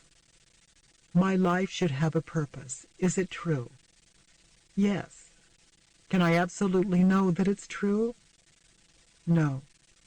How do I react when I think the thought? I feel fear because I don't know what my purpose is, and I think I should know. I feel stress in my chest and head. I snap at my husband and children, and this eventually takes me to the refrigerator and the television in my bedroom, often for hours or days. I feel as if I'm wasting my life. I think that what I actually do is unimportant and that I need to do something big. This is stressful and confusing. When I believe this thought, I feel great internal pressure to complete my purpose before I die. I feel a sense of stupidity and failure, and this leaves me depressed. Who would I be without the belief that my life should have a purpose? I have no way of knowing. I know I'm more peaceful without it, less crazed. I would settle for that. Without the fear and stress around this thought, maybe I'd be freed and energized enough to be happy just doing the thing in front of me. The turnaround. My life should not have a purpose. That would mean that what I've lived has always been enough, and I just haven't recognized it. Maybe my life shouldn't have a purpose other than what it is. That feels odd, yet it somehow rings truer. Could it be that my life, as it's already lived, is the purpose? That seems a lot less stressful. In the next dialogue, you'll meet Jenny, a large, beautiful woman who was already crying as she came on stage. Jenny's story may sound as complicated as a Greek tragedy, but her thoughts will be familiar to all of us. Even in the most seemingly hopeless circumstances, inquiry offers a way out. Okay, honey, let's take a look. So just deep breath, sweetheart, and we begin. I love that you're sitting here. It must be time. This is kind of complicated. We don't care. Okay.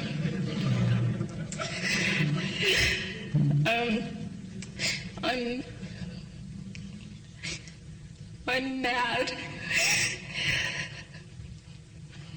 at my husband Matt because the year before he died, he got involved with the lady at his work, and he told me a lie. He told me that he hadn't committed adultery, and he did, and I didn't find that out until 6 months after he died. Yes. And I'm mad at Matt because he died. And when I went to pay for his funeral, I found out that I couldn't. Yes. Because I wasn't his beneficiary of his life insurance policy. His ex-wife was on the policy. Yes. Yes. Honey, you are doing so good. And honey, just let it out. Just do it. And it took me 8 months to settle a lawsuit with his ex-wife because she wanted all the money.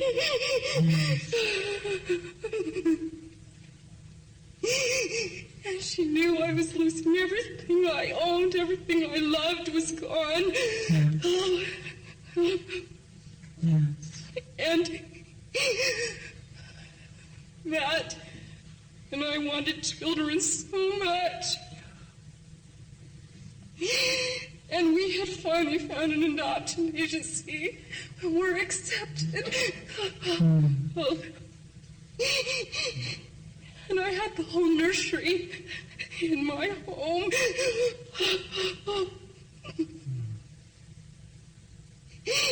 The baby was born the week after he died, and the mother chose not to give it to me. Yes. Yes.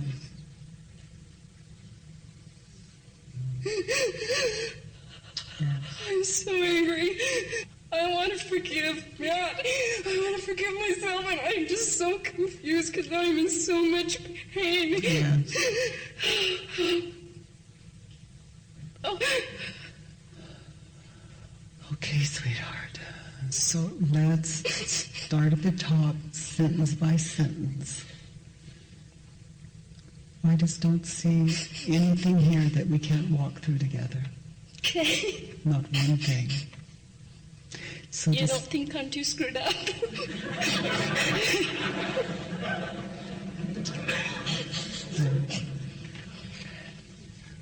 What you have experienced, how long ago? 18 months. What you have experienced the last 18 months. You know, a lot of people are not doing as well as you are doing. You're doing wonderfully. So let's begin at the top and see if we can just keep moving through. I'm mad at him for committing adultery and lying about it and taking it to his grave. Yes. So husbands are not supposed to lie, is it true? Right. Yeah. It's an old part of our religion. Husbands should not lie. So I want you to go inside of you. Husbands are not supposed to lie. What's the reality of it? Do they? Oh, yes.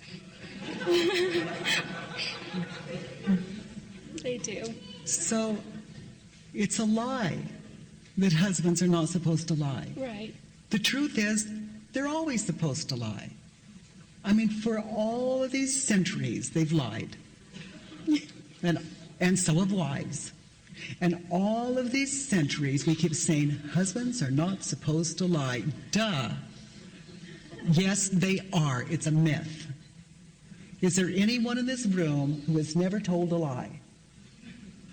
There's your proof. So it's a lie. Husbands shouldn't lie. It's what we do. It's our job. We lie. That's the reality of it. So how does it feel when you attach to this lie?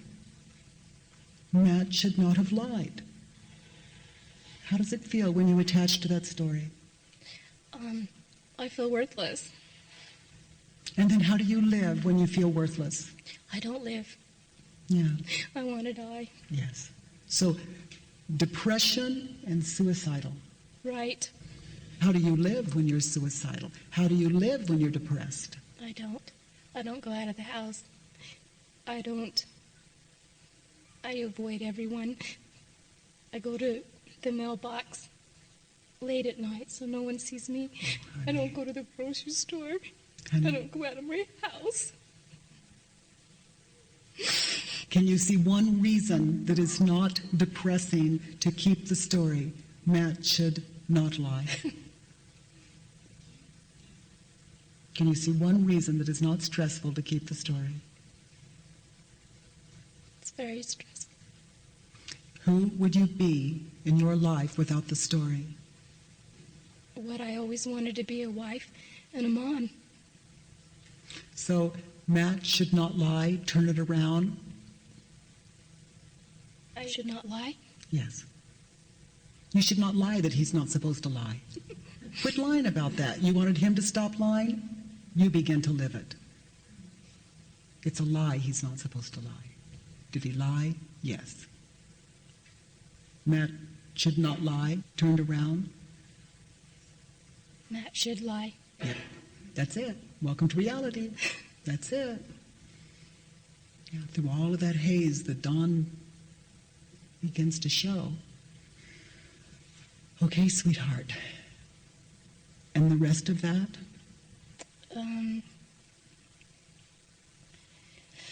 He should have not left me, Is that true?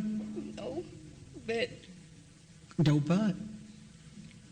He should not have left you. Is it true? Did he leave? He should not have left you. Who are you, God? You know more than God? Well, it's hard to run a whole universe. No wonder you're depressed. This one should die, this one should live. This one should die. Well, we'll keep this one for later. Let's keep this one till he changes the policy. No, we just don't call the shots on it.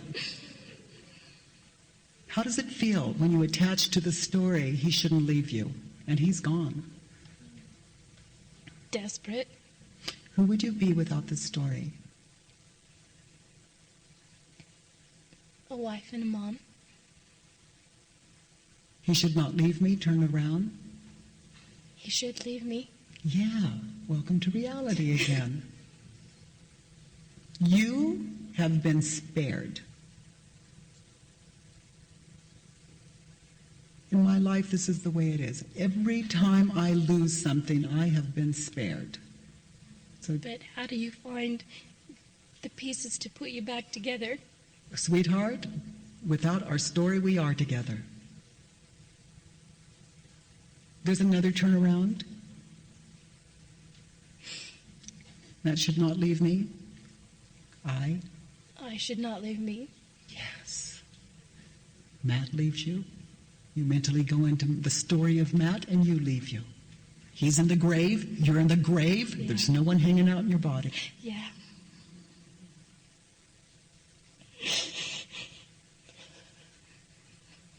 Let's look at the next one. Phyllis wanted all that money. Turned around? I wanted all the money. Yep. You're just like Phyllis. Yeah, that's what she said. She was right.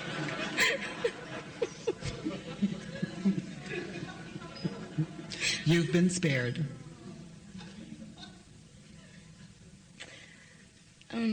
Losing the child. Losing the child that you never had? How can you lose what you never had? You lost the child, is it true? If Matt were here, can you know she would have said yes? Can you really know that that's true? What do you get for holding the belief if he were here, she would say yes? I get that? Oh, yeah. Who would you be without that one? Without that terrifying little poisonous myth? I would be so much freer. Yeah. I would go with that. Yeah. This is how you dig yourself out of the grave, honey, and you're deep in it. Mm-hmm. You're deep into mythology. Mm-hmm. And it is so fine just to watch you just digging your way out. That's how the light gets in. Mm-hmm. This is the light to examine, to investigate this mythology. Reality is always kinder than the story. So, honey, let's hear the next one. I'm mad at Matt for not having me the beneficiary and Phyllis wanting the money. Turn it around. I'm mad at me. I'm mad at me for not having me. For not having me as the beneficiary and leaving her the money. And leaving her the money. Yeah. Did you get the policy? Did you ask him? It's your job. I know. And that's why I feel so bad. Because if I'd been a better wife and not been so stupid, I would have seen that I would have been better prepared myself, and I would have made sure. This is for up the line. This is not for then. What is. It prepares you for the next. Let's look at the next one. And I want out of this pain. Okay. Is that true? Absolutely. Okay. You know what you have for breakfast every morning? This work. If you want out of the pain, I hear you want out of the pain.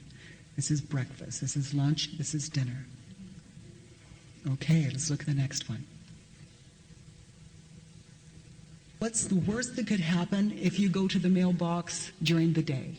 What will the neighbors say? What will they think? What's the worst that they could think? The most unkind thing they could say about you? She's fat and ugly. Okay, have you ever had that thought? Oh, yeah, I know. Okay, so they're just thinking what you're thinking. Right. The worst that can happen, you know how to do that all day long. Mm-hmm. Okay, so sweetheart, you're too fat. Can you really know that that's true? Yes. Oh, really? Mm-hmm. So God really is inept. God makes big mistakes. You are God's mistake. Can you really know that that's true? No. I appear as this now. The perfect weight, the perfect height, the perfect age, and the world would tell me different. They would say I'm too fat, I'm too old, I know I'm not a mistake. I mean, obviously, here I am. Mm-hmm. I mean, I appear as this now. Somebody's got to do it. This is my job. I'll be this age. I mean, as well I am. I'll be this weight. Oh, like I have a choice. I love the story of I'll lose weight, I'll gain weight. Would I be without my story? Just sitting here with you, the perfect weight, the perfect age. This is happiness. Mm-hmm. You're too fat. Because you give me unconditional love and I feel it. Yeah, honey, I'm you. I'm who you are when you're clear. No mistake. No mistake. People used to come, they used to call and they'd say, can I come see you? I'd say, yeah. And they'd say, what is it? I don't know. Just come live with me. Forget to tell my husband sometimes, but people would show up and they kept doing this namaste thing. And I thought they were saying, no mistake. And I thought everyone that came to my door was so wise. I thought, no mistake, no mistake.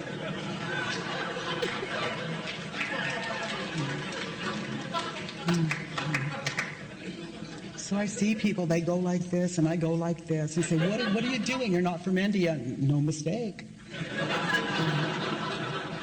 But it's because it's true.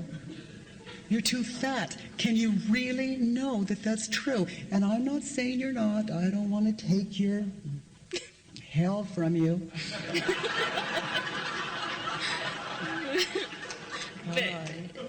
But this is what I hear all the time. If you would just lose weight, you could get another husband. And then you'd be happy. Yeah. Okay. No guy's going to want you the way you are. Oh, okay. No guy's going to want you the way you are? Turn it around? I don't want me. Oh, no, I don't. Yeah, so you're telling you're saying we tell the story. Mm-hmm. You don't want you the way you are. Right. How does it feel when you attach to this story, I'm too fat? Then I don't want to be around anyone.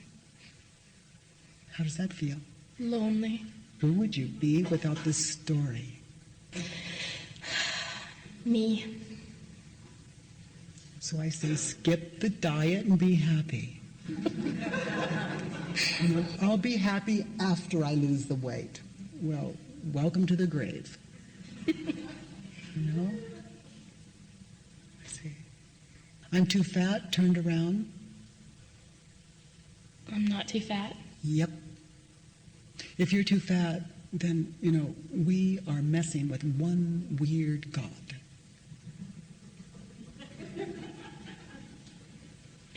There's some kind of sick experiment, and that's not my experience. No mistake, no mistake, no mistake. I appear as this now. Silly me. I'm loving it. I tell the story about this, start losing touch with reality. We're afflicted with our concepts that have not been met with understanding. That's all. So, if I go to my mailbox and someone says you're too fat, I go, well, yeah, you noticed. You know? I understand how you could see that. You know, it's not my experience, and I appreciate your feedback. I used to think so for years. I'm sure you're right. What do you suggest?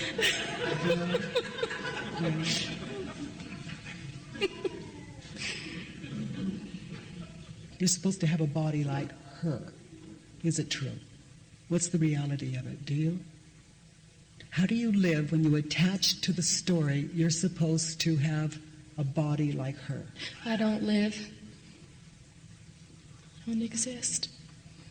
And then when a man says you're wonderful, what does your mind do with that? I don't believe him. Yeah. You're standing in the face of a liar. Right. Because he's not matching your myth. Right. I look at him and I can't believe that. Yeah, the man's a liar. Mm-hmm. He's not matching your system. Mm-hmm. If someone tells me I'm beautiful, I understand.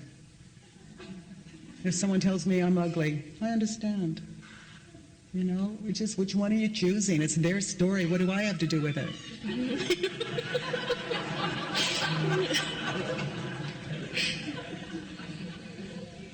You know, the whole world can say you are too fat. What do you say?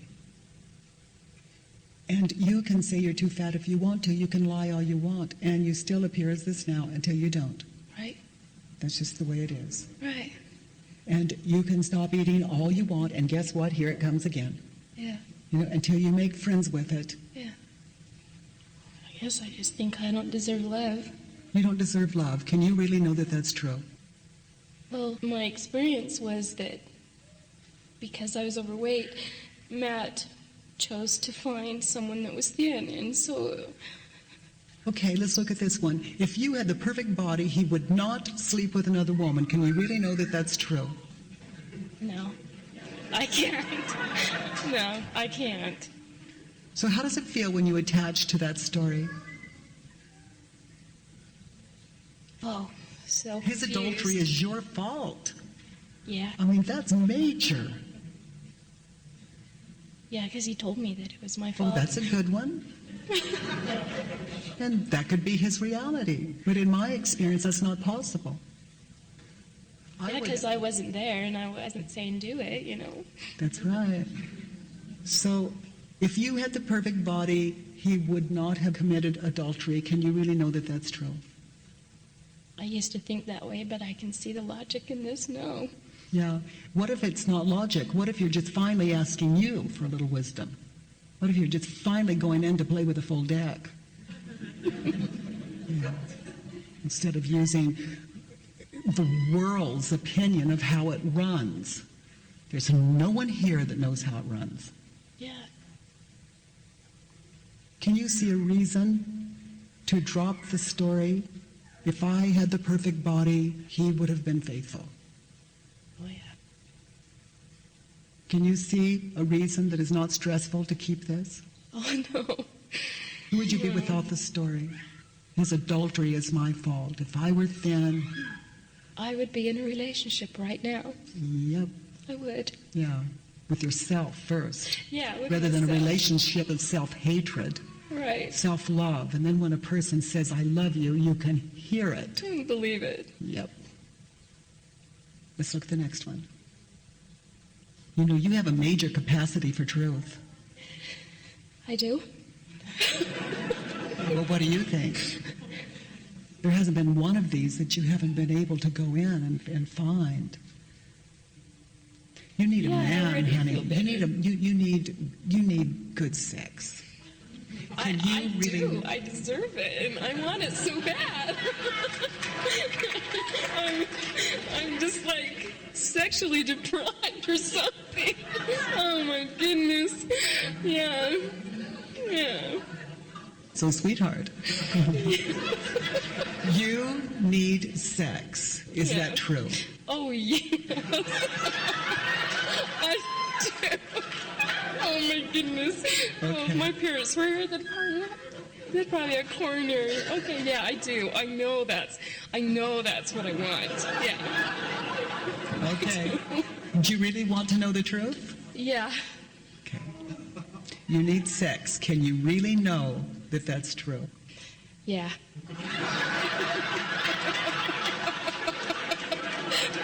Okay. No, but I'd like to think that. Yeah, okay.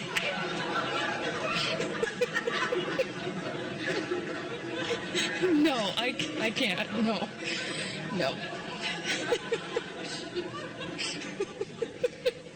No. That's the reality of it for 18 months? Yeah. Okay, reality. How do you know you don't need sex in 18 months? You haven't had any. Right. Okay, so how does it feel when you attach to the thought, I need sex, and there's no man there to give it to you? Well, I just feel like, all the time. And how do you live when you feel, How do you live your life? Like I'm hyper, and, and my employees all suffer for it. So, I need sex, turn it around. I don't need sex. Welcome to reality. Yeah. This is terrorism. If you think terrorism works, that it is the cruelty and masochism and terrorism, you're too fat, you're horrible, you're ugly, you're never going to have a relationship until you lose weight. This is terrorism. So when you get thin, you have taught yourself that war is valid and that's how to get something. And what I say about that is as long as you believe it, you're teaching it, and your country says, let's all end war as long as I have the biggest bomb, as long as I am the ultimate terrorist, and that's what you teach. Mm-hmm. We have seen there are no new thoughts. So each time NATO sits down at the table, they are taking this into that room. There is no way that there is not confusion in that room. Because they have your thoughts. They have your thoughts. They have your thoughts. Mm-hmm. So you want to end it? There's only one hope. You end it inside of you. You want peace in the world? You're the world. End it inside of you. Or not. I like the part where we think it's their job. I like the part where we think they're wise. Well, guess what? They walk in with every concept you've heard here today. All war belongs on paper. And you're the one. Doing the work on any thought or situation. Once you feel competent in doing the work on people, you can inquire into issues like world hunger, bureaucracy, government, sex, terrorism, or any uncomfortable thought that appears in your mind. As you inquire into issues and turn your judgments around, you come to see that every perceived problem appearing out there is really nothing more than a misperception within your own thinking. When your writing on the worksheet is pointed at an issue, first inquire with the 4 questions as usual. Then, when you get to the turnaround, substitute the words, my thinking, for the issue, wherever that seems appropriate. For example, I don't like war because it frightens me, turns around to, I don't like my thinking because it frightens me. Or, I don't like my thinking, especially about war, because it frightens me. Is that as true or truer for you? Here are a few more examples of the turnaround to my thinking. I'm angry at bureaucrats for making my life complicated. Turns around to, I'm angry at my thinking for making my life complicated.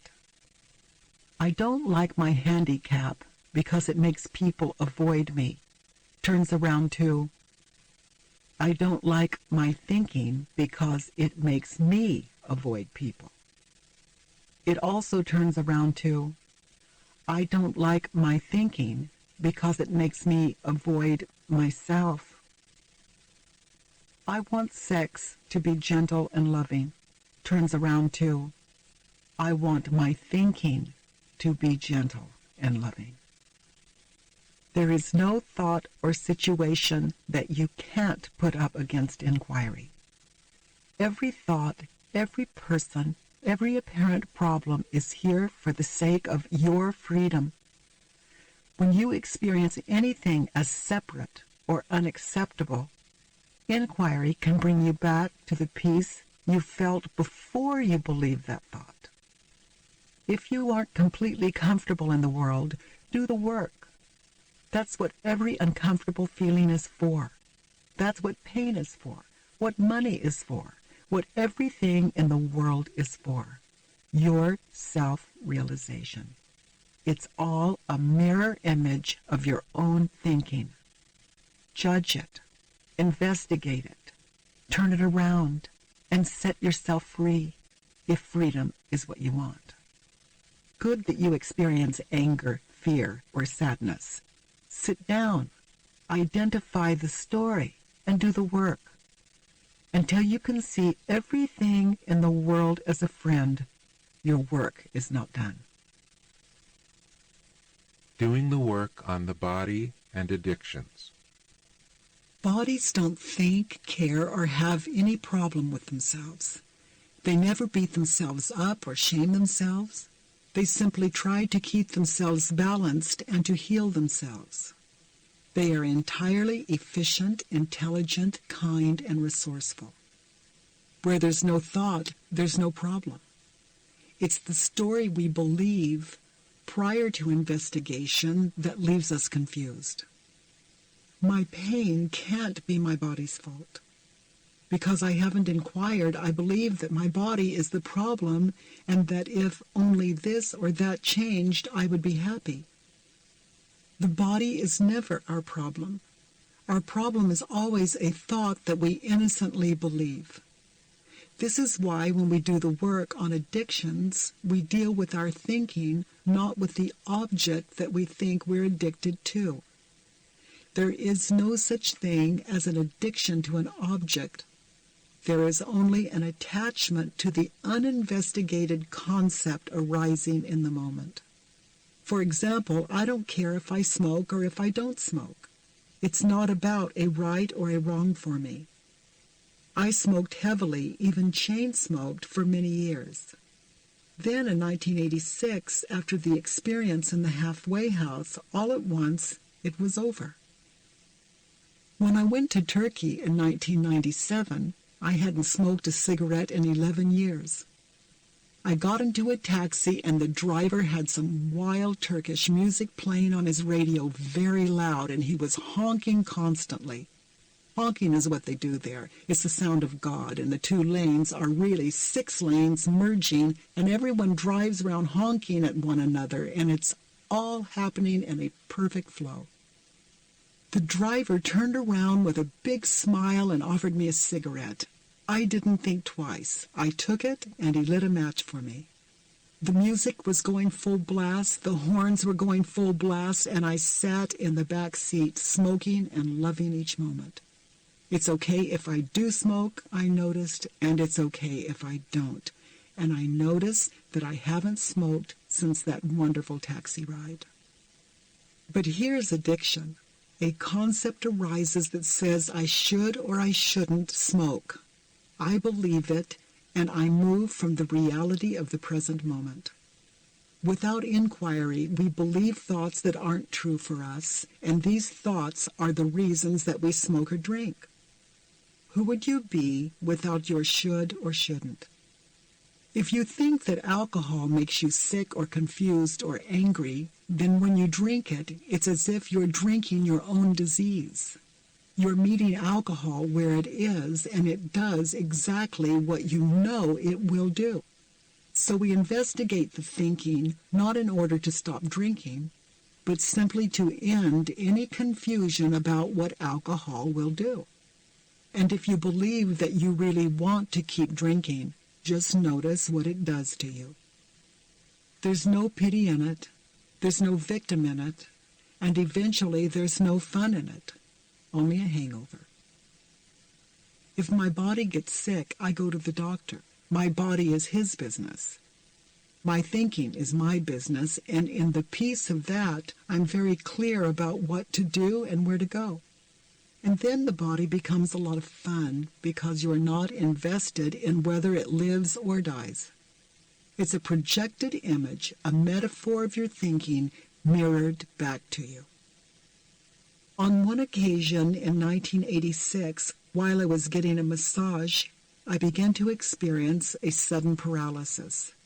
It was like rigor mortis. I couldn't make even the slightest movement. Throughout the experience, I was perfectly calm and joyful because I didn't have a story that the body should look a certain way or move fluidly.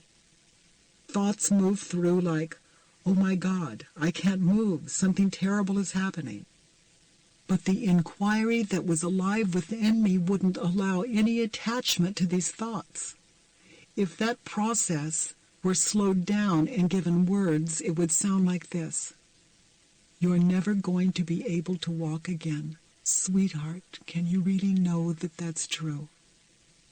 They're so fast, these 4 questions. Eventually they meet a thought at the instant of its arising. After about an hour, my body began to relax and go back to what people would call its normal state. My body can never be a problem if my thinking is healthy. I have worked with hundreds of alcoholics, and I've always found that they were drunk with their thinking before they were drunk with their drinking. Many of them have told me that the work includes all 12 steps of Alcoholics Anonymous. For example, it gives a clear form to the 4th and 5th steps, taking a fearless inventory of ourselves and admitting the exact nature of our wrongs. Don't necessarily do the work on drinking, I tell them. Go back to the thought just prior to the thought that you need a drink, and do the work on that man or woman, on that situation. The prior thought is what you're trying to shut down with alcohol. Your uninvestigated thinking is the problem, not alcohol. Alcohol is honest and true. It promises to get you drunk, and it does. It's a great teacher of integrity. It doesn't say, drink me. It just sits there, true to itself, waiting to do its job. Do the work on your uninvestigated thoughts and also go to 12-step meetings. Share your experience and strength at meetings so that you can hear it yourself. You are always the one you're working with. It's your truth, not ours, that will set you free. When my daughter Roxanne was 16, she drank very heavily and also did drugs. This had begun to happen before I woke up with the questions in 1986, but I was so depressed then that I was totally unaware of it. After inquiry was alive in me, though, I began to notice her actions as well as my thoughts about them. She used to drive off every night in her new red Camaro. If I asked where she was going, she would give me a furious look and slam the door on her way out. It was a look I understood well. I taught her to see me that way.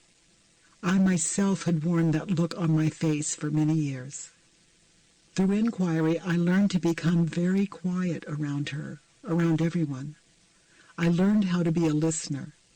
I would often sit and wait up for her far past midnight for the pure privilege of seeing her. Just for that privilege. I knew she was drinking, and I knew I couldn't do a thing about it. The thoughts that would appear in my mind were thoughts like these. She's probably drunk and driving, and she'll be killed in a crash, and I'll never see her again. I'm her mother. I bought her the car. I'm responsible. I should take her car from her. She'll drive while she's drunk, and she'll kill someone. She'll crash into another car or drive into a lamppost and kill herself and her passengers. As the thoughts appeared, each one would be met with wordless, thoughtless inquiry, and inquiry instantly brought me back to reality. Here's what was true. Woman sitting in chair waiting for her beloved daughter.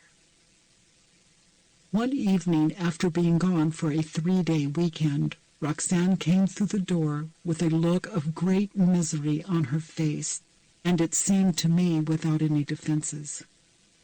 She saw me sitting there, and she just fell into my arms and said, "Mom, I can't do this anymore. Please help me. Whatever this thing is that you're giving to all these people who come to our house, I want it."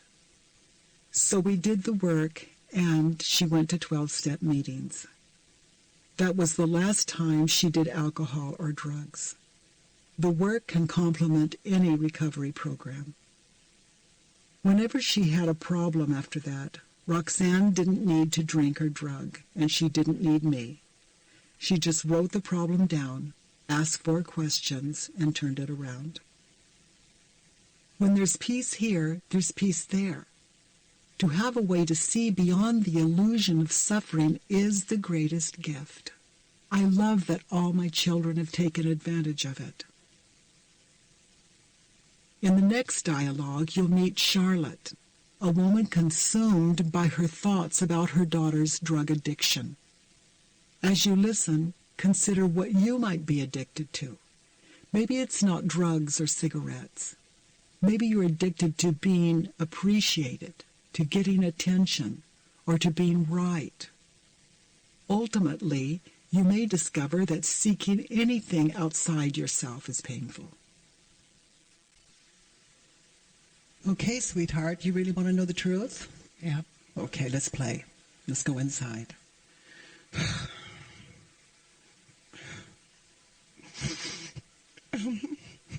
I am afraid of my daughter's drug addiction because it's killing her. Her drug addiction is killing her. Can you absolutely know that that's true? And I'm not saying that it's not. This is just a question. Her drug addiction is killing her. Can you absolutely know that that's true? No. How do you react when you think the thought, her drug addiction is killing her? Very angry. And what do you say? What do you do? I judge her and push her away. I'm afraid of her when I think that. I don't want her around. Who would you be in the presence of your daughter without this thought? Drug addiction is killing her. I'd be more relaxed, and I would be more myself and less mean and reactionary side. Mm-hmm. Yeah. When his work found me, my daughter was, in her words, alcoholic and doing drugs. And I had this work. It was alive. And who would I be without the story? Holding her as long as she lasts. You know, maybe she dies tomorrow of an overdose or something, but she's in my arms now. But how do I treat her when I think that thought? I don't want her around. You know, that's fear.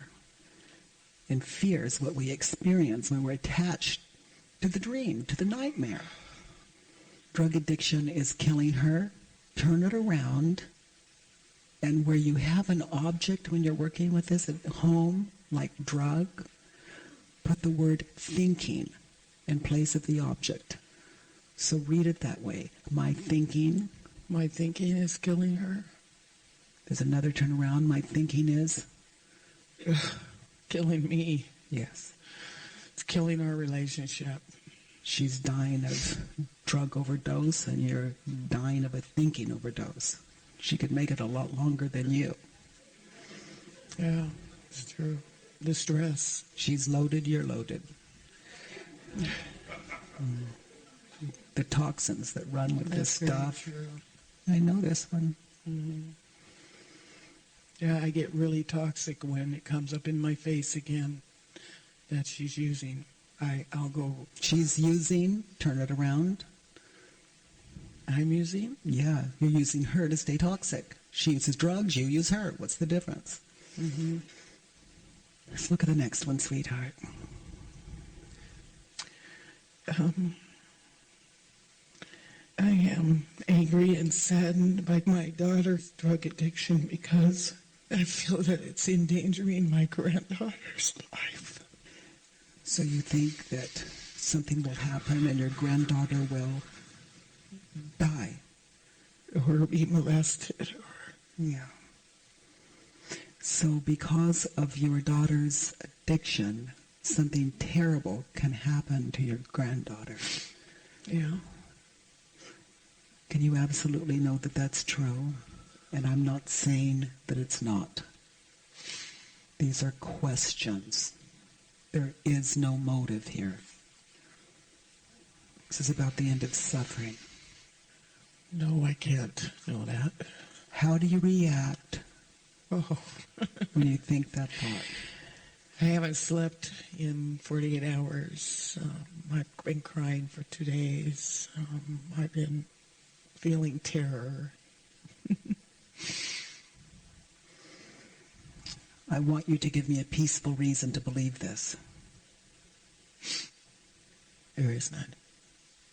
My daughter's drug addiction, turn it around. My thinking addiction. My thinking addiction is endangering my life. Yeah, it's true. Now read it. My drug addiction. My drug addiction is endangering my life.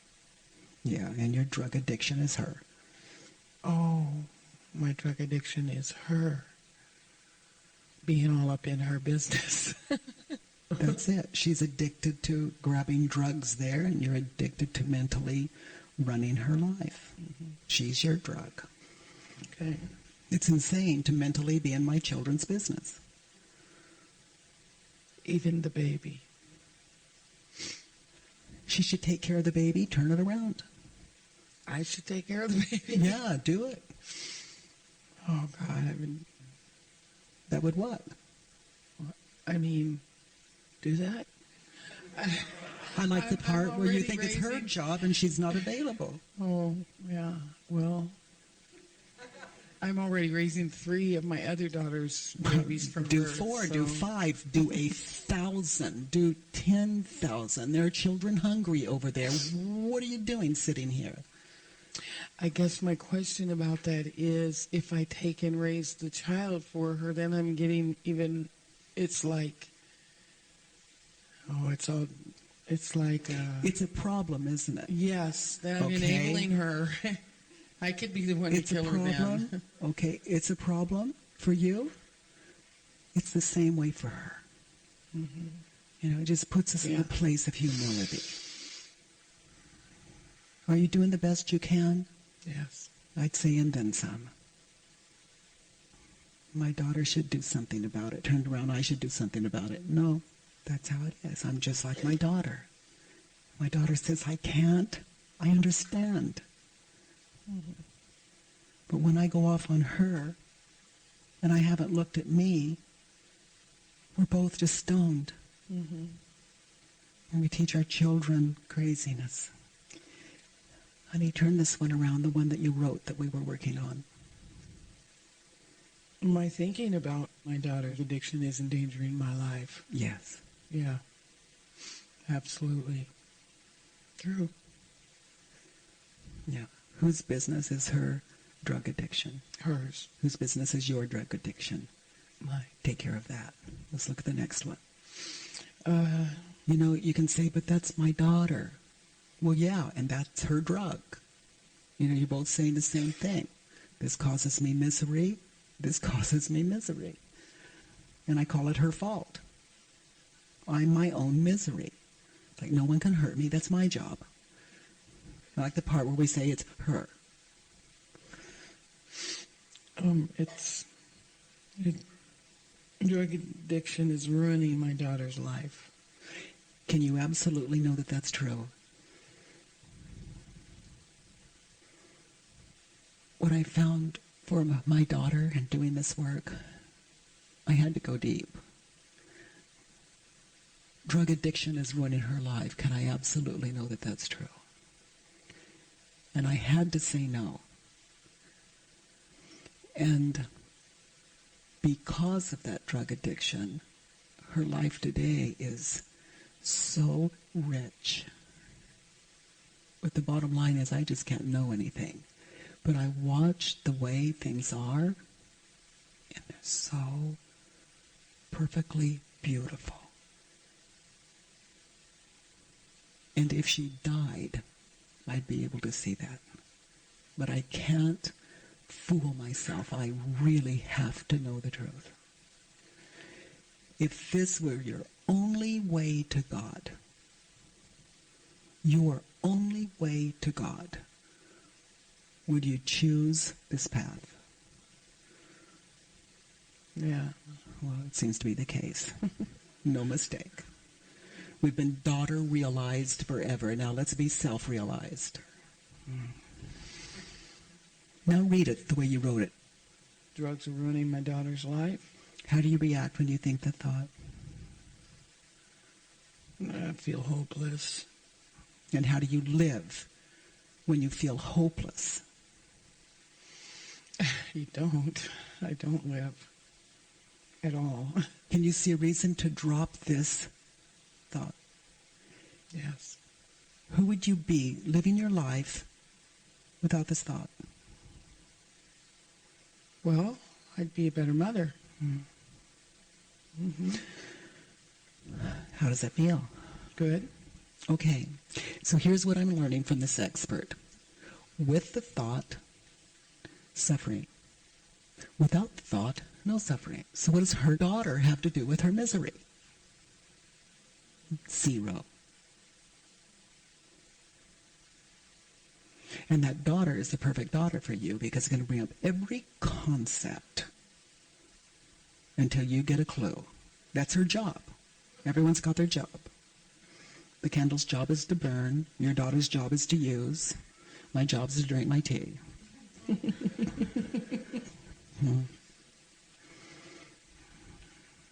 And when you get it, she'll follow. She'll get it. It's a law. Because she's your projection. Hell here, hell there. Clear here, peace there. Let's look at the next one. Almost seems silly now. If you think your daughter is your problem, welcome to the work. If you think anyone in your life is the problem, welcome to the work. Your work. This work takes you in. That's why I love these questions. They don't even say answer me. They're just a way to go in.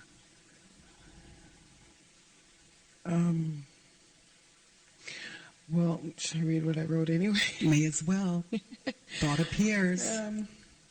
I am angry, confused, saddened, and afraid, all of it, at my daughter's drug addiction because it brings excruciating pain to me. So turned around?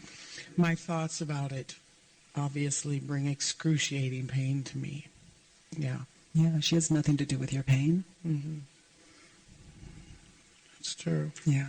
Absolutely. I can see it. I can feel it. I love once a person knows this because they see the innocence of their children and their parents and their spouses, their partners. They see their innocence and in that come to see their own. This work is about 100% forgiveness, because that's what you are. Let's look at the next one.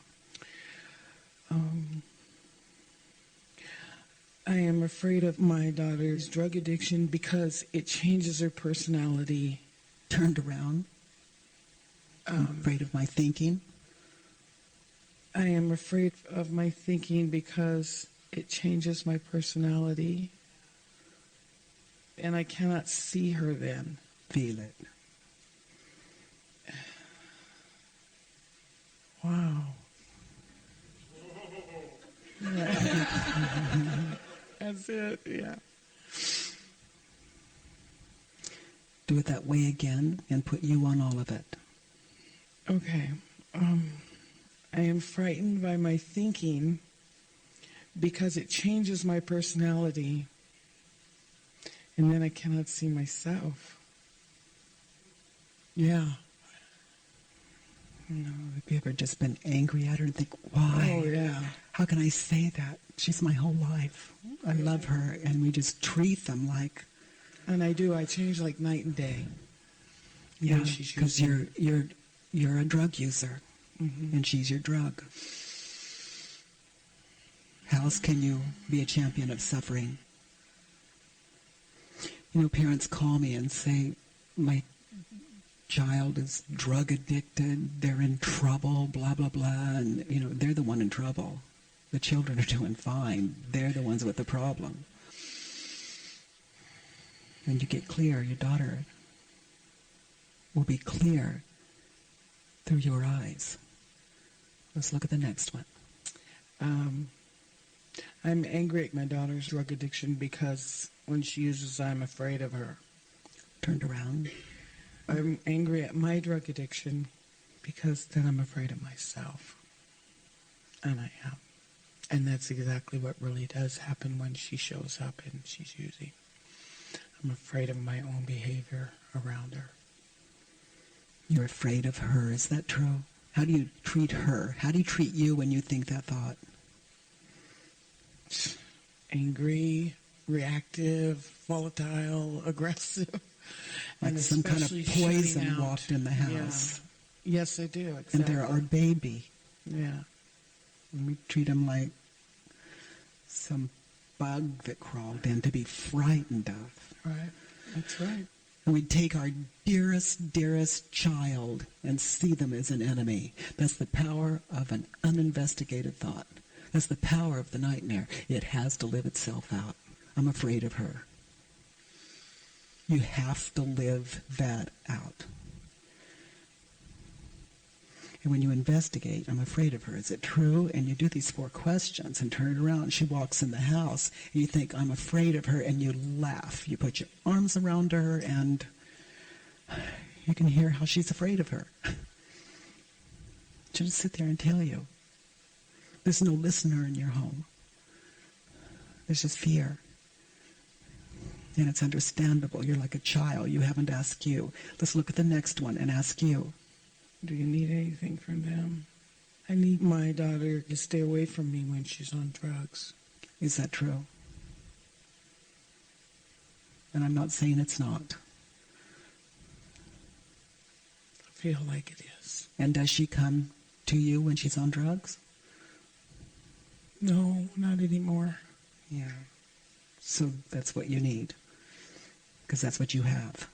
No mistake. If my daughter doesn't come to me, that's how I know I don't need her. If she does, that's how I know I need her. And when she does, I do all this stuff.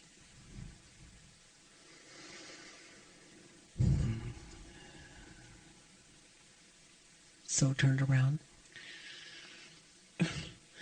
I need myself to stay away from me when I'm on drugs. That's always true. One way you can stay away from you when you're on drugs, the drug of your daughter, is to put your thoughts on paper. Yeah. And stay away from who you think you are, which is fearful, angry. Mm-hmm. Come back to your beautiful self.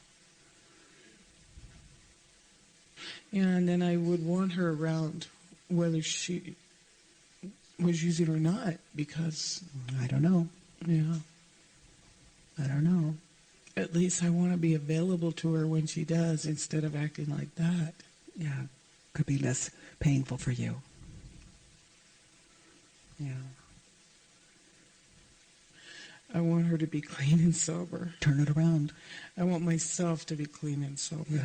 Mentally in her business, stoned, drunk, angry, fearful. When you notice those feelings, know you're using. Mm-hmm. You're using her not to be real, not to be loved, not to be yourself. Okay. The next one? I want her to take care of her baby like she used to. Turn it around. Put your own daughter there. I want to take care of my daughter like I used to.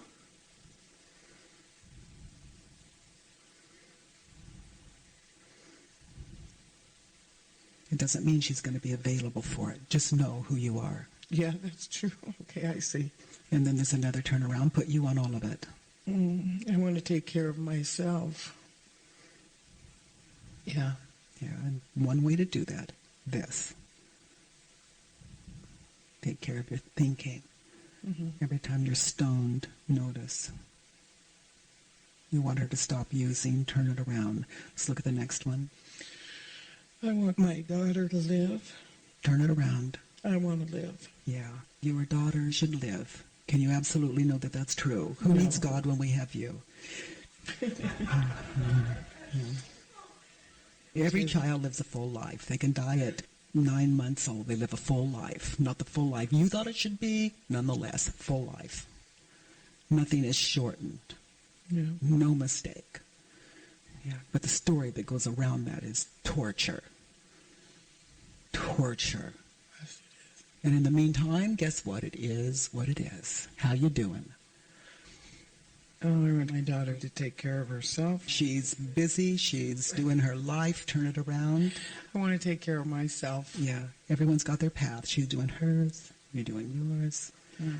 How do you react when you think the thought? When I think that I want her to live. Uh-huh. And she's out there using? Tense. Stressed. Is she going to or not? Yeah. Who would you be without the story, I want her to live?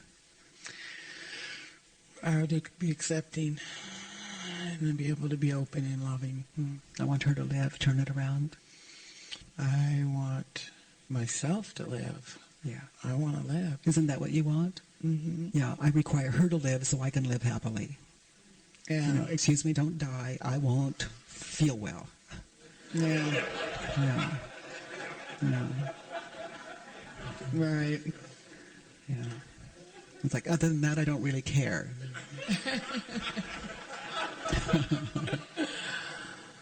Mm-hmm. Caring, there's no conditions on it. Live, die, I love you. Let's look at the next. Well, that's a big one. I want her to get well. Can you really know that that's her path? No. How do you react when you think the thought? Why do you want her to be well? So she can feel good. And when she feels good, what do you get? I know she's safe and feels good. And then what do you get? Then I feel good. Right. I want her to be well, so then I'll feel well. That's a long way around, honey.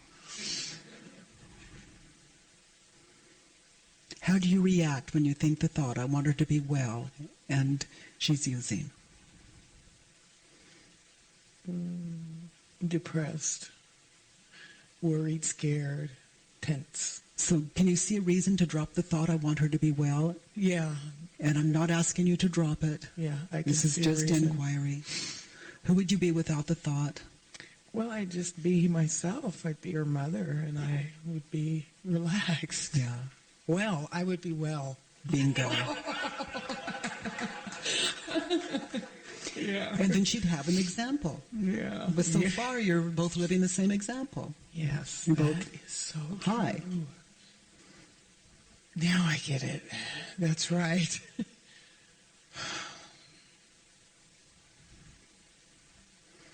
There's only one you can heal. Mm-hmm. And when you heal that one, we all heal. Mm-hmm. Through your eyes, we're all well. Let's look at the next one.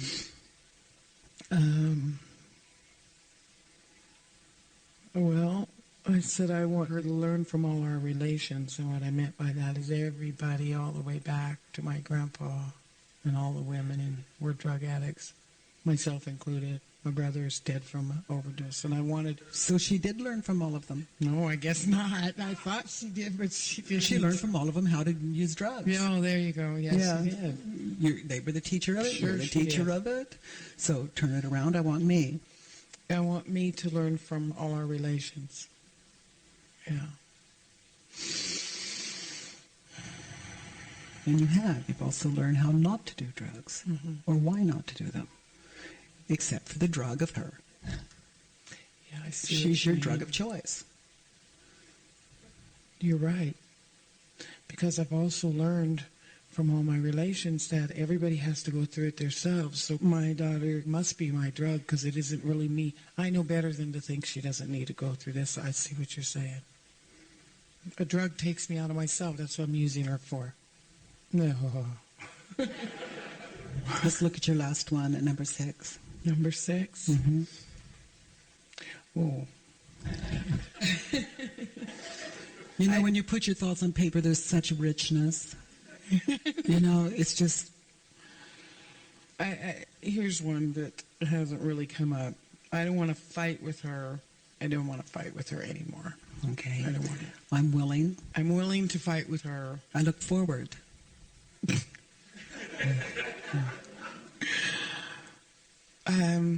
Say it anyway. I mean, it's very scary. Could happen, even if only here. I look forward to fighting with her. Yeah. And when you fight with this dear innocent person, you're going to feel it, and that'll put you back into the work. Okay. Oh, I see. Yeah. All war belongs on paper, not in our daughter's face. Mm-hmm. But it's okay if you put it in her face because it brings so much pain that it can bring you back to the paper. Yeah, it does. Once we know how to deal with it on paper. Thank you, sweetheart. Making friends with the worst that can happen. I have helped people do the work on rape, war in Vietnam and Bosnia, torture, Nazi concentration camps, the death of a child, and the prolonged pain of illnesses like cancer. Many of us think that it's not humanly possible to accept extreme experiences like these, much less meet them with unconditional love. But not only is that possible, it's our true nature. Nothing terrible has ever happened except in our thinking. Reality is always good, even in situations that seem like nightmares. The story we tell is the only nightmare that we have ever lived. When I say that the worst that can happen is a belief, I am being literal. The worst that can happen to you is your uninvestigated belief system. In the School for the Work, I love to use inquiry to walk people through the thing they fear most, the worst that could possibly happen. For many of them, the worst thing is death. They often believe that they'll suffer terribly not only during the process of dying, but also after they die. I take them deep enough into these waking nightmares to dispel the illusion of fear, pain, and suffering. I have often sat with people on their deathbeds, and after we do the work, they always tell me that they're fine. I remember one very frightened woman who was dying of cancer. She had requested that I sit with her, so I came. I sat down beside her and said, "I don't see a problem." She said, "No? Well, I'll show you a problem," and she pulled off the sheet. One of her legs was so swollen that it was at least twice the size of her normal leg. I looked, and I still couldn't find a problem. She said, "You must be blind. Look at this leg." Now look at the other one. And I said, ah, now I see the problem. You're suffering from the belief that that leg should look like this one. Who would you be without that thought? And she got it. She began to laugh, and the fear just poured out through her laughter. She said that this was the happiest she had ever been in her entire life. I once went to visit a woman who was dying in a hospice. When I walked in, she was napping, so I just sat by her bed until she opened her eyes. I took her hand and we talked for a few minutes, and she said, "I'm so frightened. I don't know how to die." And I said, "Sweetheart, is that true?" She said, "Yes, I just don't know what to do." I said, "When I walked in, you were taking a nap. Do you know how to take a nap?" She said, "Of course." And I said, "You close your eyes every night and you go to sleep. People look forward to sleeping. That's all death is. That's as bad as it gets, except for your belief system that says there's something else." She told me she believed in the after-death thing and said, "I won't know what to do when I get there." I said, "Can you really know that there's something to do?" She said, "I guess not." I said, "There's nothing you have to know, and it's always all right. Everything you need is already there for you. You don't have to think about it. All you have to do is take a nap when you need to, and when you wake up, you'll know what to do." I was describing life to her, of course, not death. Then we went into the second question. Can you absolutely know that it's true that you don't know how to die? She began to laugh and said that she preferred being with me to being with her story. What fun, having nowhere to go but where we really are now. When the mind thinks of death, it looks at nothing and calls it something to keep from experiencing what it, the mind, really is.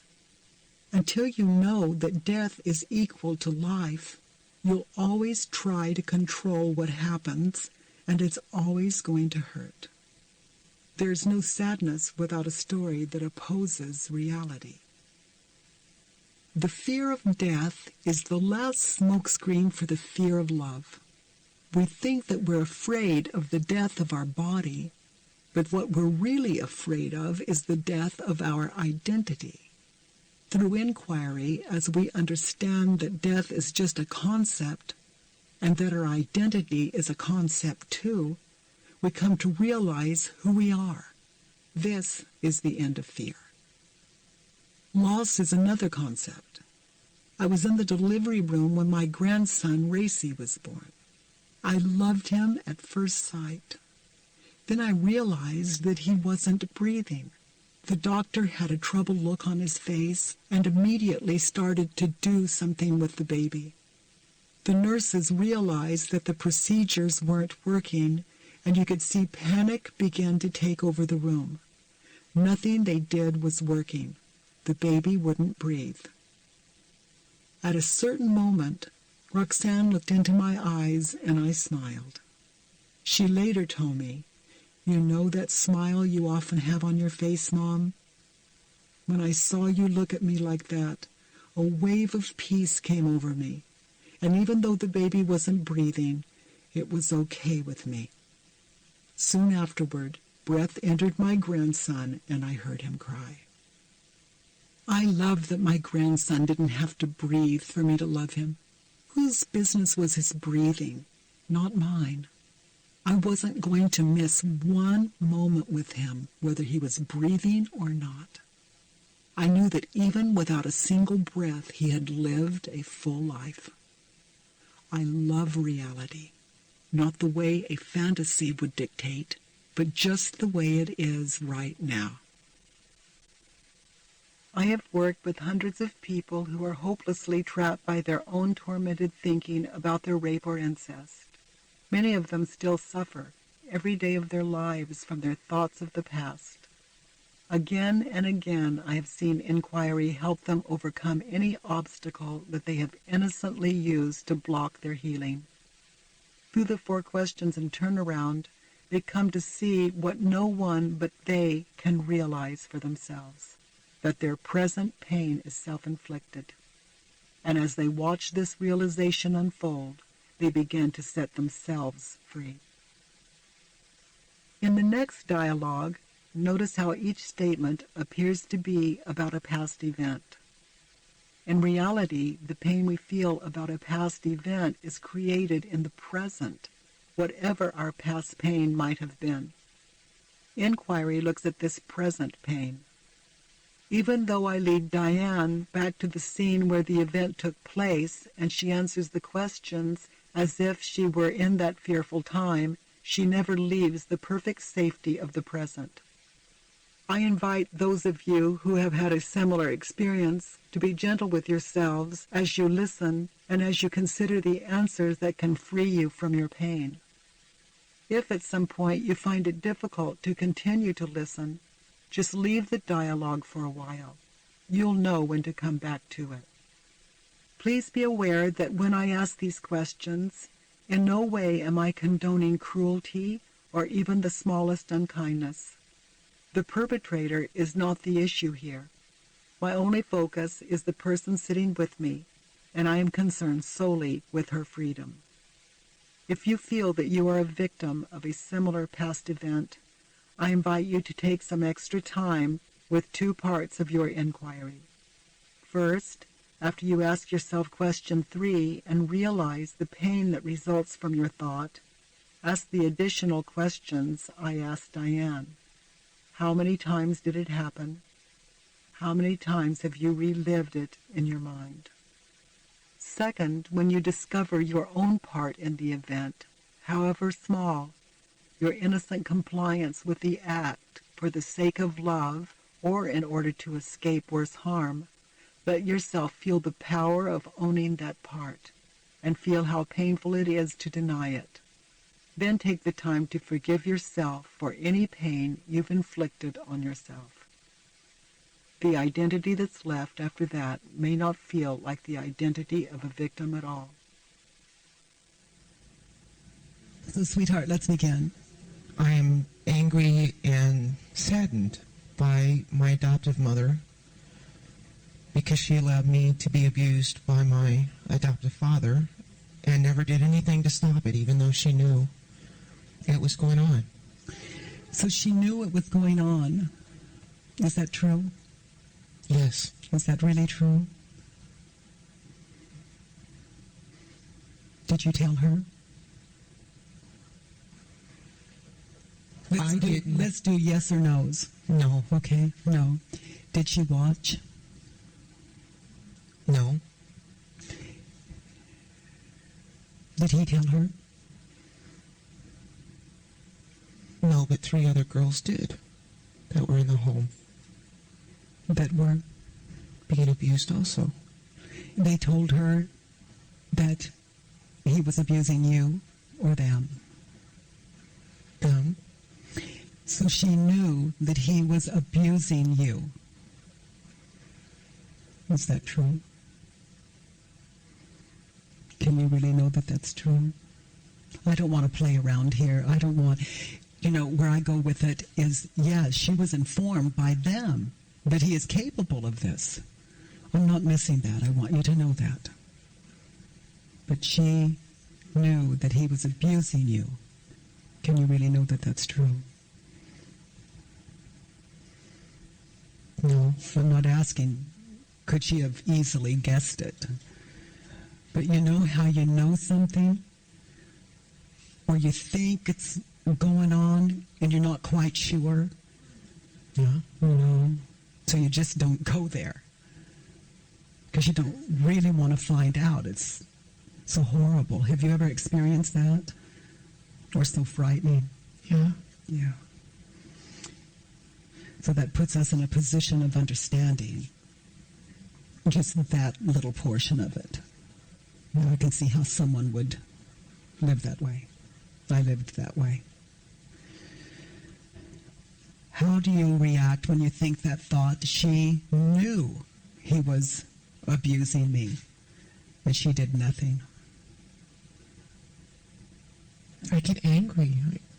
And how do you treat her when you think that thought? I don't talk to her. And how does it feel to be motherless? Sad. Lonely. Who would you be without this thought? She knew what he was doing and did not intervene. And did nothing. At peace with her and myself. She knew what was going on and did nothing. Turn it around. I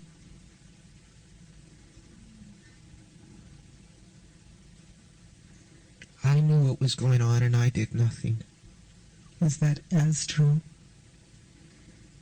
Did you tell her? No.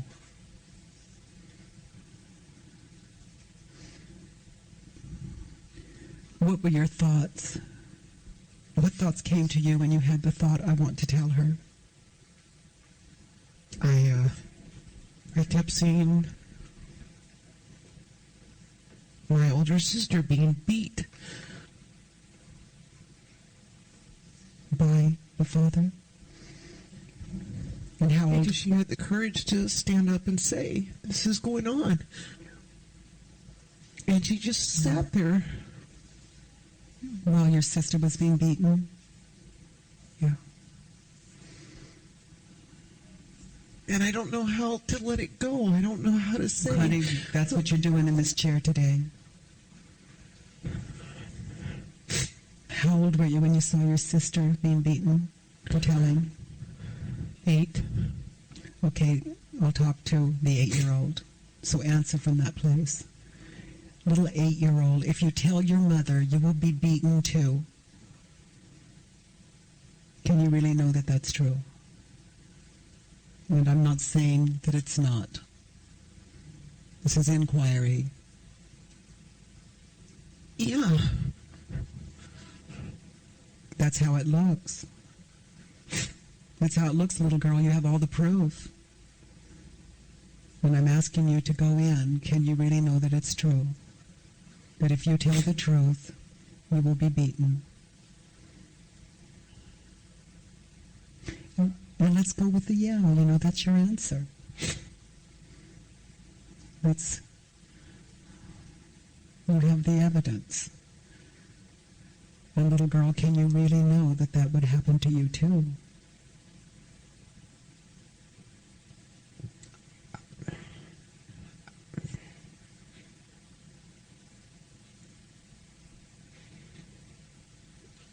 Both answers are equal, honey. That's the only thing that I can see happening. Either that or I'd be sent away. Yeah. So, little girl, if you tell, you'd be sent away. And you really know that that's true?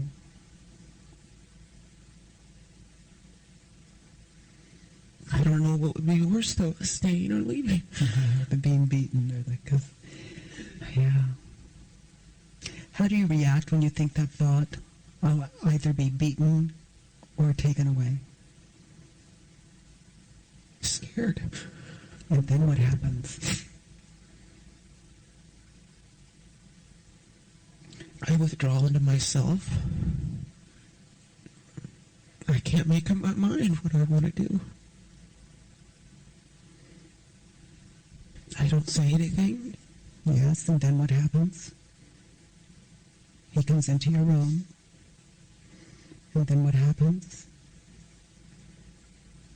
You don't say anything. It just continues. Yes, honey, it continues. And this isn't about a right or wrong. We're just taking a look here. This is not about winning and losing or any of it. It continues.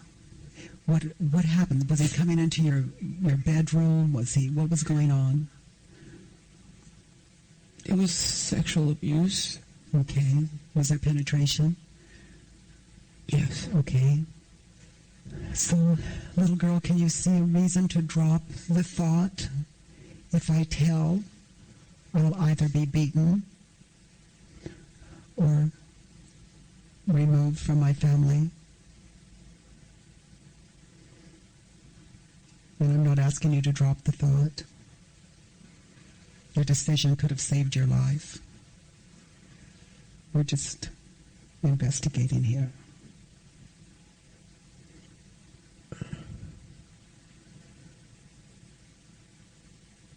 I can't see a reason.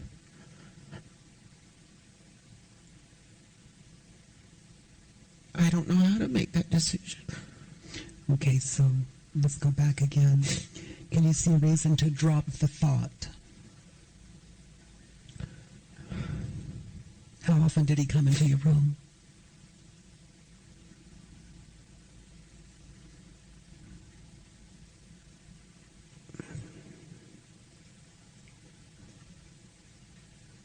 Whenever my mother wasn't there. So once a month? Once a week? When I realize there's no way you could know, but what does it seem like to you? Sometimes it was every night. She was at school. Sometimes I There's a didn't go for reason. weeks. Yeah. So that's a reason to drop the thought. It continued and continued.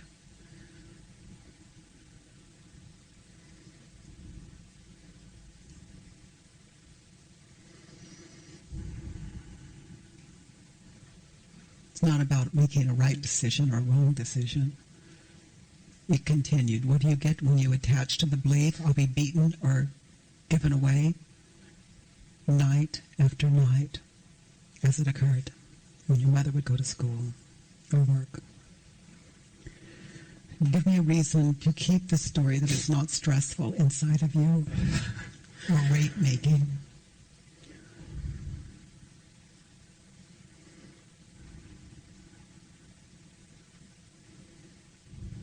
There is none. Yeah. Every thought of it is Torture chamber. Stressful.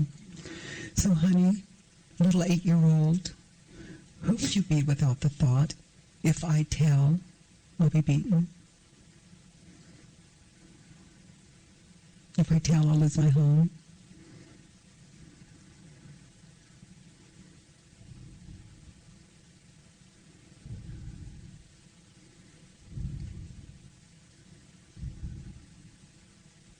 happy. How many times did you see your sister beaten? For telling? Just that once. How many times did he come into your room? More than once. Okay. Which would be the more painful? I guess one beating. Little girls don't know these things. We're just kind of taking a look today. What is the worst that happened? Can you go into the sexual act and your experience of it? Go to the time that was the most painful, the worst time. How old are you? 9. Okay, so tell me what's going on. We had, my grandfather had an ice cream parlor for my birthday. And when we left, my mother told me to ride with him. With your father? Yes.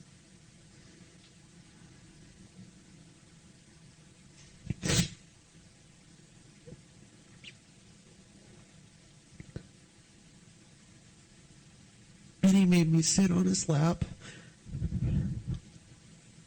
while he was driving. Yes.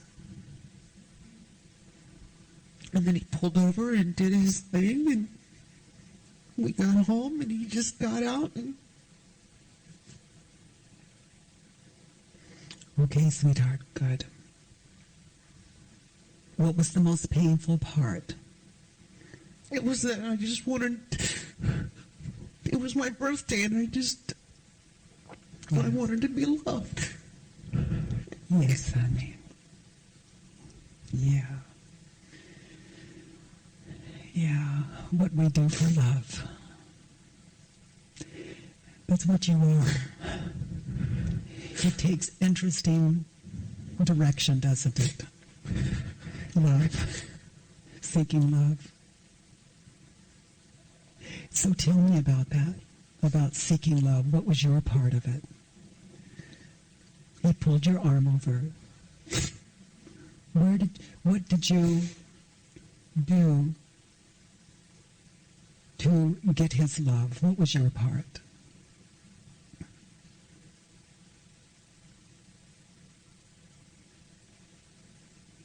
I just let it happen. Was there a part there where you pretended it was okay for love?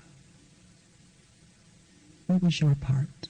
You just let it happen, and if this is your experience, go in. What is your part? What is your part? This is not about blame. Okay. I loved him. Yes. That's how that is. Yes, honey.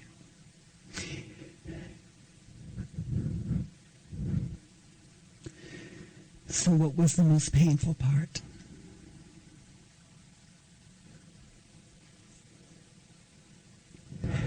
That he just left. That he left.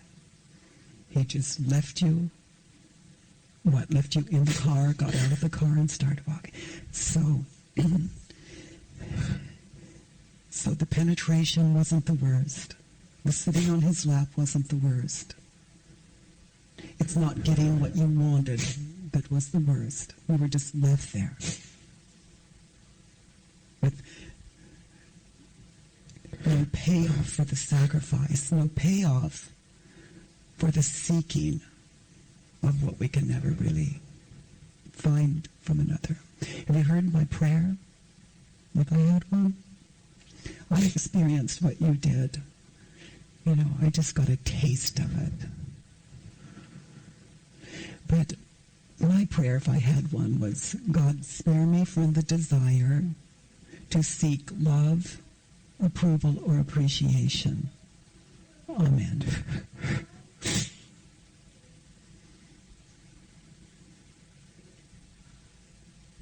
So that makes me as guilty as him?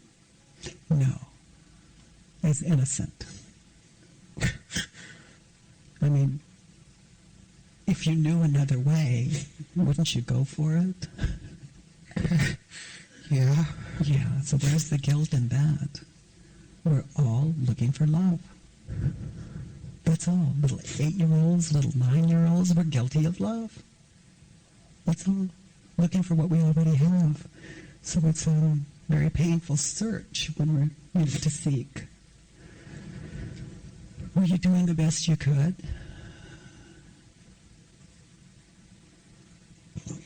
Yeah. Yeah. Yeah. Maybe he was too. He abused me. Turn it around. I abused me. Yes. Can you see that? Again, this is not a right or wrong. Yeah. Yeah. This is great insight. So just be with that little girl a moment.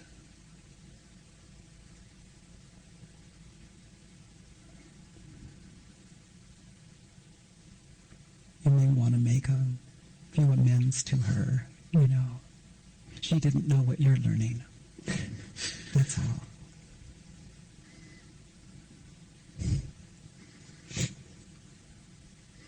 She lived that for your education now. There is no greater teacher than that. She's the one. She's the one you can believe. All of us, blah, blah, blah. You can believe her. She is where your wisdom lies. I was getting a taste of this beautiful little girl that would live that for your freedom today. Sweetheart, there's another turnaround. He abused me. I abused me. There's another turnaround. I I abused. Abused.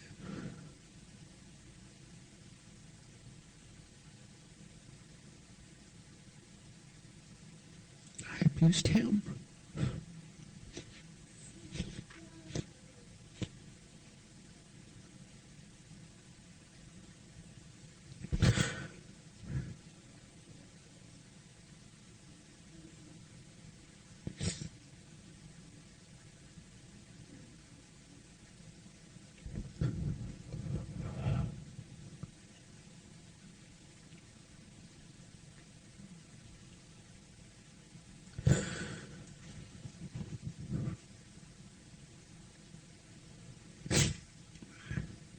That's a hard one.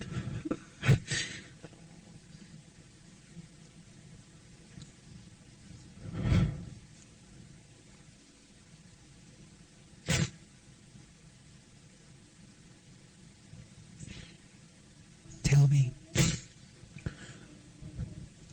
sweetheart, he did this much. I did this much. That's what I need to know. This much. That's mine. This can hurt as much as that. Tell me. Tell me.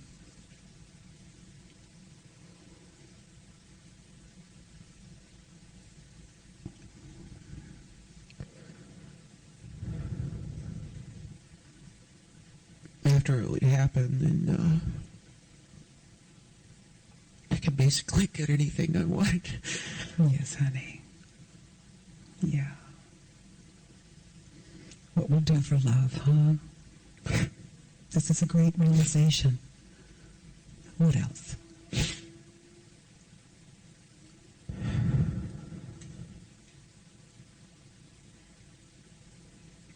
I think sometimes if I'd have said something sooner,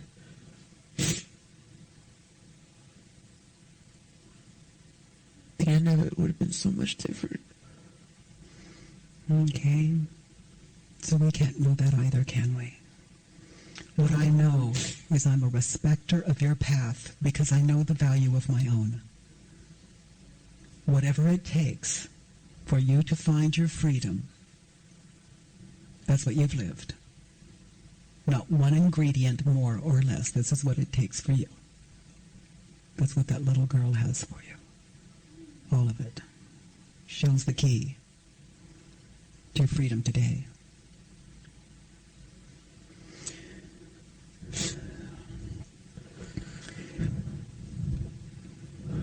So,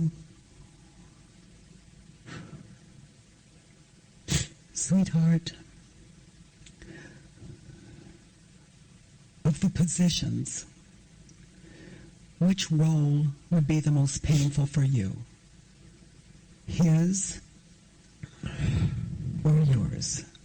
A man who would penetrate a little 8 or 9-year-old? Or the 8 or 9-year-old being penetrated? Which would be the most painful? The most painful position. If you had to choose one, I would think his. Yeah. So you, that tells me you know what he was living.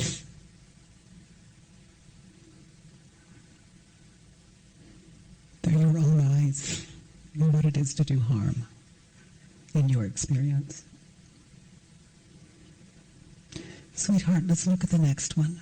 You're doing very well. You walk through you very sweetly. Quite a surgery you do, huh? I see you're tired of the pain. Yeah. I don't want to pass it on to my son. Yeah, your son doesn't need this, but he will have to wear it as long as you hold it. That's not a choice. He is the world as you perceive it, and he will mirror that out. You continue the surgery, you're doing too. He'll follow you. That's not an option.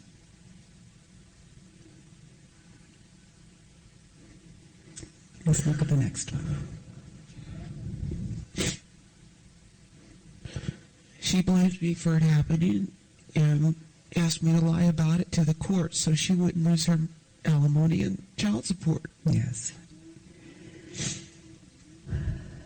And did you lie? No. And then what happened? Nobody believed me, and then what happened? I was sent away. How old were you? 14. Yeah.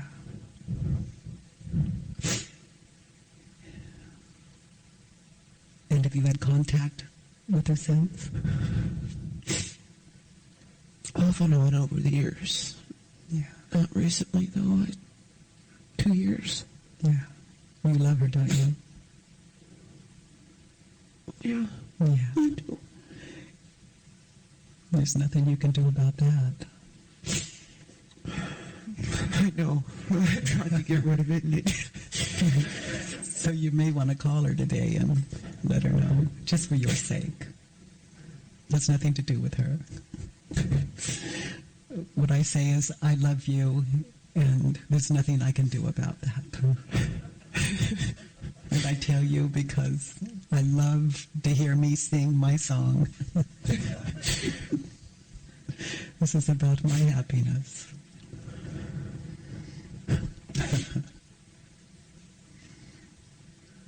Read it again. I am angry and saddened by my adoptive mother because she allowed me to be abused by my father and never did anything to stop it, even though she knew it was going on. Turn around. I am angry at myself because I allowed me to be abused by my father. I never did anything to stop it. Yes. What we'll do for love. Yeah. That song, Looking for Love in All the Wrong Places. We're children, we're babies. It's what we are, so we keep trying to meet it in everything and everyone because we haven't noticed that we already have it, are it. We're always aware of it, but we're confused for a while. Yeah, so we look at it today. Let's look at the next one. She never loved me like she loved her natural son. Can you really know that that's true? That's a tough one, huh? I hear myself say it, and I know it's not true. Yeah, good. I don't know that it's not. So how do you treat her when you think that thought? How did you treat her growing up in that house when you think that thought?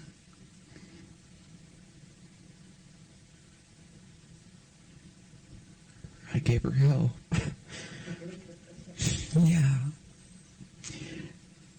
How did it feel to give this mother that you love so much hell? I hated myself for it. Yes, Angel. Can you see a reason to drop the thought she loves her natural son more than she loves me?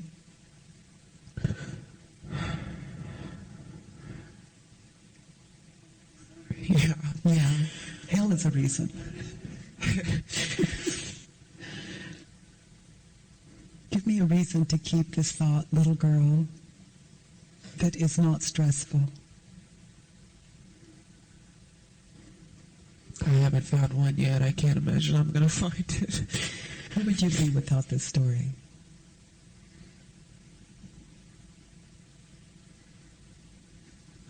I'd be better to me. I'd be better to my son. I wouldn't be so angry. Yeah. How would you turn that around?